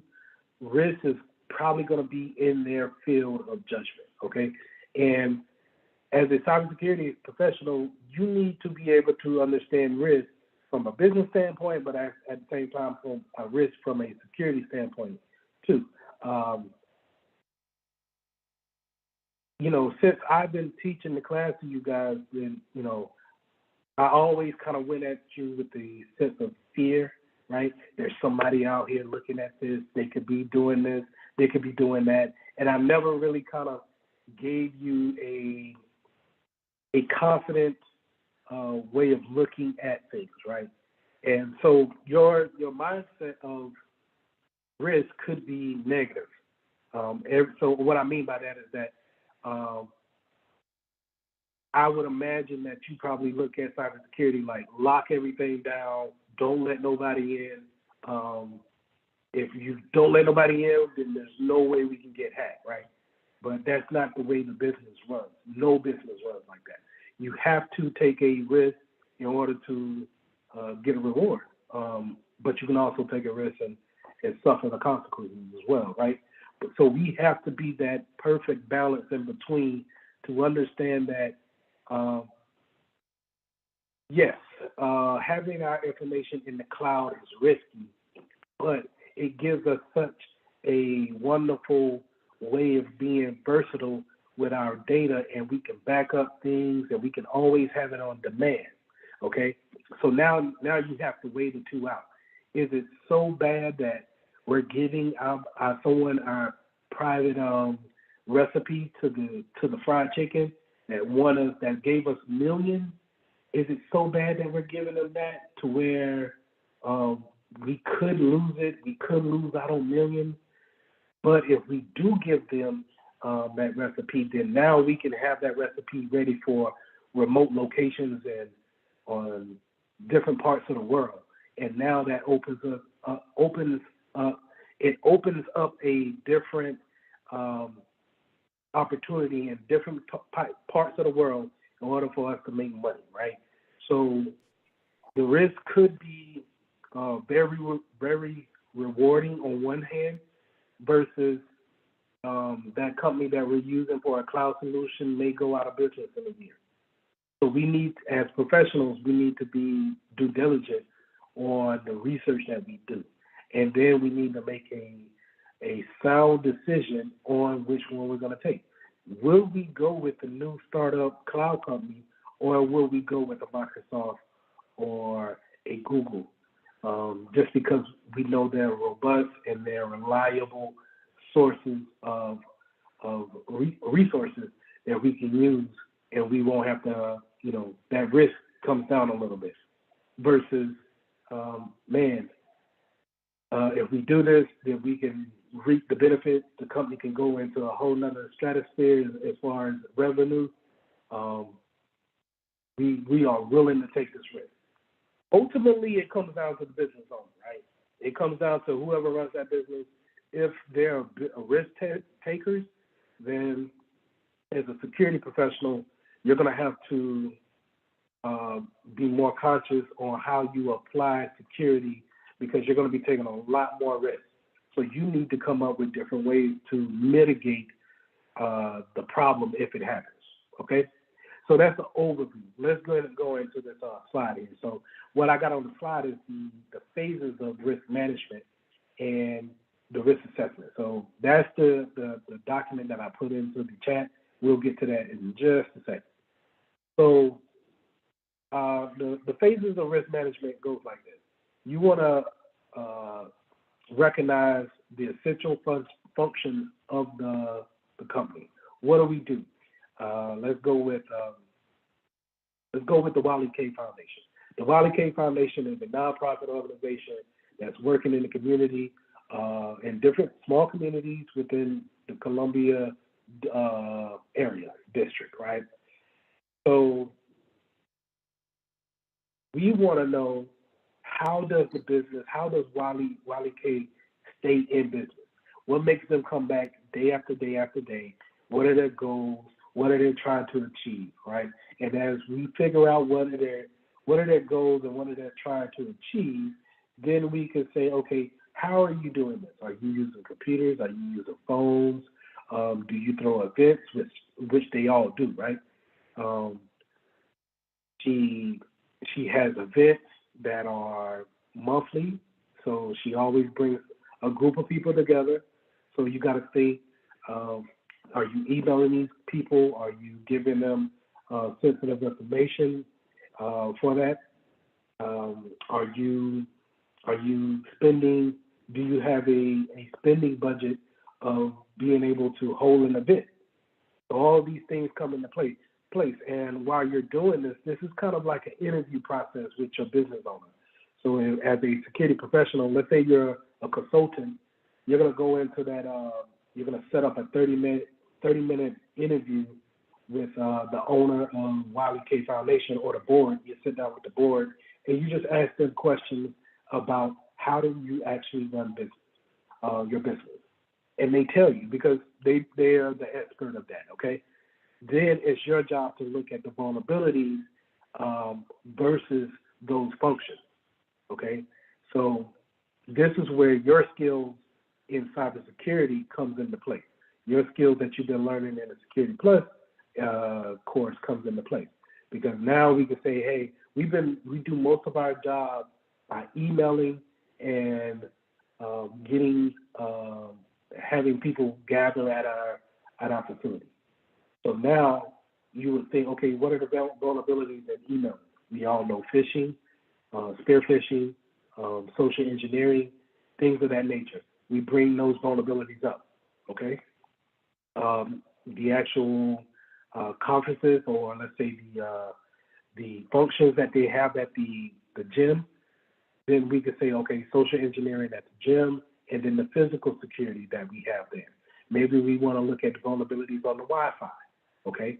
All of these things go into our risk management first two processes. We identify the vulnerabilities. Now, what are the threats? Who are the people remotely to that area, and then someone coming from outside. So if we're doing from emailing standpoint, where are our hackers trying to hack us from, or basically that's going to go into the security awareness, having your employees look at different emails, understanding what a phish looks like, okay? Now, you also want to write up an assessment of how, if you were to be affected by these threats, or you took a loss on the risk, you were actually attacked, what is the business impact? Are you going to lose money? Will it stop you from holding business for the next 2 weeks? What is the case? And then the final step is to actually have a response. What are the security controls that you're going to put in place? Once you realize that you have a vulnerability and that you identify the threat that could actually take advantage of those vulnerabilities, and then we can actually say, okay, these are the controls that we're going to put in place in order to mitigate, transfer, or avoid. Maybe we want to avoid that risk altogether. Maybe we want to mitigate the risk by giving security awareness training about phishing campaigns. Maybe we want to transfer that risk of, if we do get hacked, we'll transfer the loss to our insurance company. So now we have cyber insurance. We're able to recuperate the money that we lost, or let's say the damage done to the devices. Okay, so these types of things, those response is the final steps that we want to give. So let's take a look at the assessment that I put into the chat. I'm gonna open it up here. This is a free document that I got from the small business. I forgot what the DC stands for, but basically the SBA, Small Business Association.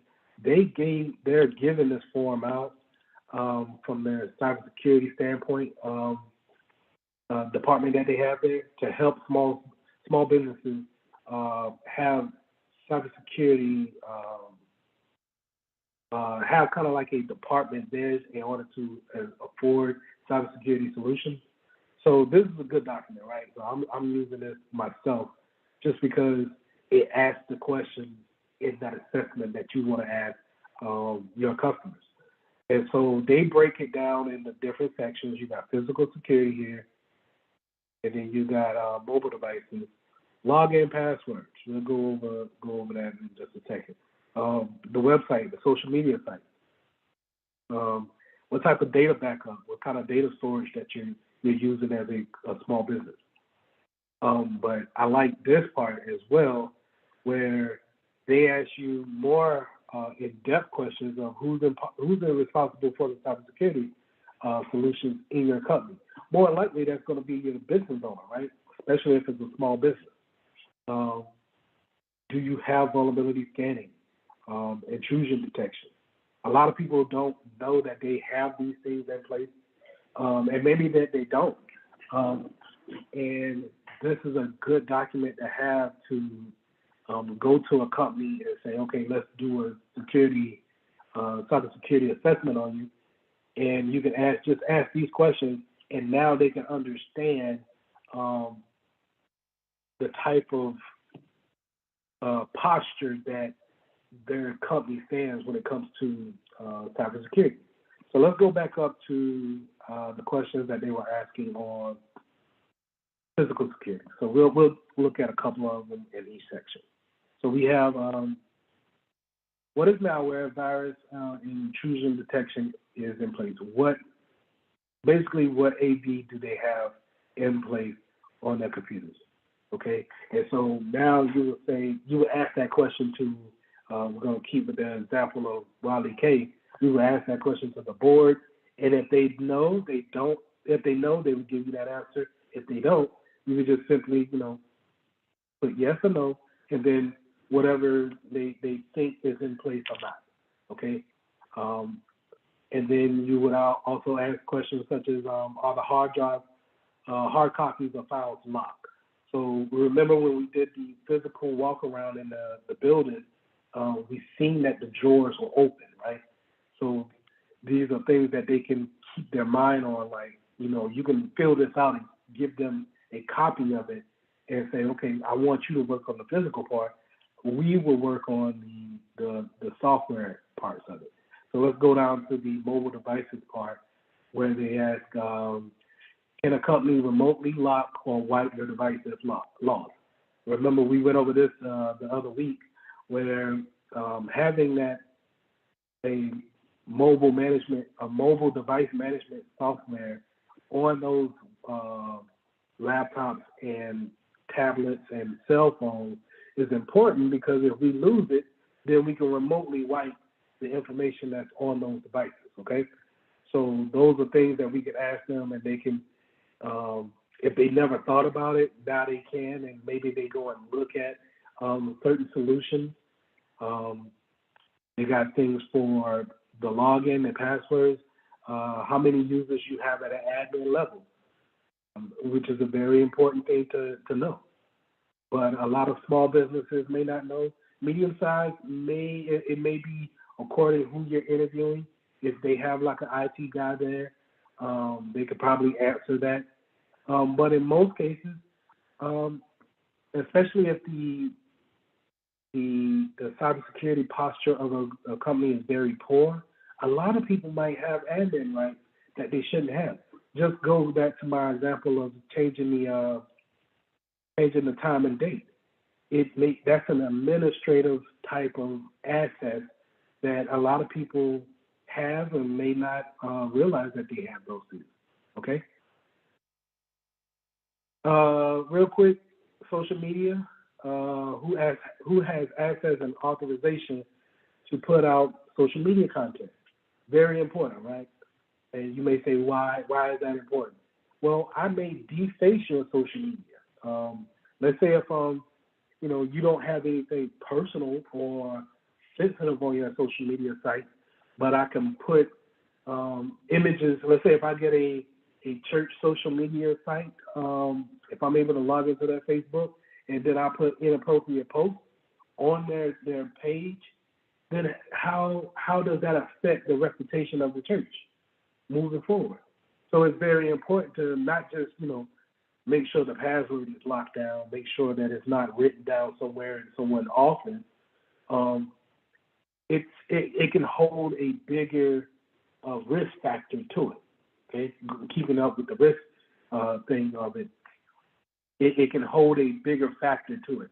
I can deface that social media site, and now the congregation has gotten smaller because you put this out for everyone to see. Not just, I'm gonna take down certain messages or certain videos that you may have, but building against a reputation for a company is also just as important as what we call a quantitative analysis, which we'll get into that a little bit later. But it's a quantitative analysis where it's not just money value, it is more of a mental state of how someone views the business. Okay? So that's the risk assessment. Any questions on that? Anybody can open up that assessment that I put in the chat?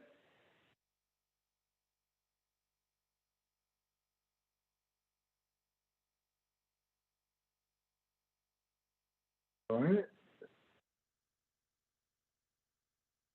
So yeah, good segue to quantitative risk assessment. That's where, like I said, it's not necessarily qualitative is going to deal with money, right? So it's easy to do that type of assessment. You're going to go in and you're going to say, we got 2 servers, 5 PCs, 1 printer, and we can do a value lookup or research on each one of those devices, and we could say the qualitative assessment of these devices combined is roughly $2,000.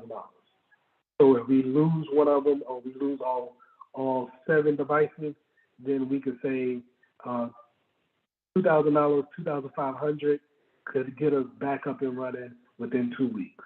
Okay, so that's the qualitative assessment. We have a number value to it.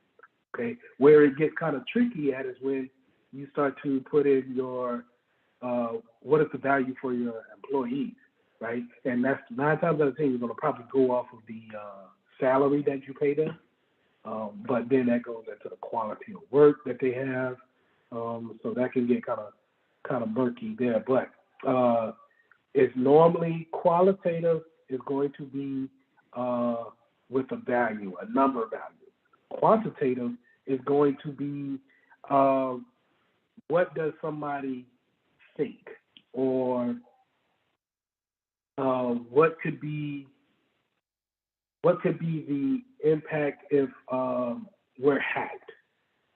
So it's more difficult to find out the risk factor of it because it's more based off of so many factors that comes into what could drive our customers away. Could it be the quality of work that we're putting out? Did we post something that our customers didn't agree with?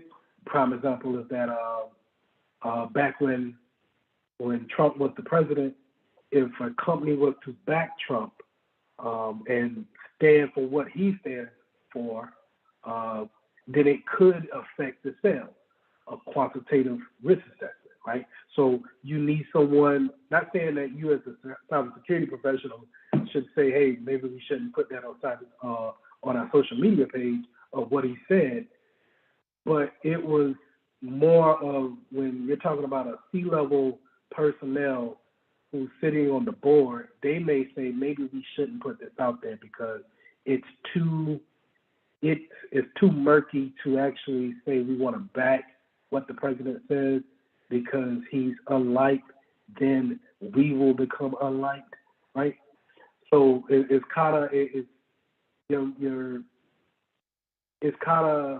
hard to actually have a direct value for qualitative risk assessment, okay? But on your exam, they're gonna, ask you about the different factors that goes into the risk factors when it comes to qualitative risk assessment, which is going to be your single loss expectancy. And meaning, so if we have a server in play and we lose that server, that one server, what is the single loss expectancy for that server? So it may be $900 for that one particular thing, right? But the exposure factor that goes into it means how is it exposed to the public, or is it exposed to the nature?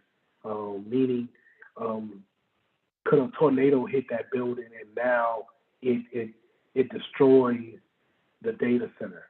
Okay, and then it goes into the annual loss expectancy. How many times are you expecting to lose this particular product throughout the year? Okay, and then with those three things multiplied with each other, then you get an annual rate of occurrence, which is how often is this thing going to happen? Okay. All of those sound murky, right? There's no particular. How do you actually say how many times are we going to have a fire a year? How many times are you going to have a hurricane hit, or someone breaks into your data center and steals all your servers?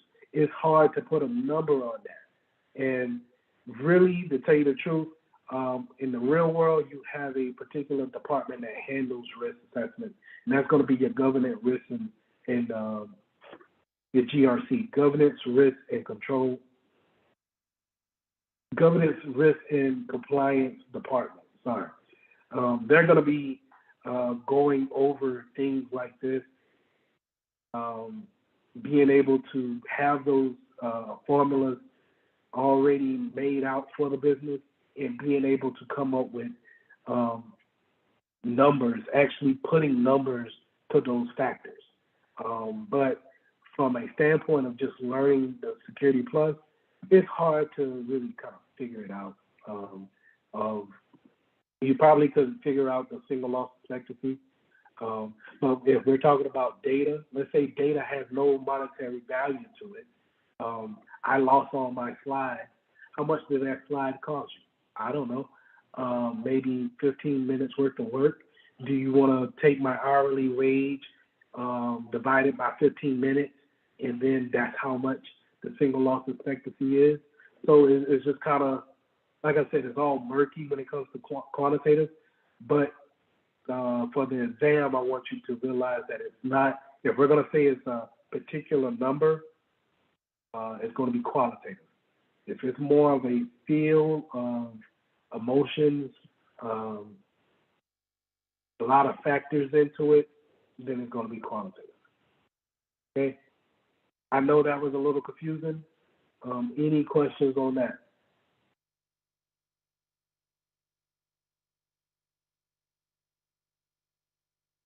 No questions. Lesson 20.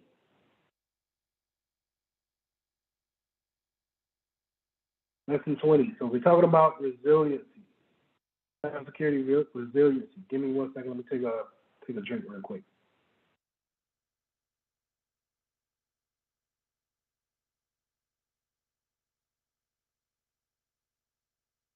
Sorry about that. Okay, lesson 20.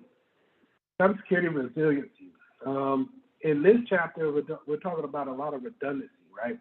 And I don't mean redundancy as we already went over the information, but more of how do we keep the business running? How do we keep that data flowing constantly?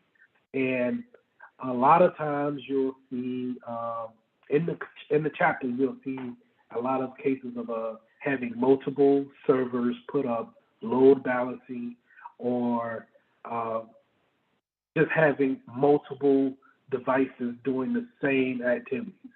This is how you're going to really get over your DDoS attacks, your DOS attacks. Anyone attacking one machine, you can let that machine go down. That's fine. But because we have two more machines doing the same thing. To give you an example of that is that if we have, let's go over to,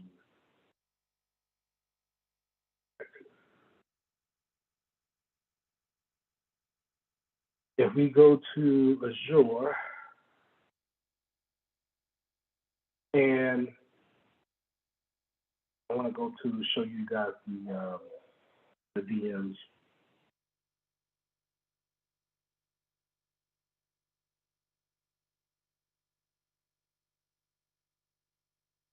So the VMs that I got here, 4 different VMs, right? And let's say on my home lab VM, I have that as being my email server. But the rest of these are also email servers as well.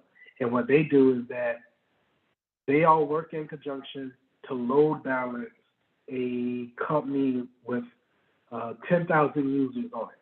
So they're all talking to different servers at different types of times, but they all share the same information.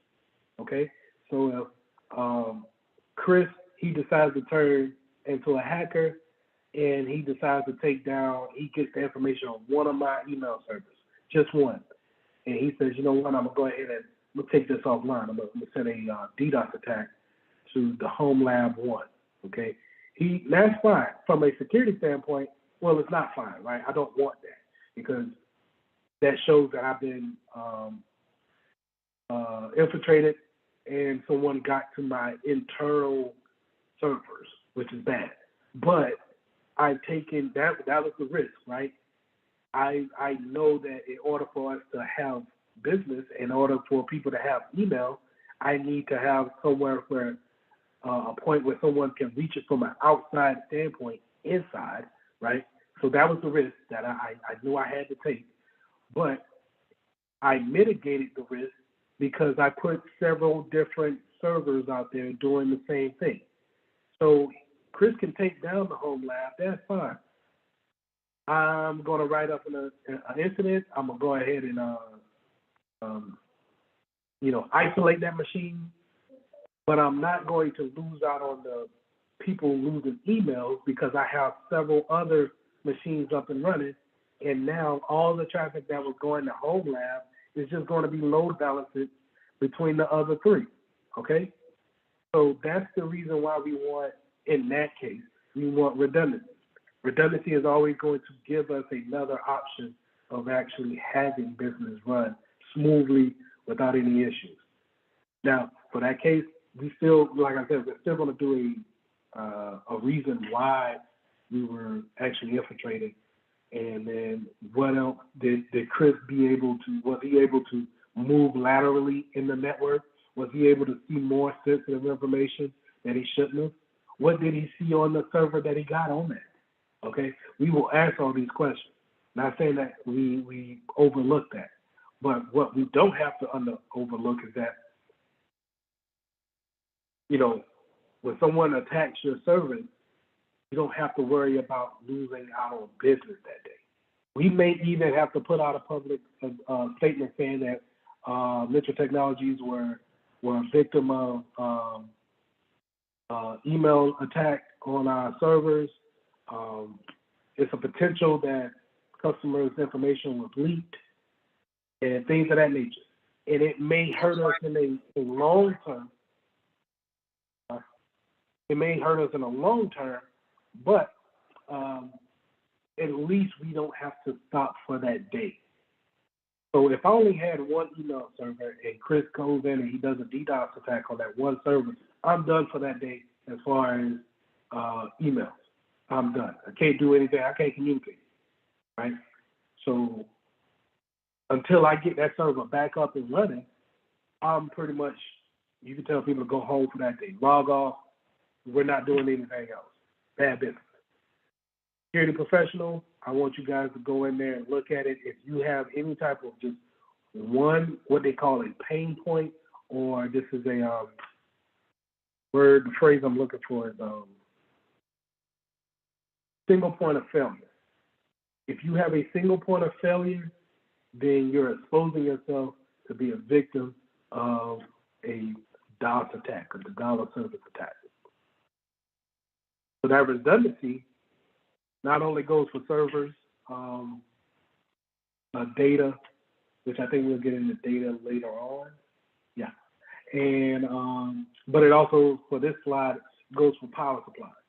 So power supplies in the real world, this is what you're going to see. Oops.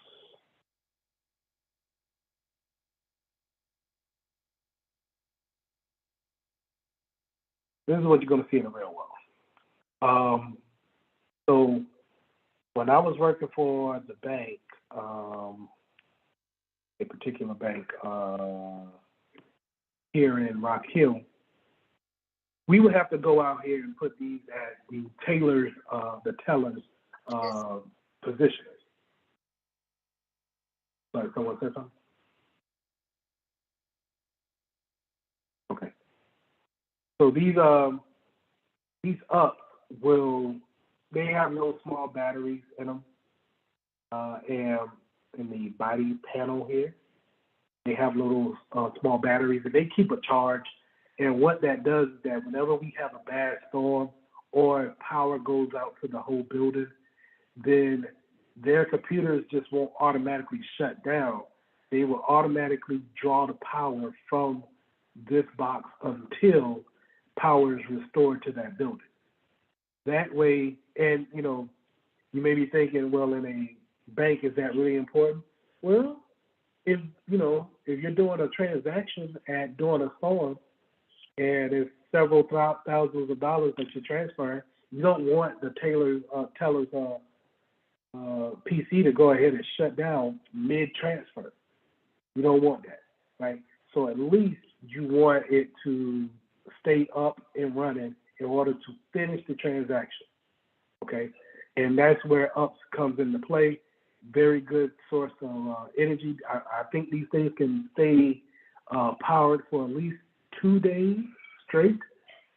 So worst case scenario, you can at least get through the finish of that work day. And then if you have multiple branches, that you can tell someone, okay, this branch is shut down for that day.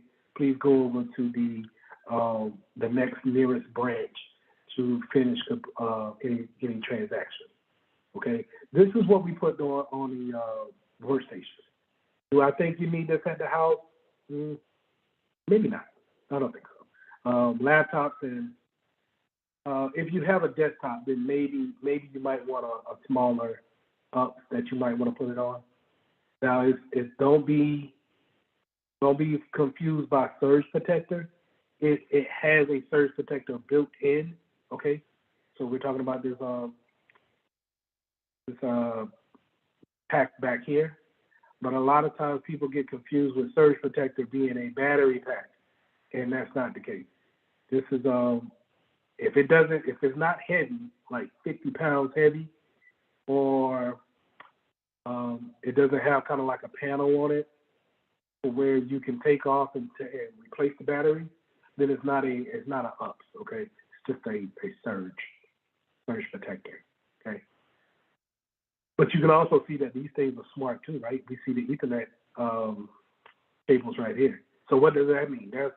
It's a Internet of Things. We can potentially put a Ethernet cable in this UPS, and then now we can, from a remote site, we can see if the batteries are still good, if it's plugged up. I doubt if you can see what's plugged up in it, but if it's plugged up and if the batteries are good, okay? They didn't use this all the time with the bank because it opens up another layer of protection that we need to be aware of. So we could just, shut those ports off. We're not using them. Shut them off, and then we just use, make sure, the tellers have their PCs plugged in to this surge protector in the back. Okay, that's your UPS. That's for the workstation. Now, for the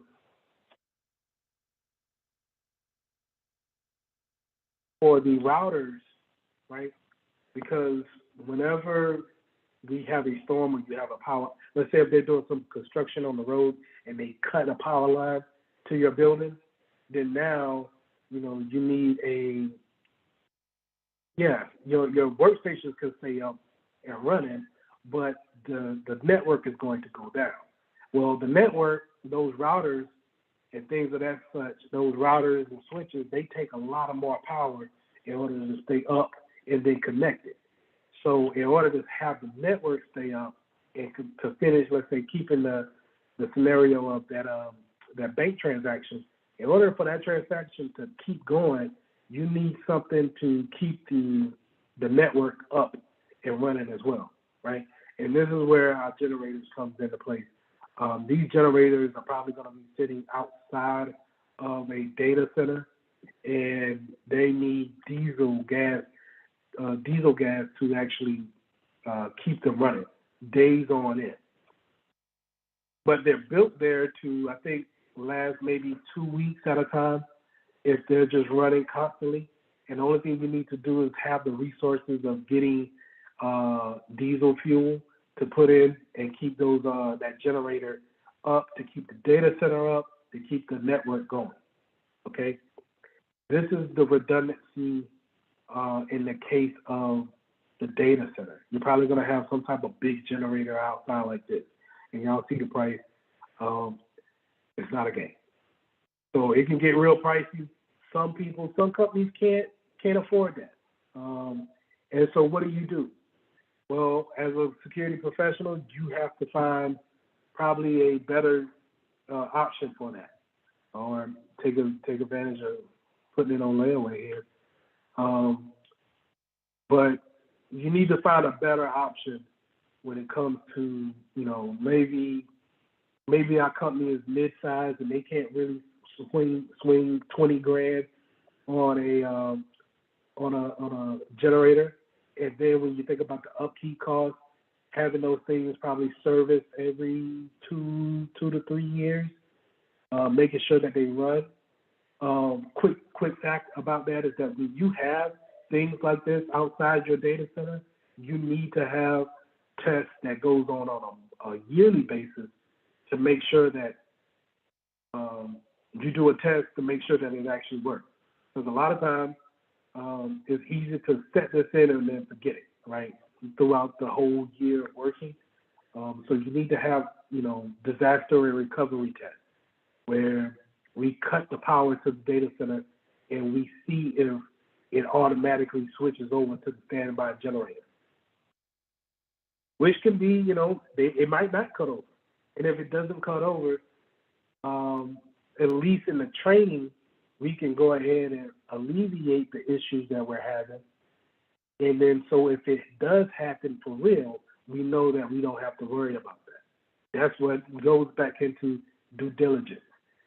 Doing what you're supposed to do to see, doing what you're supposed to do, doing your homework to make sure that you're doing right by the company or right by your company. But that's the redundancy when it comes to the network. More likely, you're going to probably have a big generator out here like that. Matter of fact, let's go back. If you wanted something smaller, you're probably going to be looking at something like this. But, I don't really see people. I can't see that. Maybe they might have one out where you're going to have to go ahead and, pull on it to actually have it generate power. I'm just trying to think on a small scale. Maybe talking about, let's say, like Morris College. What generator would you put out there? You're probably going to have to go with the 16 grand generator, the diesel generator. Or maybe a natural gas generator to keep the network up and running. That might be a more sensible case.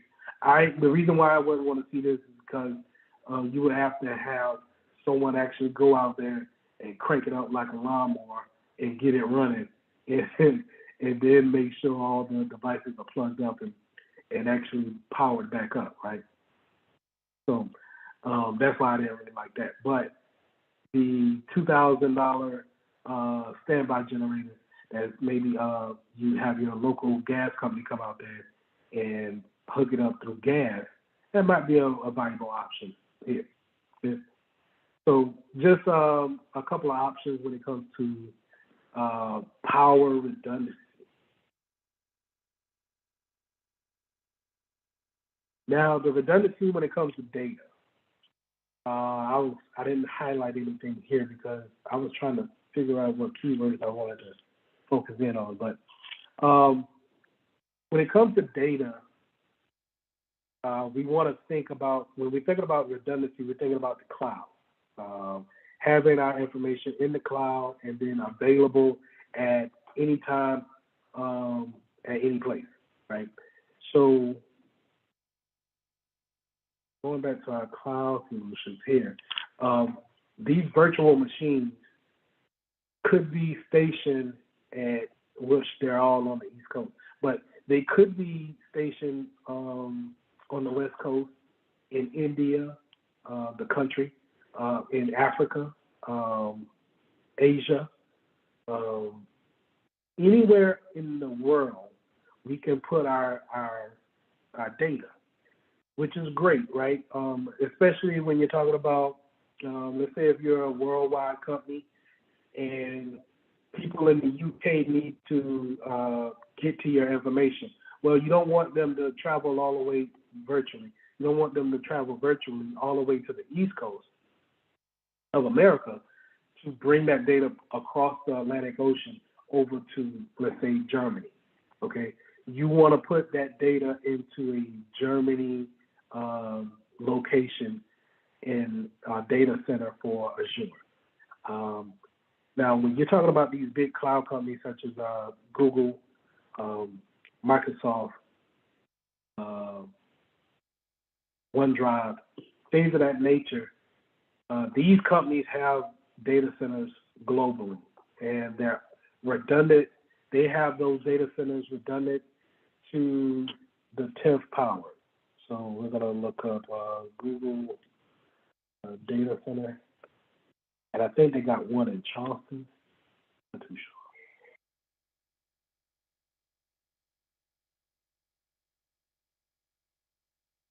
But these data centers are small cities, man. And this is, and we'll get to the data in just a second, but in just a minute. But these are, you know, things that I'm talking about. This is all servers, you know, all connected, all working as one.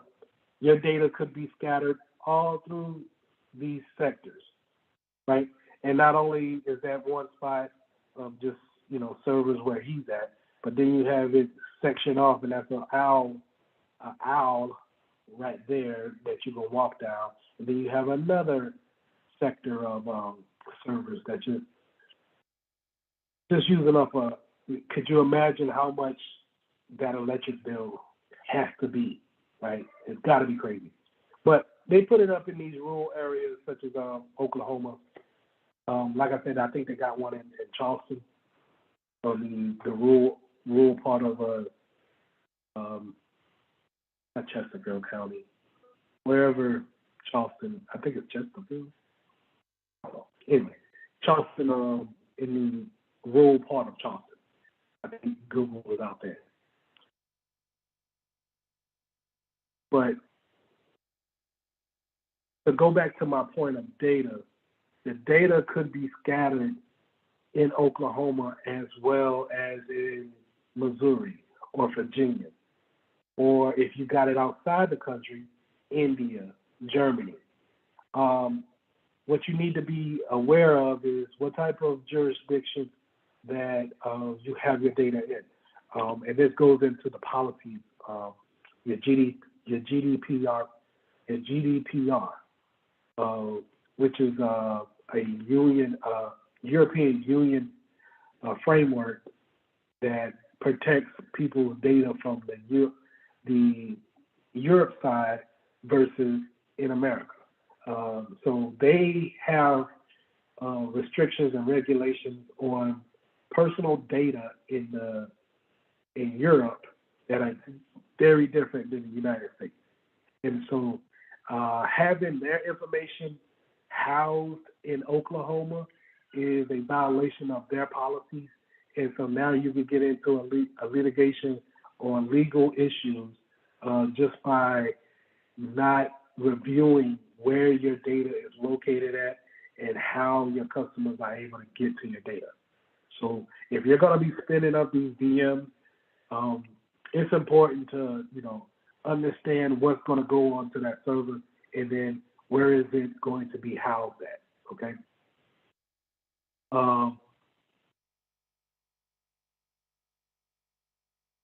That's a cool picture. We'll come back to this picture. Actually, I want to see if there's a good picture to show a hot and cool owl. Give me 1 second. I think that'll be it right there. So you could imagine, like I said, the amount of perfect. Actually, I don't like that. These are the centers from an outside standpoint. Look at all the generators that they got here. And we were looking at a small one that was $16,000. You imagine how many, let's say if that was all $16,000 generators just lined up on one side of the data center. And this is in Georgia? Yeah, outside of Atlanta. And this is Oregon. So massive plants.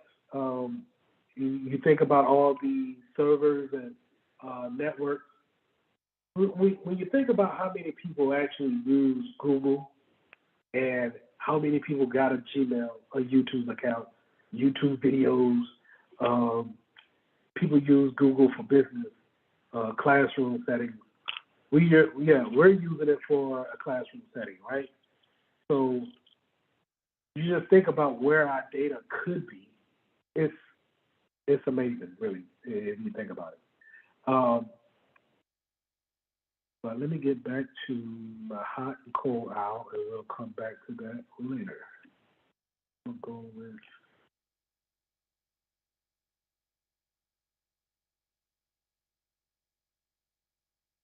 So that's when going back to this slide, that's the redundancy we have when it comes to where is our data located, and then how are we putting those replications in different sectors when it comes to. Green one, mine saying, yeah, the green was yours. Okay. Everything it do. Okay. That scared me for a second. All right.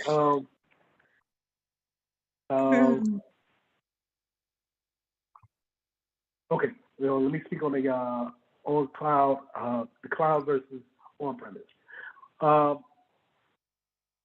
Having your data on-premise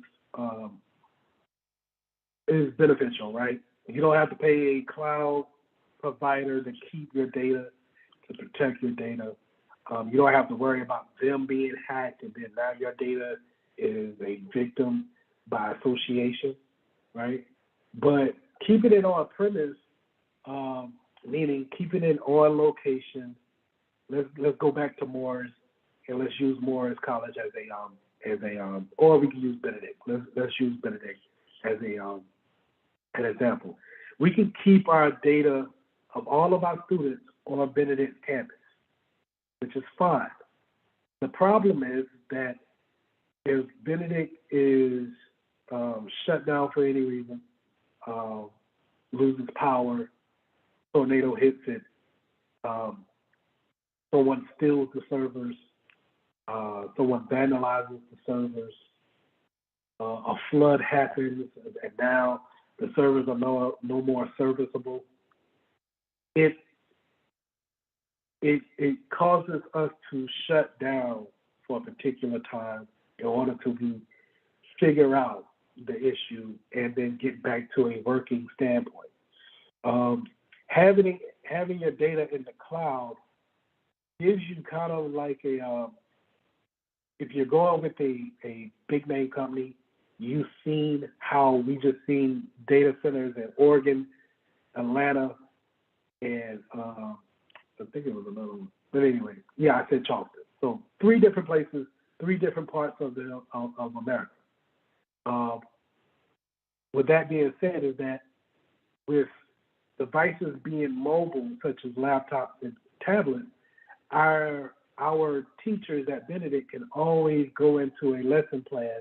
Our students can always log into the LMS, and they can always get back to a central point.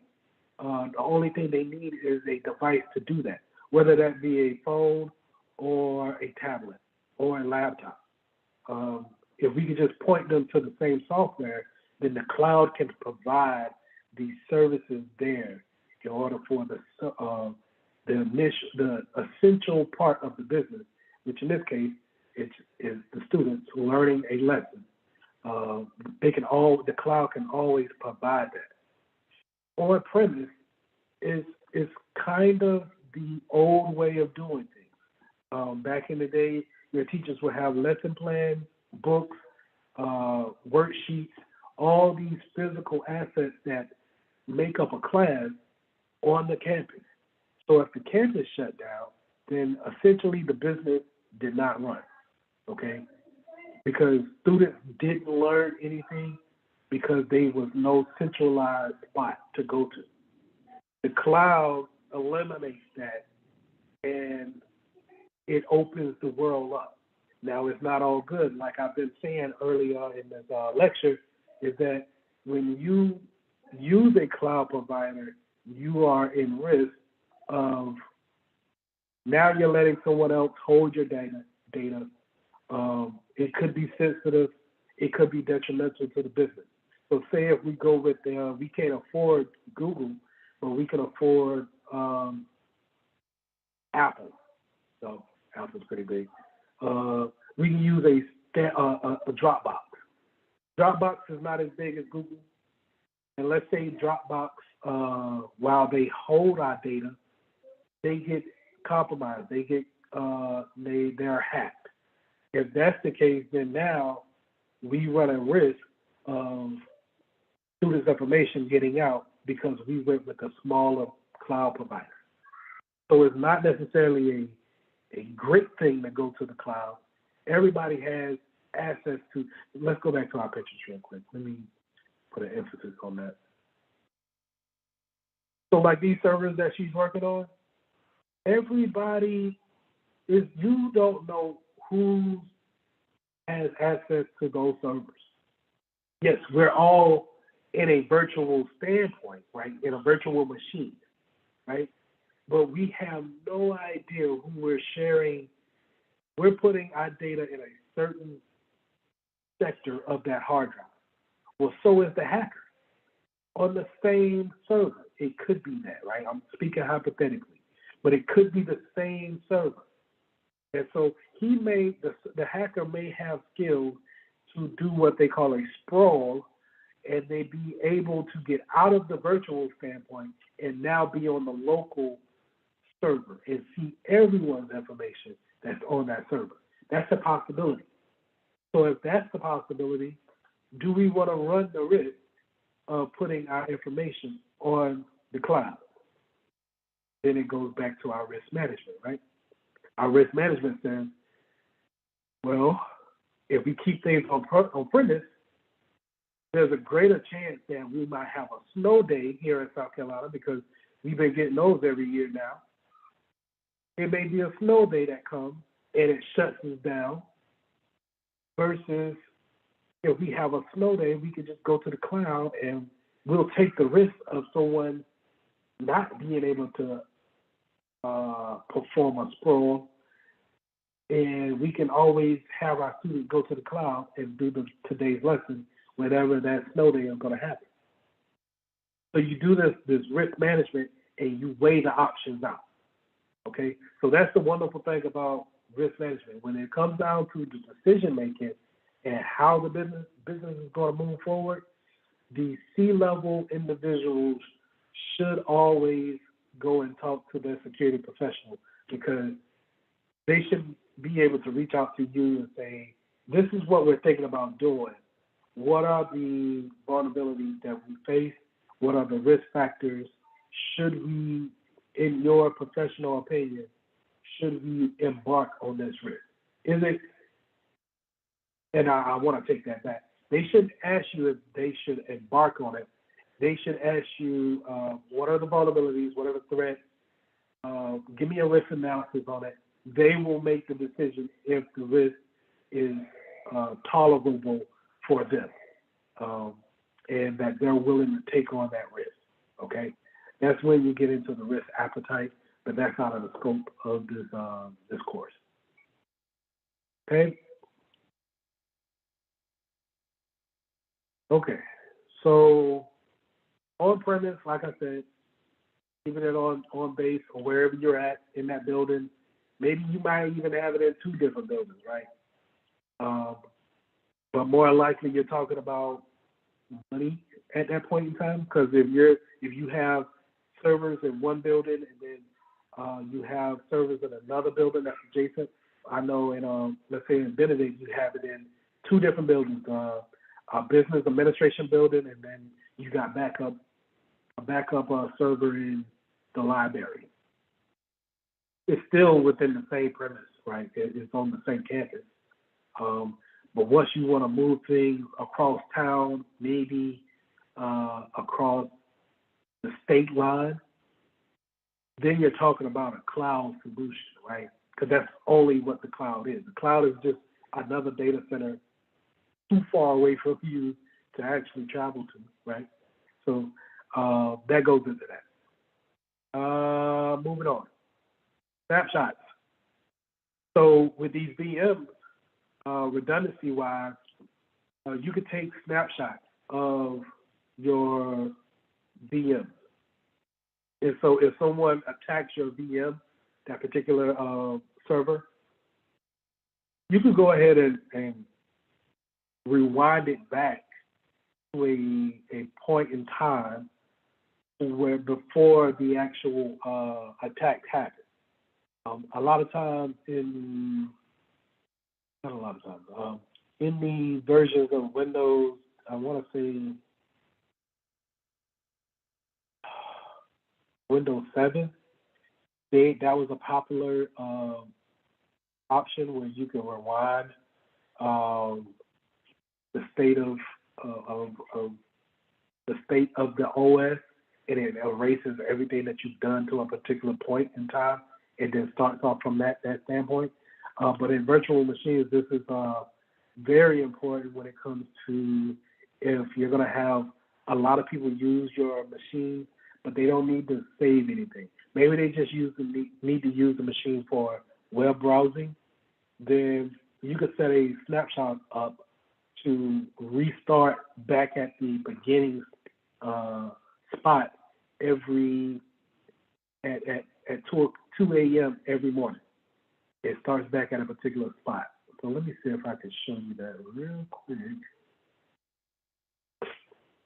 If not, I can show you on my regular PC what I mean. So that capture is similar to what I'm talking about.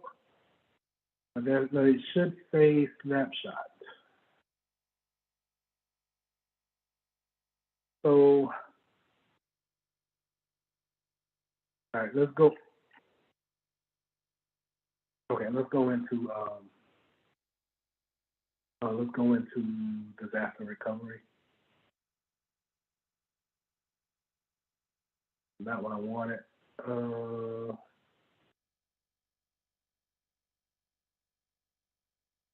right, no biggie.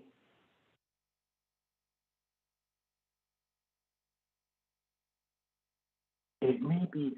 Never mind. I'm not even gonna look for it.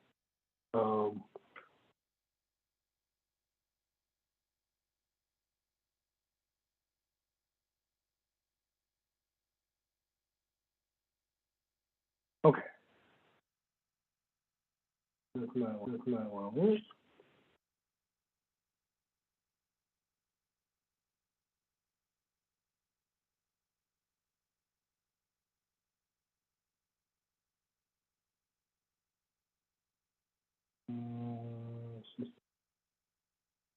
Yeah, let's go to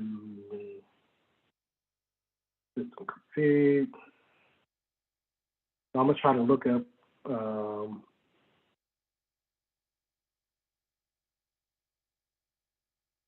I'll try to look it up on my local machine, and I'm looking.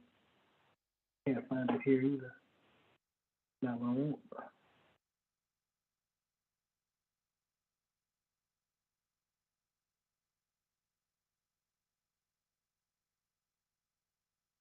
Is it reset?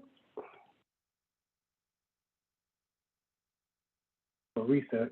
Reset is probably the closest thing that I'm gonna get to it. Yeah. Okay. So verbiage try to guess. So snapshots, yeah. Okay. So snapshot takes you back to a particular point, but since I can't show you the actual snapshot in the virtual setting, virtual machine setting, I'm gonna show you how we do it on a regular PC. So this is kind of the closest thing that you're gonna get on your local PC to a snapshot. You can reset your PC, and what that does is it basically is strip the profile that's on it, and everything that you've done on that profile is deleted. Now, to get a little bit to talk a little bit more about deleted, it doesn't wipe it from your hard drive. Okay. Earlier in this lecture, I said you could get software that writes ones and zeros over your hard drive to completely wipe it. Resetting the PC does not do that. Okay. So if you have ever reset a PC thinking that your personal information was gone, it's probably recoverable if you have the right software. I doubt if the person that may have the computer now have that software. I would doubt, but resetting the PC sets it back to a certain snapshot, a certain particular time in that computer, and it basically goes back to just the first time that you took it out of the box, and now you're using that PC for the first time, right? But what it does, when I say deletes your profile, it allows something else to be written over your profile, and that kind of goes into the software that writes over it and wipes it clean. But when you're deleting it, it waits until it has something else to put over it, okay? So residue of your personal information is still there, but it's just waiting for something else to rewrite over it, okay? If that makes sense. And resetting your PC is something that you could do to experience the snapshot. You reset it, takes maybe about 20 minutes to actually reset a PC, and this is a good way of cleaning out old updates that you may have, or old downloads that you may have just sitting on the PC, slowing it down. A lot of times, whenever someone asks me to clear up their PC or get it back to a speedy type of PC, I'm probably going to run a reset on it, just to kind of take it back to a particular point in time of that OS, and then have them start from there. So on Windows 11, you're probably going to just type into your start menu, reset. It's going to bring you here. I'm not going to hit that now because that'll cut our session. Right?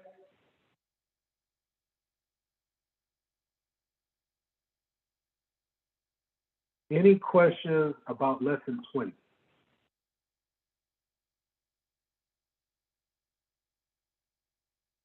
All right. No questions. You want to take a 10-minute break? 10-minute break, put a thumbs up in the chat or a hand. Sounds good to me.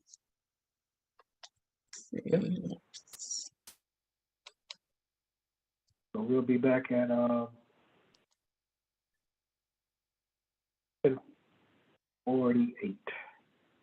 Okay.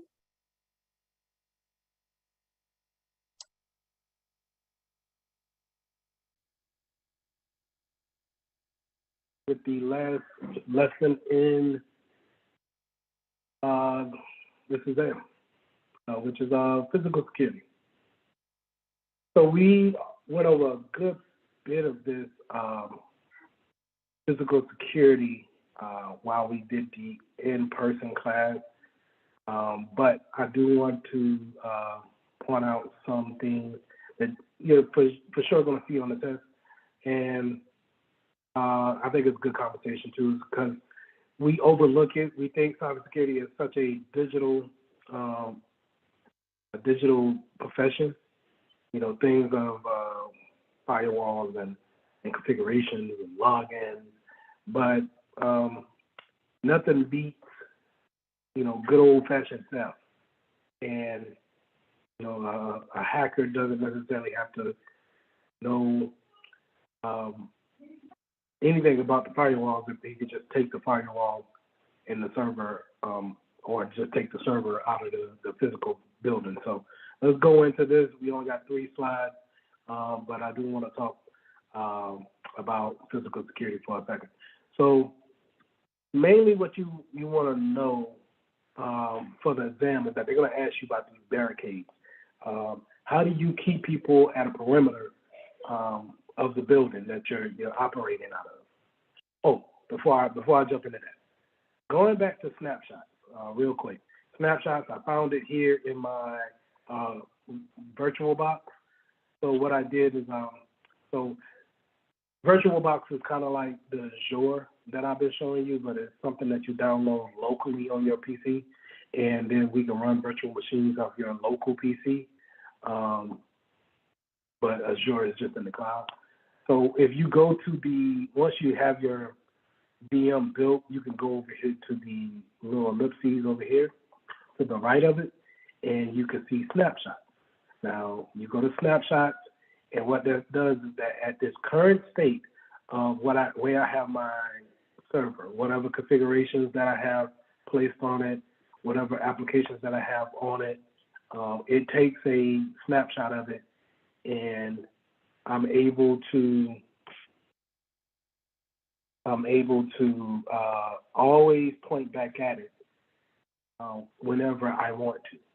Okay, so now I can let anybody go into the server, make any kind of changes that they want, and break it for all I care. And then I can always go back to my snapshot, and then I can just apply the snapshot.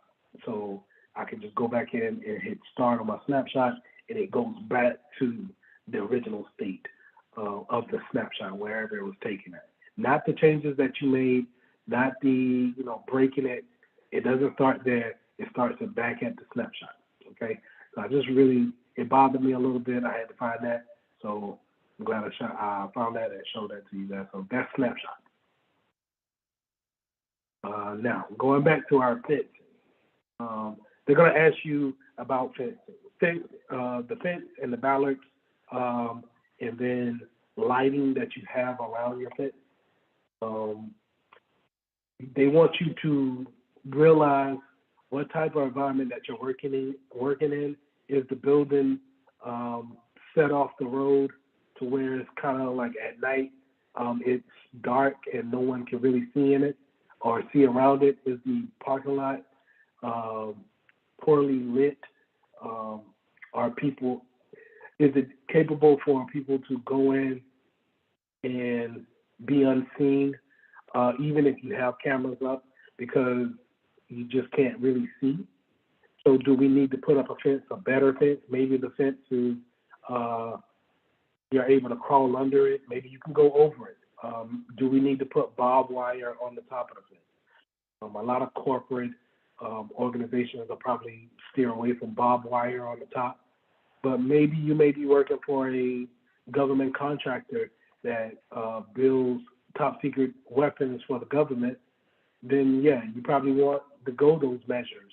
So it's all relative to what type of organization that you're working with, on the severity of how do we take, how far are we going to take it with the fence and the barricades that we have out in the perimeter of the building.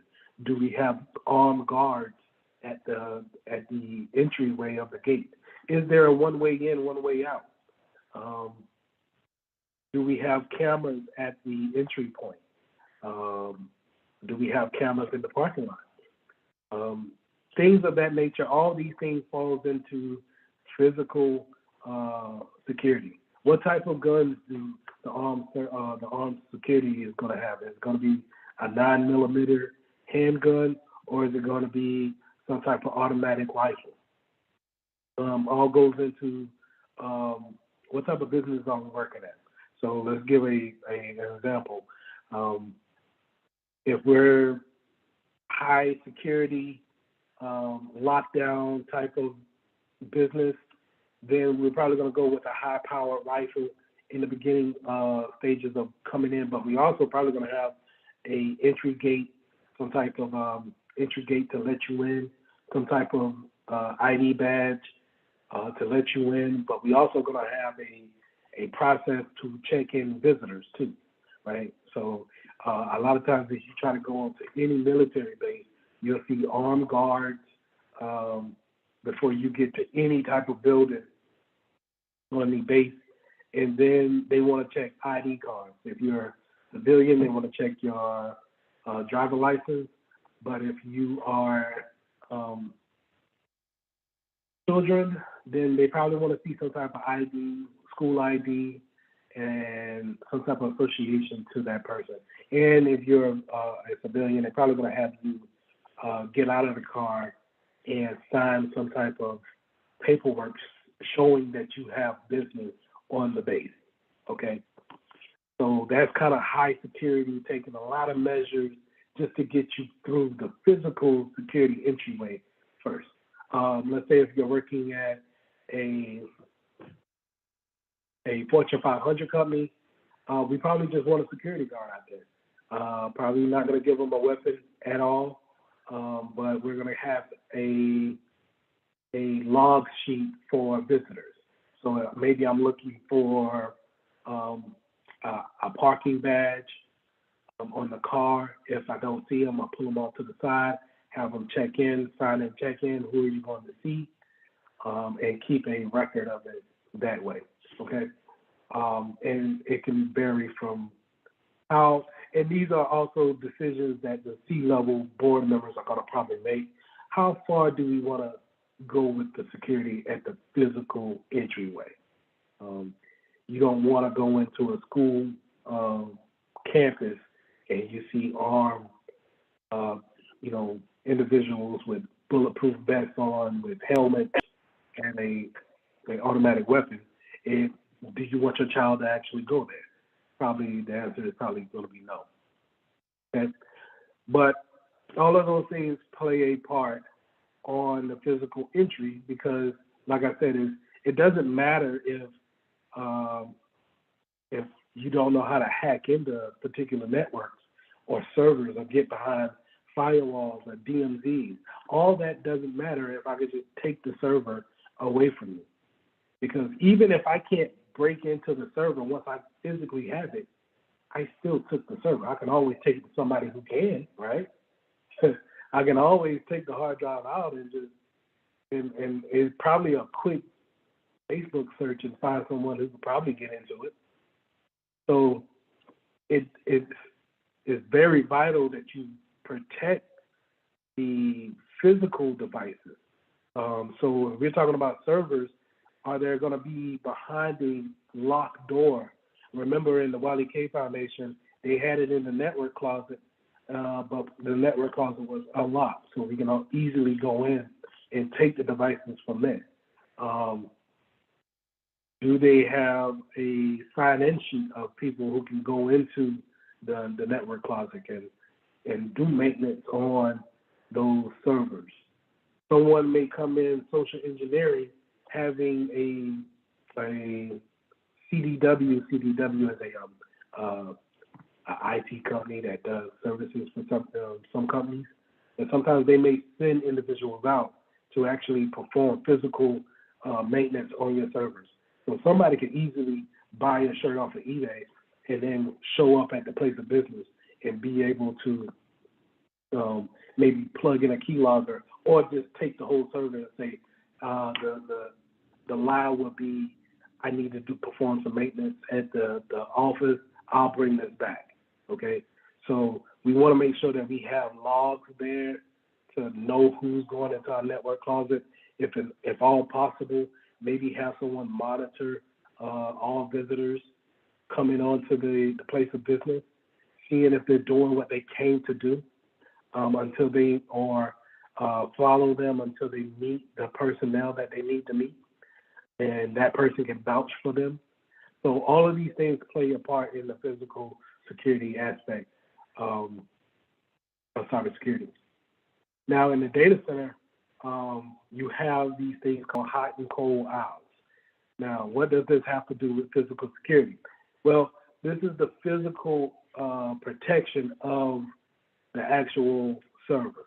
In these data centers, you can imagine, when I show those pictures, you can imagine all of those PCs get hot, especially when they're processing at high speed and constantly around the clock. So you can imagine the electrical bill as far as the air conditioning could be astronomical. Well, if they get so hot, then they can easily overheat and shut down, which creates a denial of service on yourself, right? So what you want to do when setting up a data center, if you're ever put in a situation where you're working with a company and they're putting up a data center on premise, they're going to do this with their own money, then you need to make sure that you put in a hot and cold aisle type of setup. And this diagram shows exactly what I mean by hot and cold.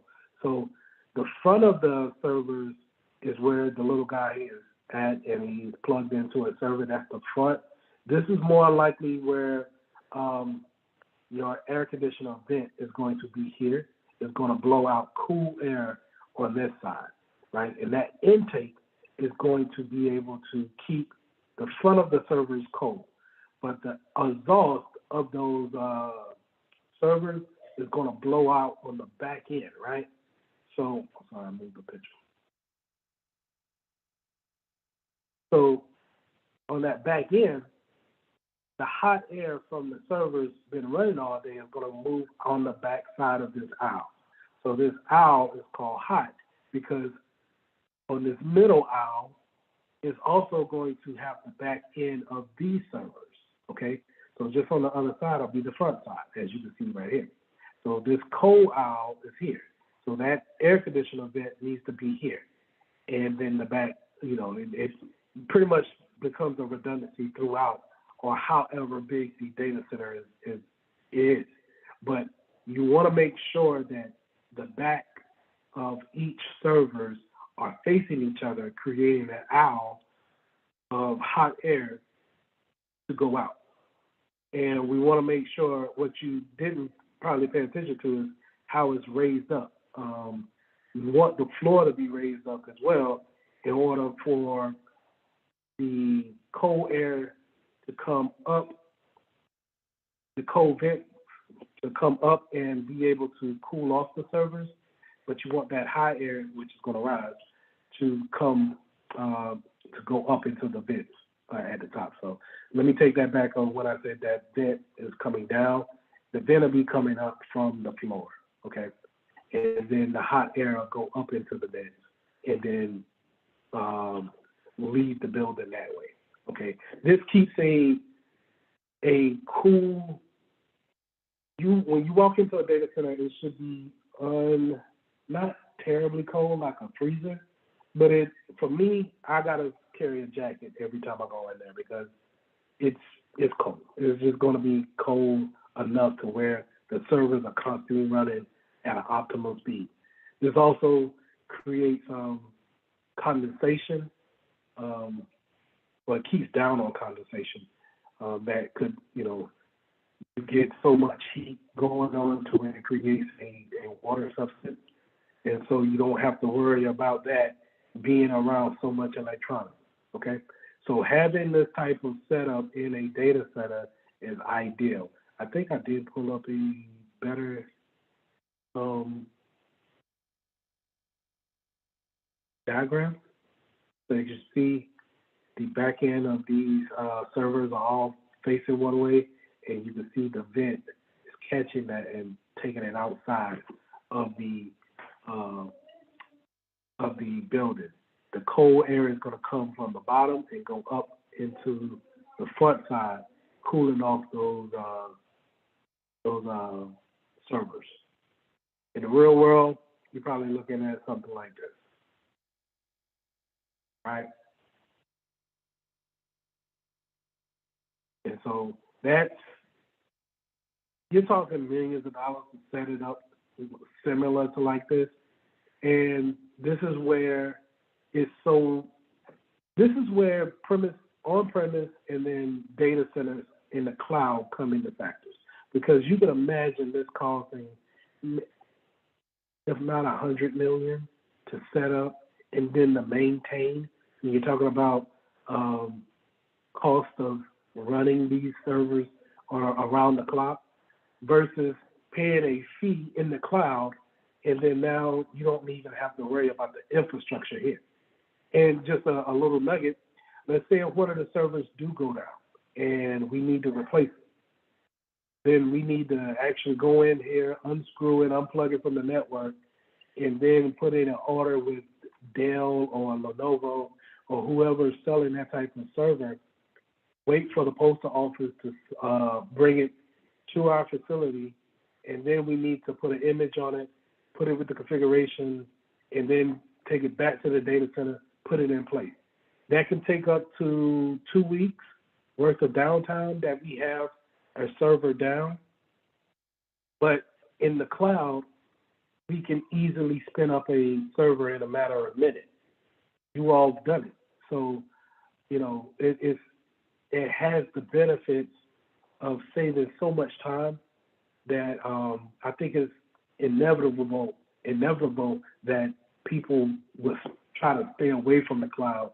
And I think as the cloud solutions become better with keeping people's data, that you probably would just, it would just behoove you to have some type of cloud instance in your business. So that's the hot and cold hours. Finally, we're going to talk about fire detection and suppression.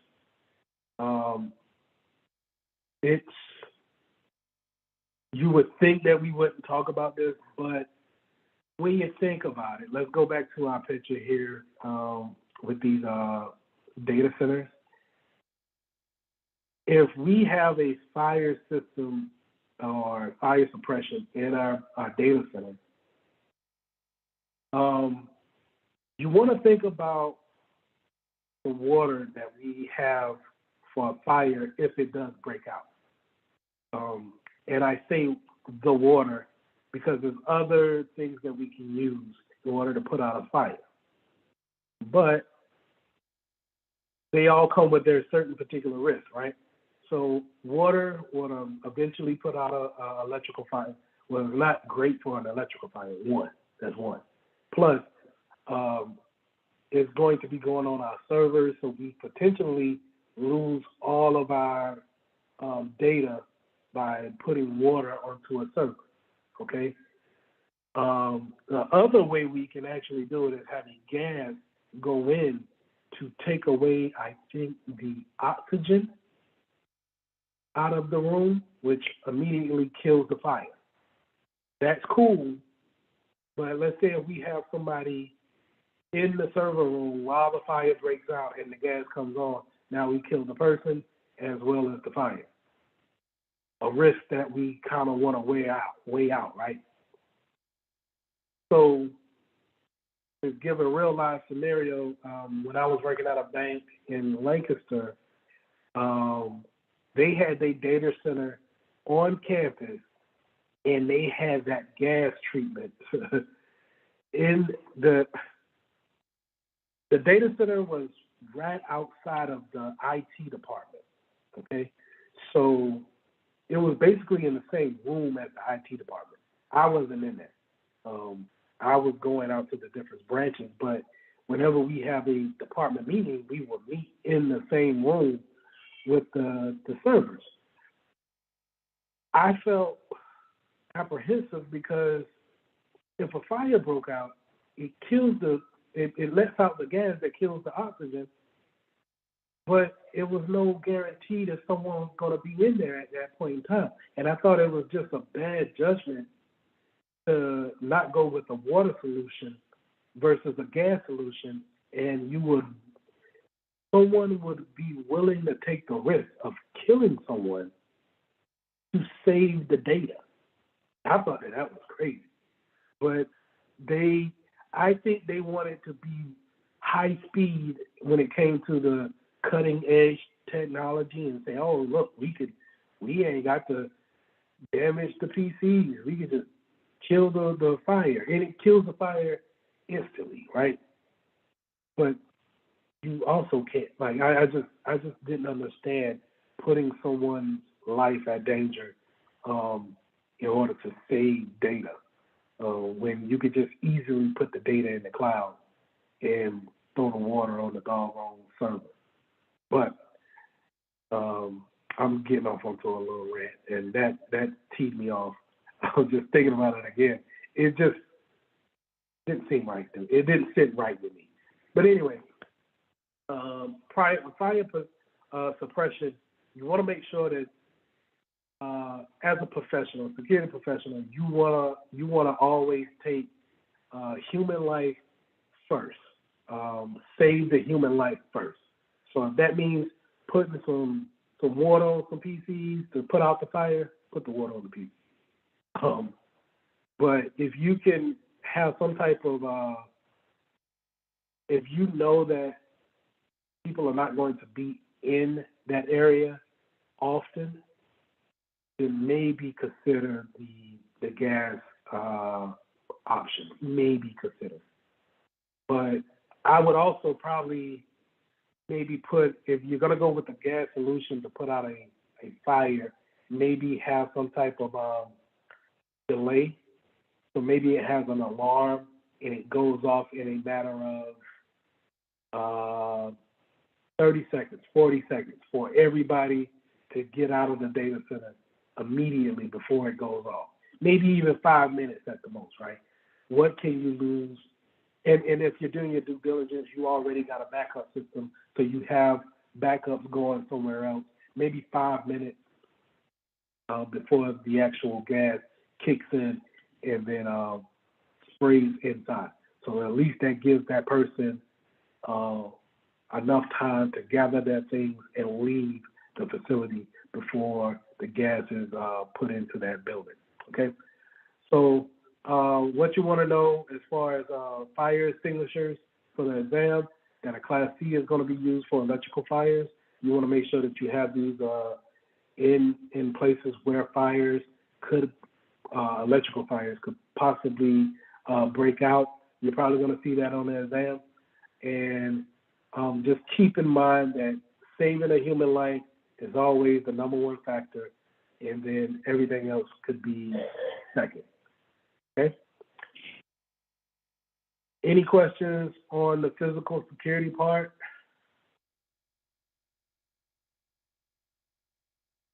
Yes, Chris. I have a question, not so much on the physical security part, but Snapshot. I noticed on Azure, when you was looking for that, is capture the same thing as Snapshot? It says image whenever you highlight it. Is that the same thing? I was thinking that it was, but I was thinking more of the capture is probably a literal capture of it, kind of like taking a screenshot of the configuration. Oh, okay. That's what I was thinking, but it may be a snapshot. I'm not gonna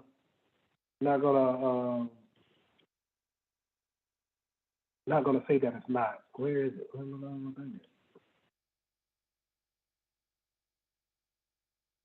Give me 1 second. Okay. So we can look into it.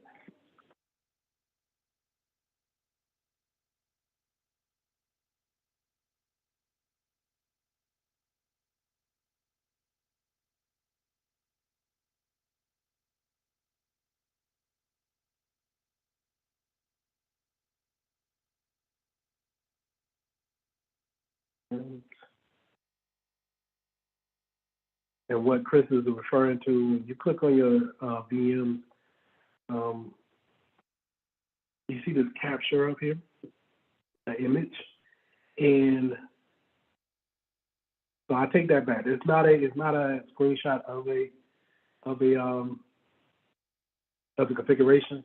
What this is going to do is create an image of the configurations that you already built. So what that means is that, okay, it's best to give a real life scenario is that, let's say if I built this test lab and I wanted to give everybody this test lab with the configurations, with the same software on it, and the particular software configurations, so you can go in and make the changes and learn a lesson, right? Well, and instead of just giving you access to this particular server, I can do a capture, and this creates an image for me to build another one,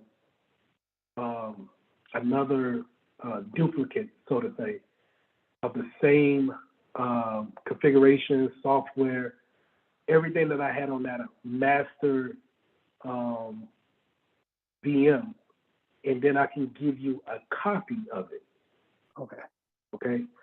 So while it's sort of what I'm saying with the snapshot is going to not make a whole nother VM. It's going to be the same VM, but at a certain particular time, I can always rewind back to a particular time that I took the snapshot. So open my VirtualBox one more time. So in VirtualBox, I took a snapshot of it, and it's at the current state. So now, let's say if I go and I power up this 2019 server, and then I put a malware on it, and I can't get it off, right? And it's just messing up everything that I got. I can power down the machine, and then I can go over here to my snapshot, and I say go back to this snapshot that I took at 10:51 this morning. And what that does is that it forgets everything that happened after that time, and it removes the malware, and then I start off with with a rewind, quote unquote, a rewind state of an OS. So I don't have the virus on there anymore because it goes back to this original state. It forgets everything that happened after that fact, okay? So that's what a snapshot does. And it's the same machine, whereas the capture, it goes off and makes a whole nother machine based off of what we had already set the configurations on. That make sense? Yes, sir. Let's see. I was playing around with Azure. I think I figured out how to do it. On the VM? Yes. Oracle? Virtual? I might play around with it. I found out how to do it. It gave me the instructions to how to do a snapshot in Azure. I just need to play around with it first. See if I'm doing the correct thing. I think whenever you create one off the rip, I think it does ask for a snapshot piece. Here in the monitor management. So you can select an existing. Let's try this. Is this one?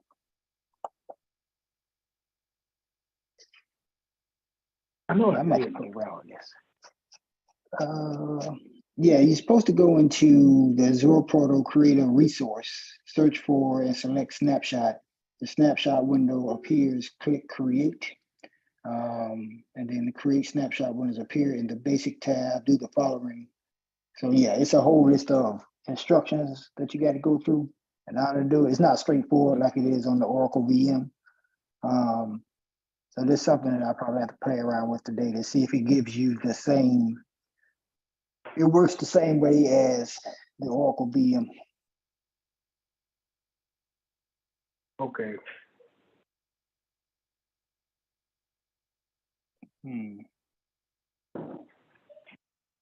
I know it. So, but yeah, much more easier than VirtualBox. Yeah. Yeah. This is a lot. Okay. And you know what? It's probably because of the cloud standpoint. You know, having this a snapshot is basically taking a sliver of that server and setting it aside as a rewind point. And to do that in the cloud, I would imagine that would probably accrue some more money because you're basically creating another machine on standby. Oh yeah. Okay. Yeah. You know what I mean? Yes, So sir. maybe that's why it's not necessarily a button that they have. It's just say, hey, you just do it right over here. Okay. Yeah. I know I've seen it. Yeah. Go click on create a resource, and then in the search, I typed in snapshot, and it popped up for me.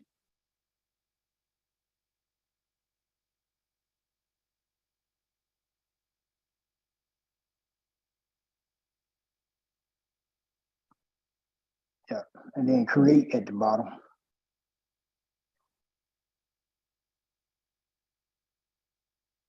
I don't think this is what I want. Yeah, see, that's what I got. This seems like a whole service. Okay. The energy, backend log, KB resize, KB attached to the VM dispatcher with says. I don't think this is what I want. Okay. Only because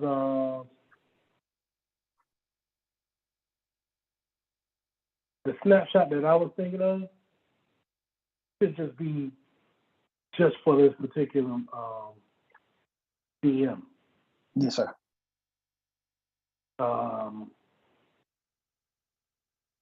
And I want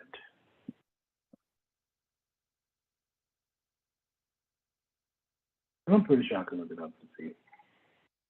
I got one more question to ask you. I'm thinking it's probably in the disaster recovery. Okay. Where we set you can't replicate your virtual machine to another Azure region for business continuity and disaster recovery needs.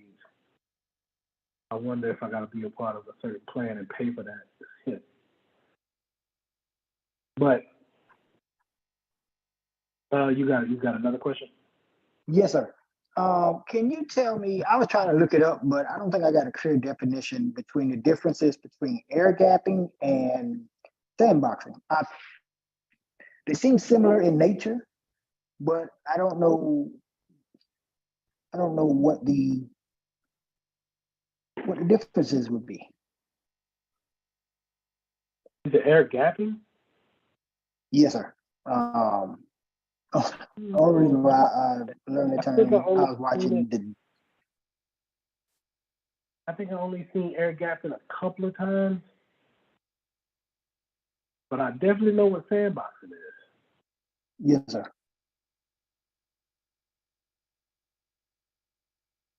Okay.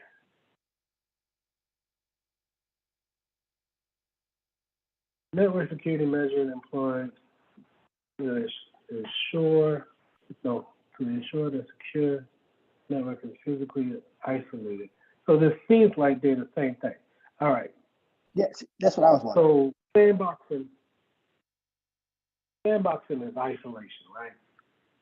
Mm-hmm. So what that means is to basically put your machine within a subnet, okay? And that subnet is not going to be contacted by anybody outside of that network. So in networking, you got a network ID, which is the first 3 octets. You see that on my screen? Yes, sir. So I'm over here with the public IP address. You can see my mouse. And I highlighted 172.190.113. That's the network ID. Okay. And then, you know, let's say if I put 56, you got 56 different users on your network. So dot 1 through 56 people have different IP addresses. What'll happen is that when I isolate, when I sandbox, and when I air gap someone, I'm going to put them on a 172.190.112 network, okay? And I'm going to use that subnet to get to, you know, to be able to connect to them only between a particular device that I trust. But basically, I segmented them from the network. So if someone's on that particular PC, they can't jump from one PC to another PC on that network. Okay. Okay. When I isolate it, that's the only thing I'm doing. I'm gonna use the software. Let's say if we're working day to day, and someone says, "Hey, my computer's acting weird. I think some viruses on it. I need to have someone look at it." What you're going to do is you're going to come to something like Azure and find out their computer name, come in here, and then we're going to change this public IP address or change that private IP address, whatever the case may be. Change it and set them into that subnet.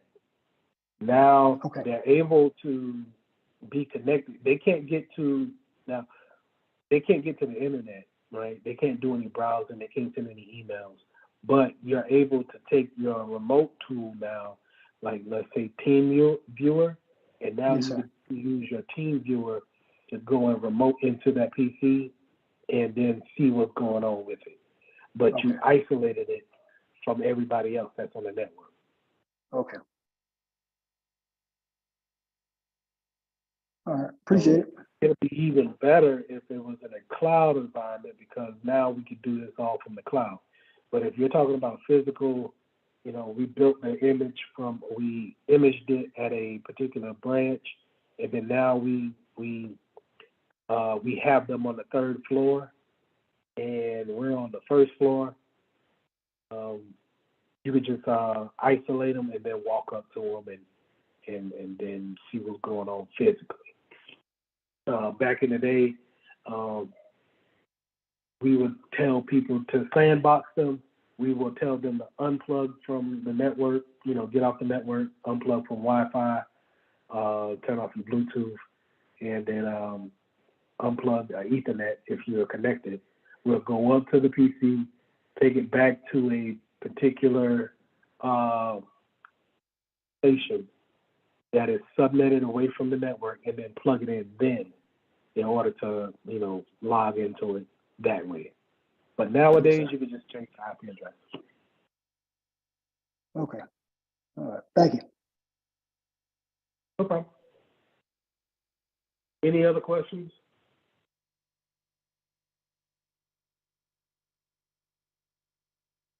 Well, that's all of the lessons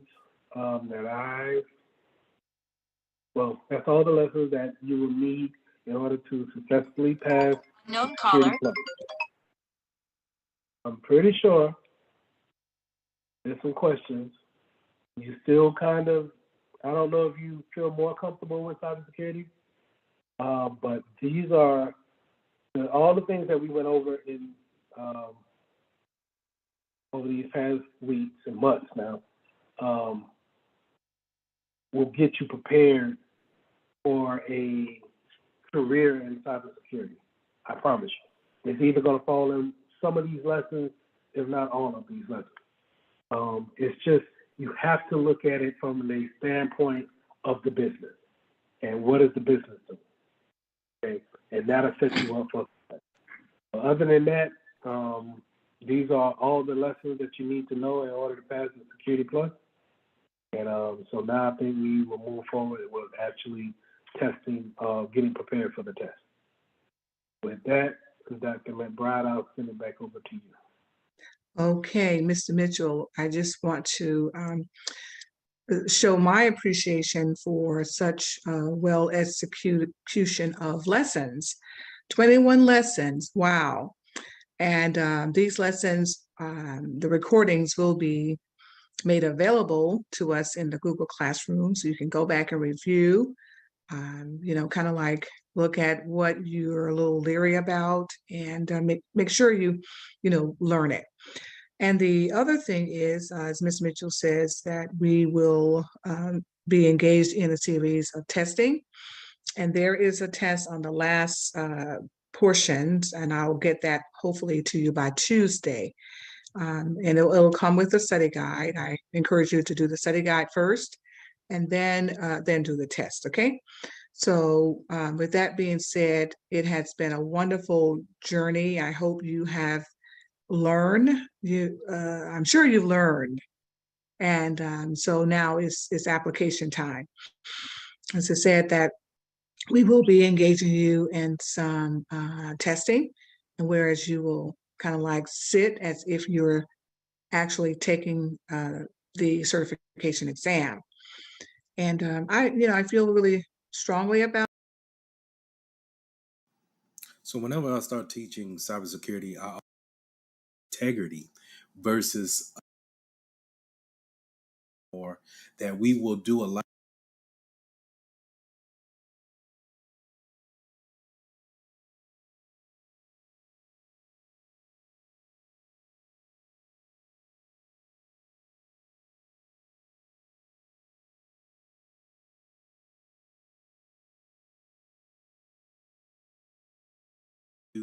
Or not be every position that I've seen.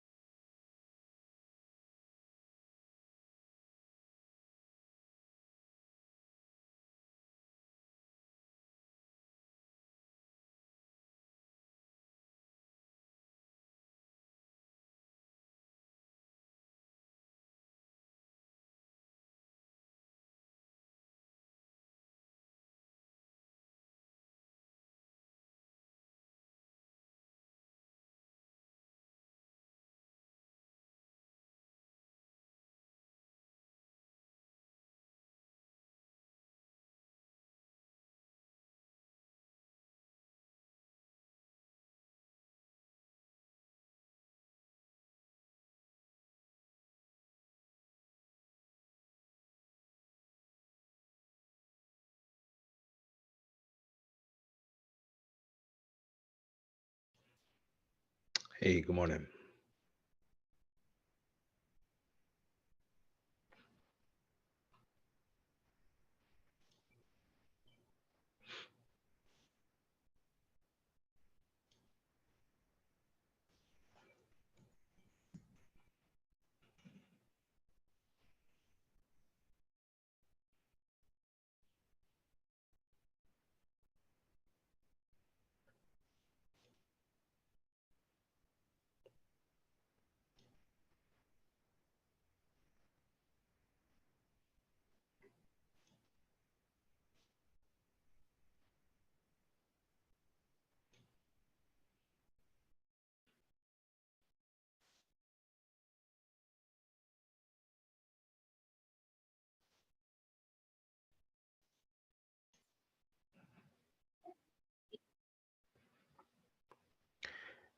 Somebody do me a favor and unmute yourself and just let me know if you can see the slide. Just kind of say yes or no, or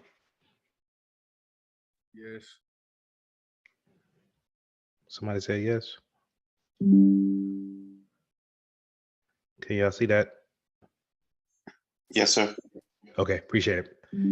All right, tools in security, cybersecurity. These are some of the tools that I actually use on a day-to-day basis. I think that if you don't have any kind of experience in cybersecurity and you would like to get into the field, going on to some of these websites, downloading the tools, playing around with them, seeing how they work, will give you good experience to put on your resume. As in, you can make a certain section on your resume to say, "Hey, I have experience in this tool. This tool does this, this, and this, and I know how to use that fluently." So I think it'll show employers, that you have moved forward as far as finding certain tools that work in the security realm, and it'll kind of give you that experience without being employed by someone. So the first one I'm going to go over is Virus Total, and Virus Total is basically a website that we use in order to see if any kind of files are malicious. Um, Without scanning, using a antivirus scanner to figure out if that file is actually malicious. So what I'm going to do, I'm going to go ahead and go to, I'm not going to copy the link. I'm going to show you guys how I do this so you can do it the same way. So let's go here. If I can pull up a Chrome window. All right. So Virus Total. Come in here and type in your Google search, and you'll more likely going to be the first search that pops up here. And this is Virus Total, right? So what I can do is I can either put a file in there and have it scanned, or I can use a URL file and see if a certain URL is actually vulnerable, or see if it's clean. So this is my own website, mitchelltech.org. And as you can see, what it does is it checks against all these different platforms here. So each one of these are different companies that certain businesses they may use or they may not use, right? But the good thing about Virus Total is that they can use um, the databases from all of these different companies to determine if one of these certain companies determine that website to be malicious, or is there some type of file or link that's on there that could be linked to ransomware.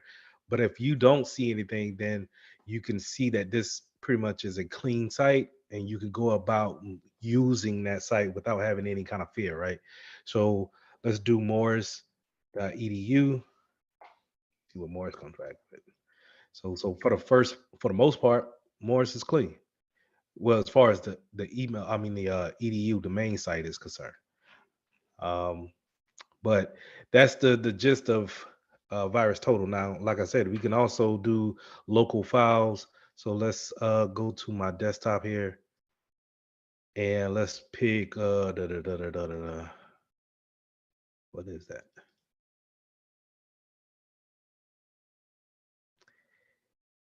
Nah. Let's go to my vaccination card. Yeah, give me that. So the VAT card.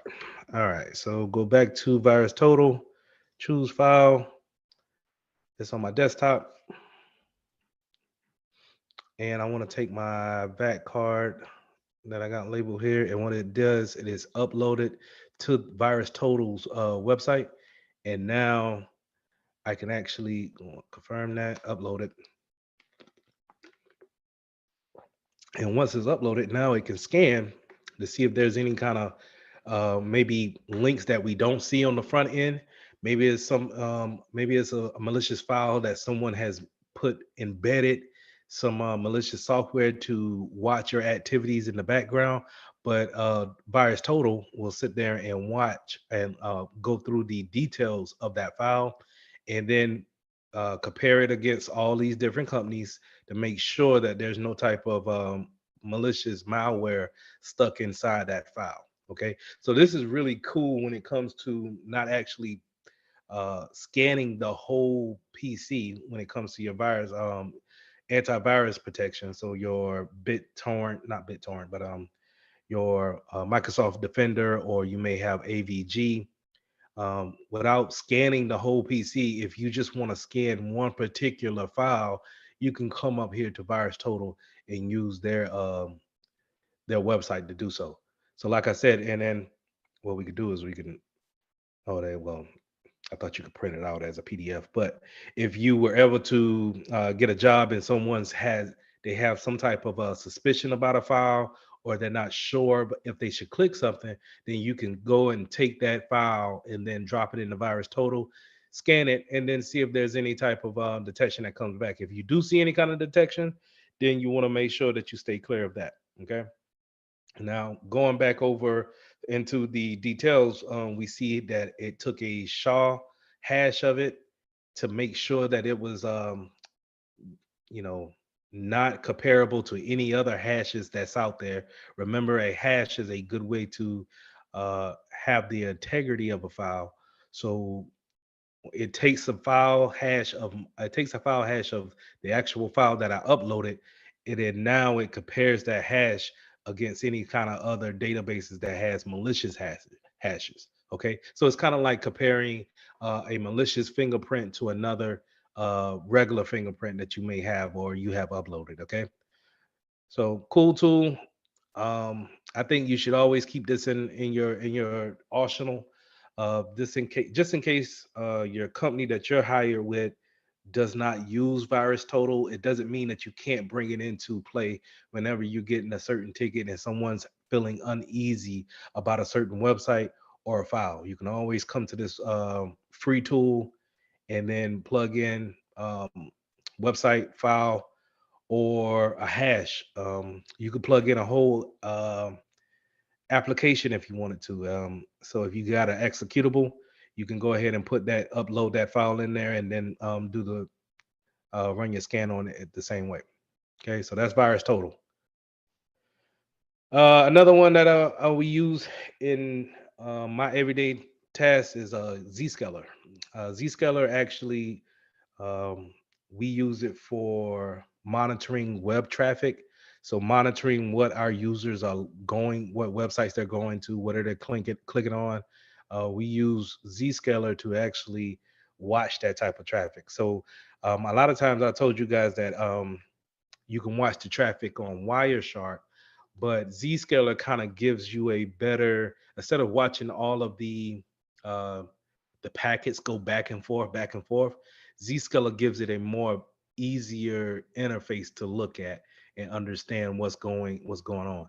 So here, they have given us a link here called Test My Defenses.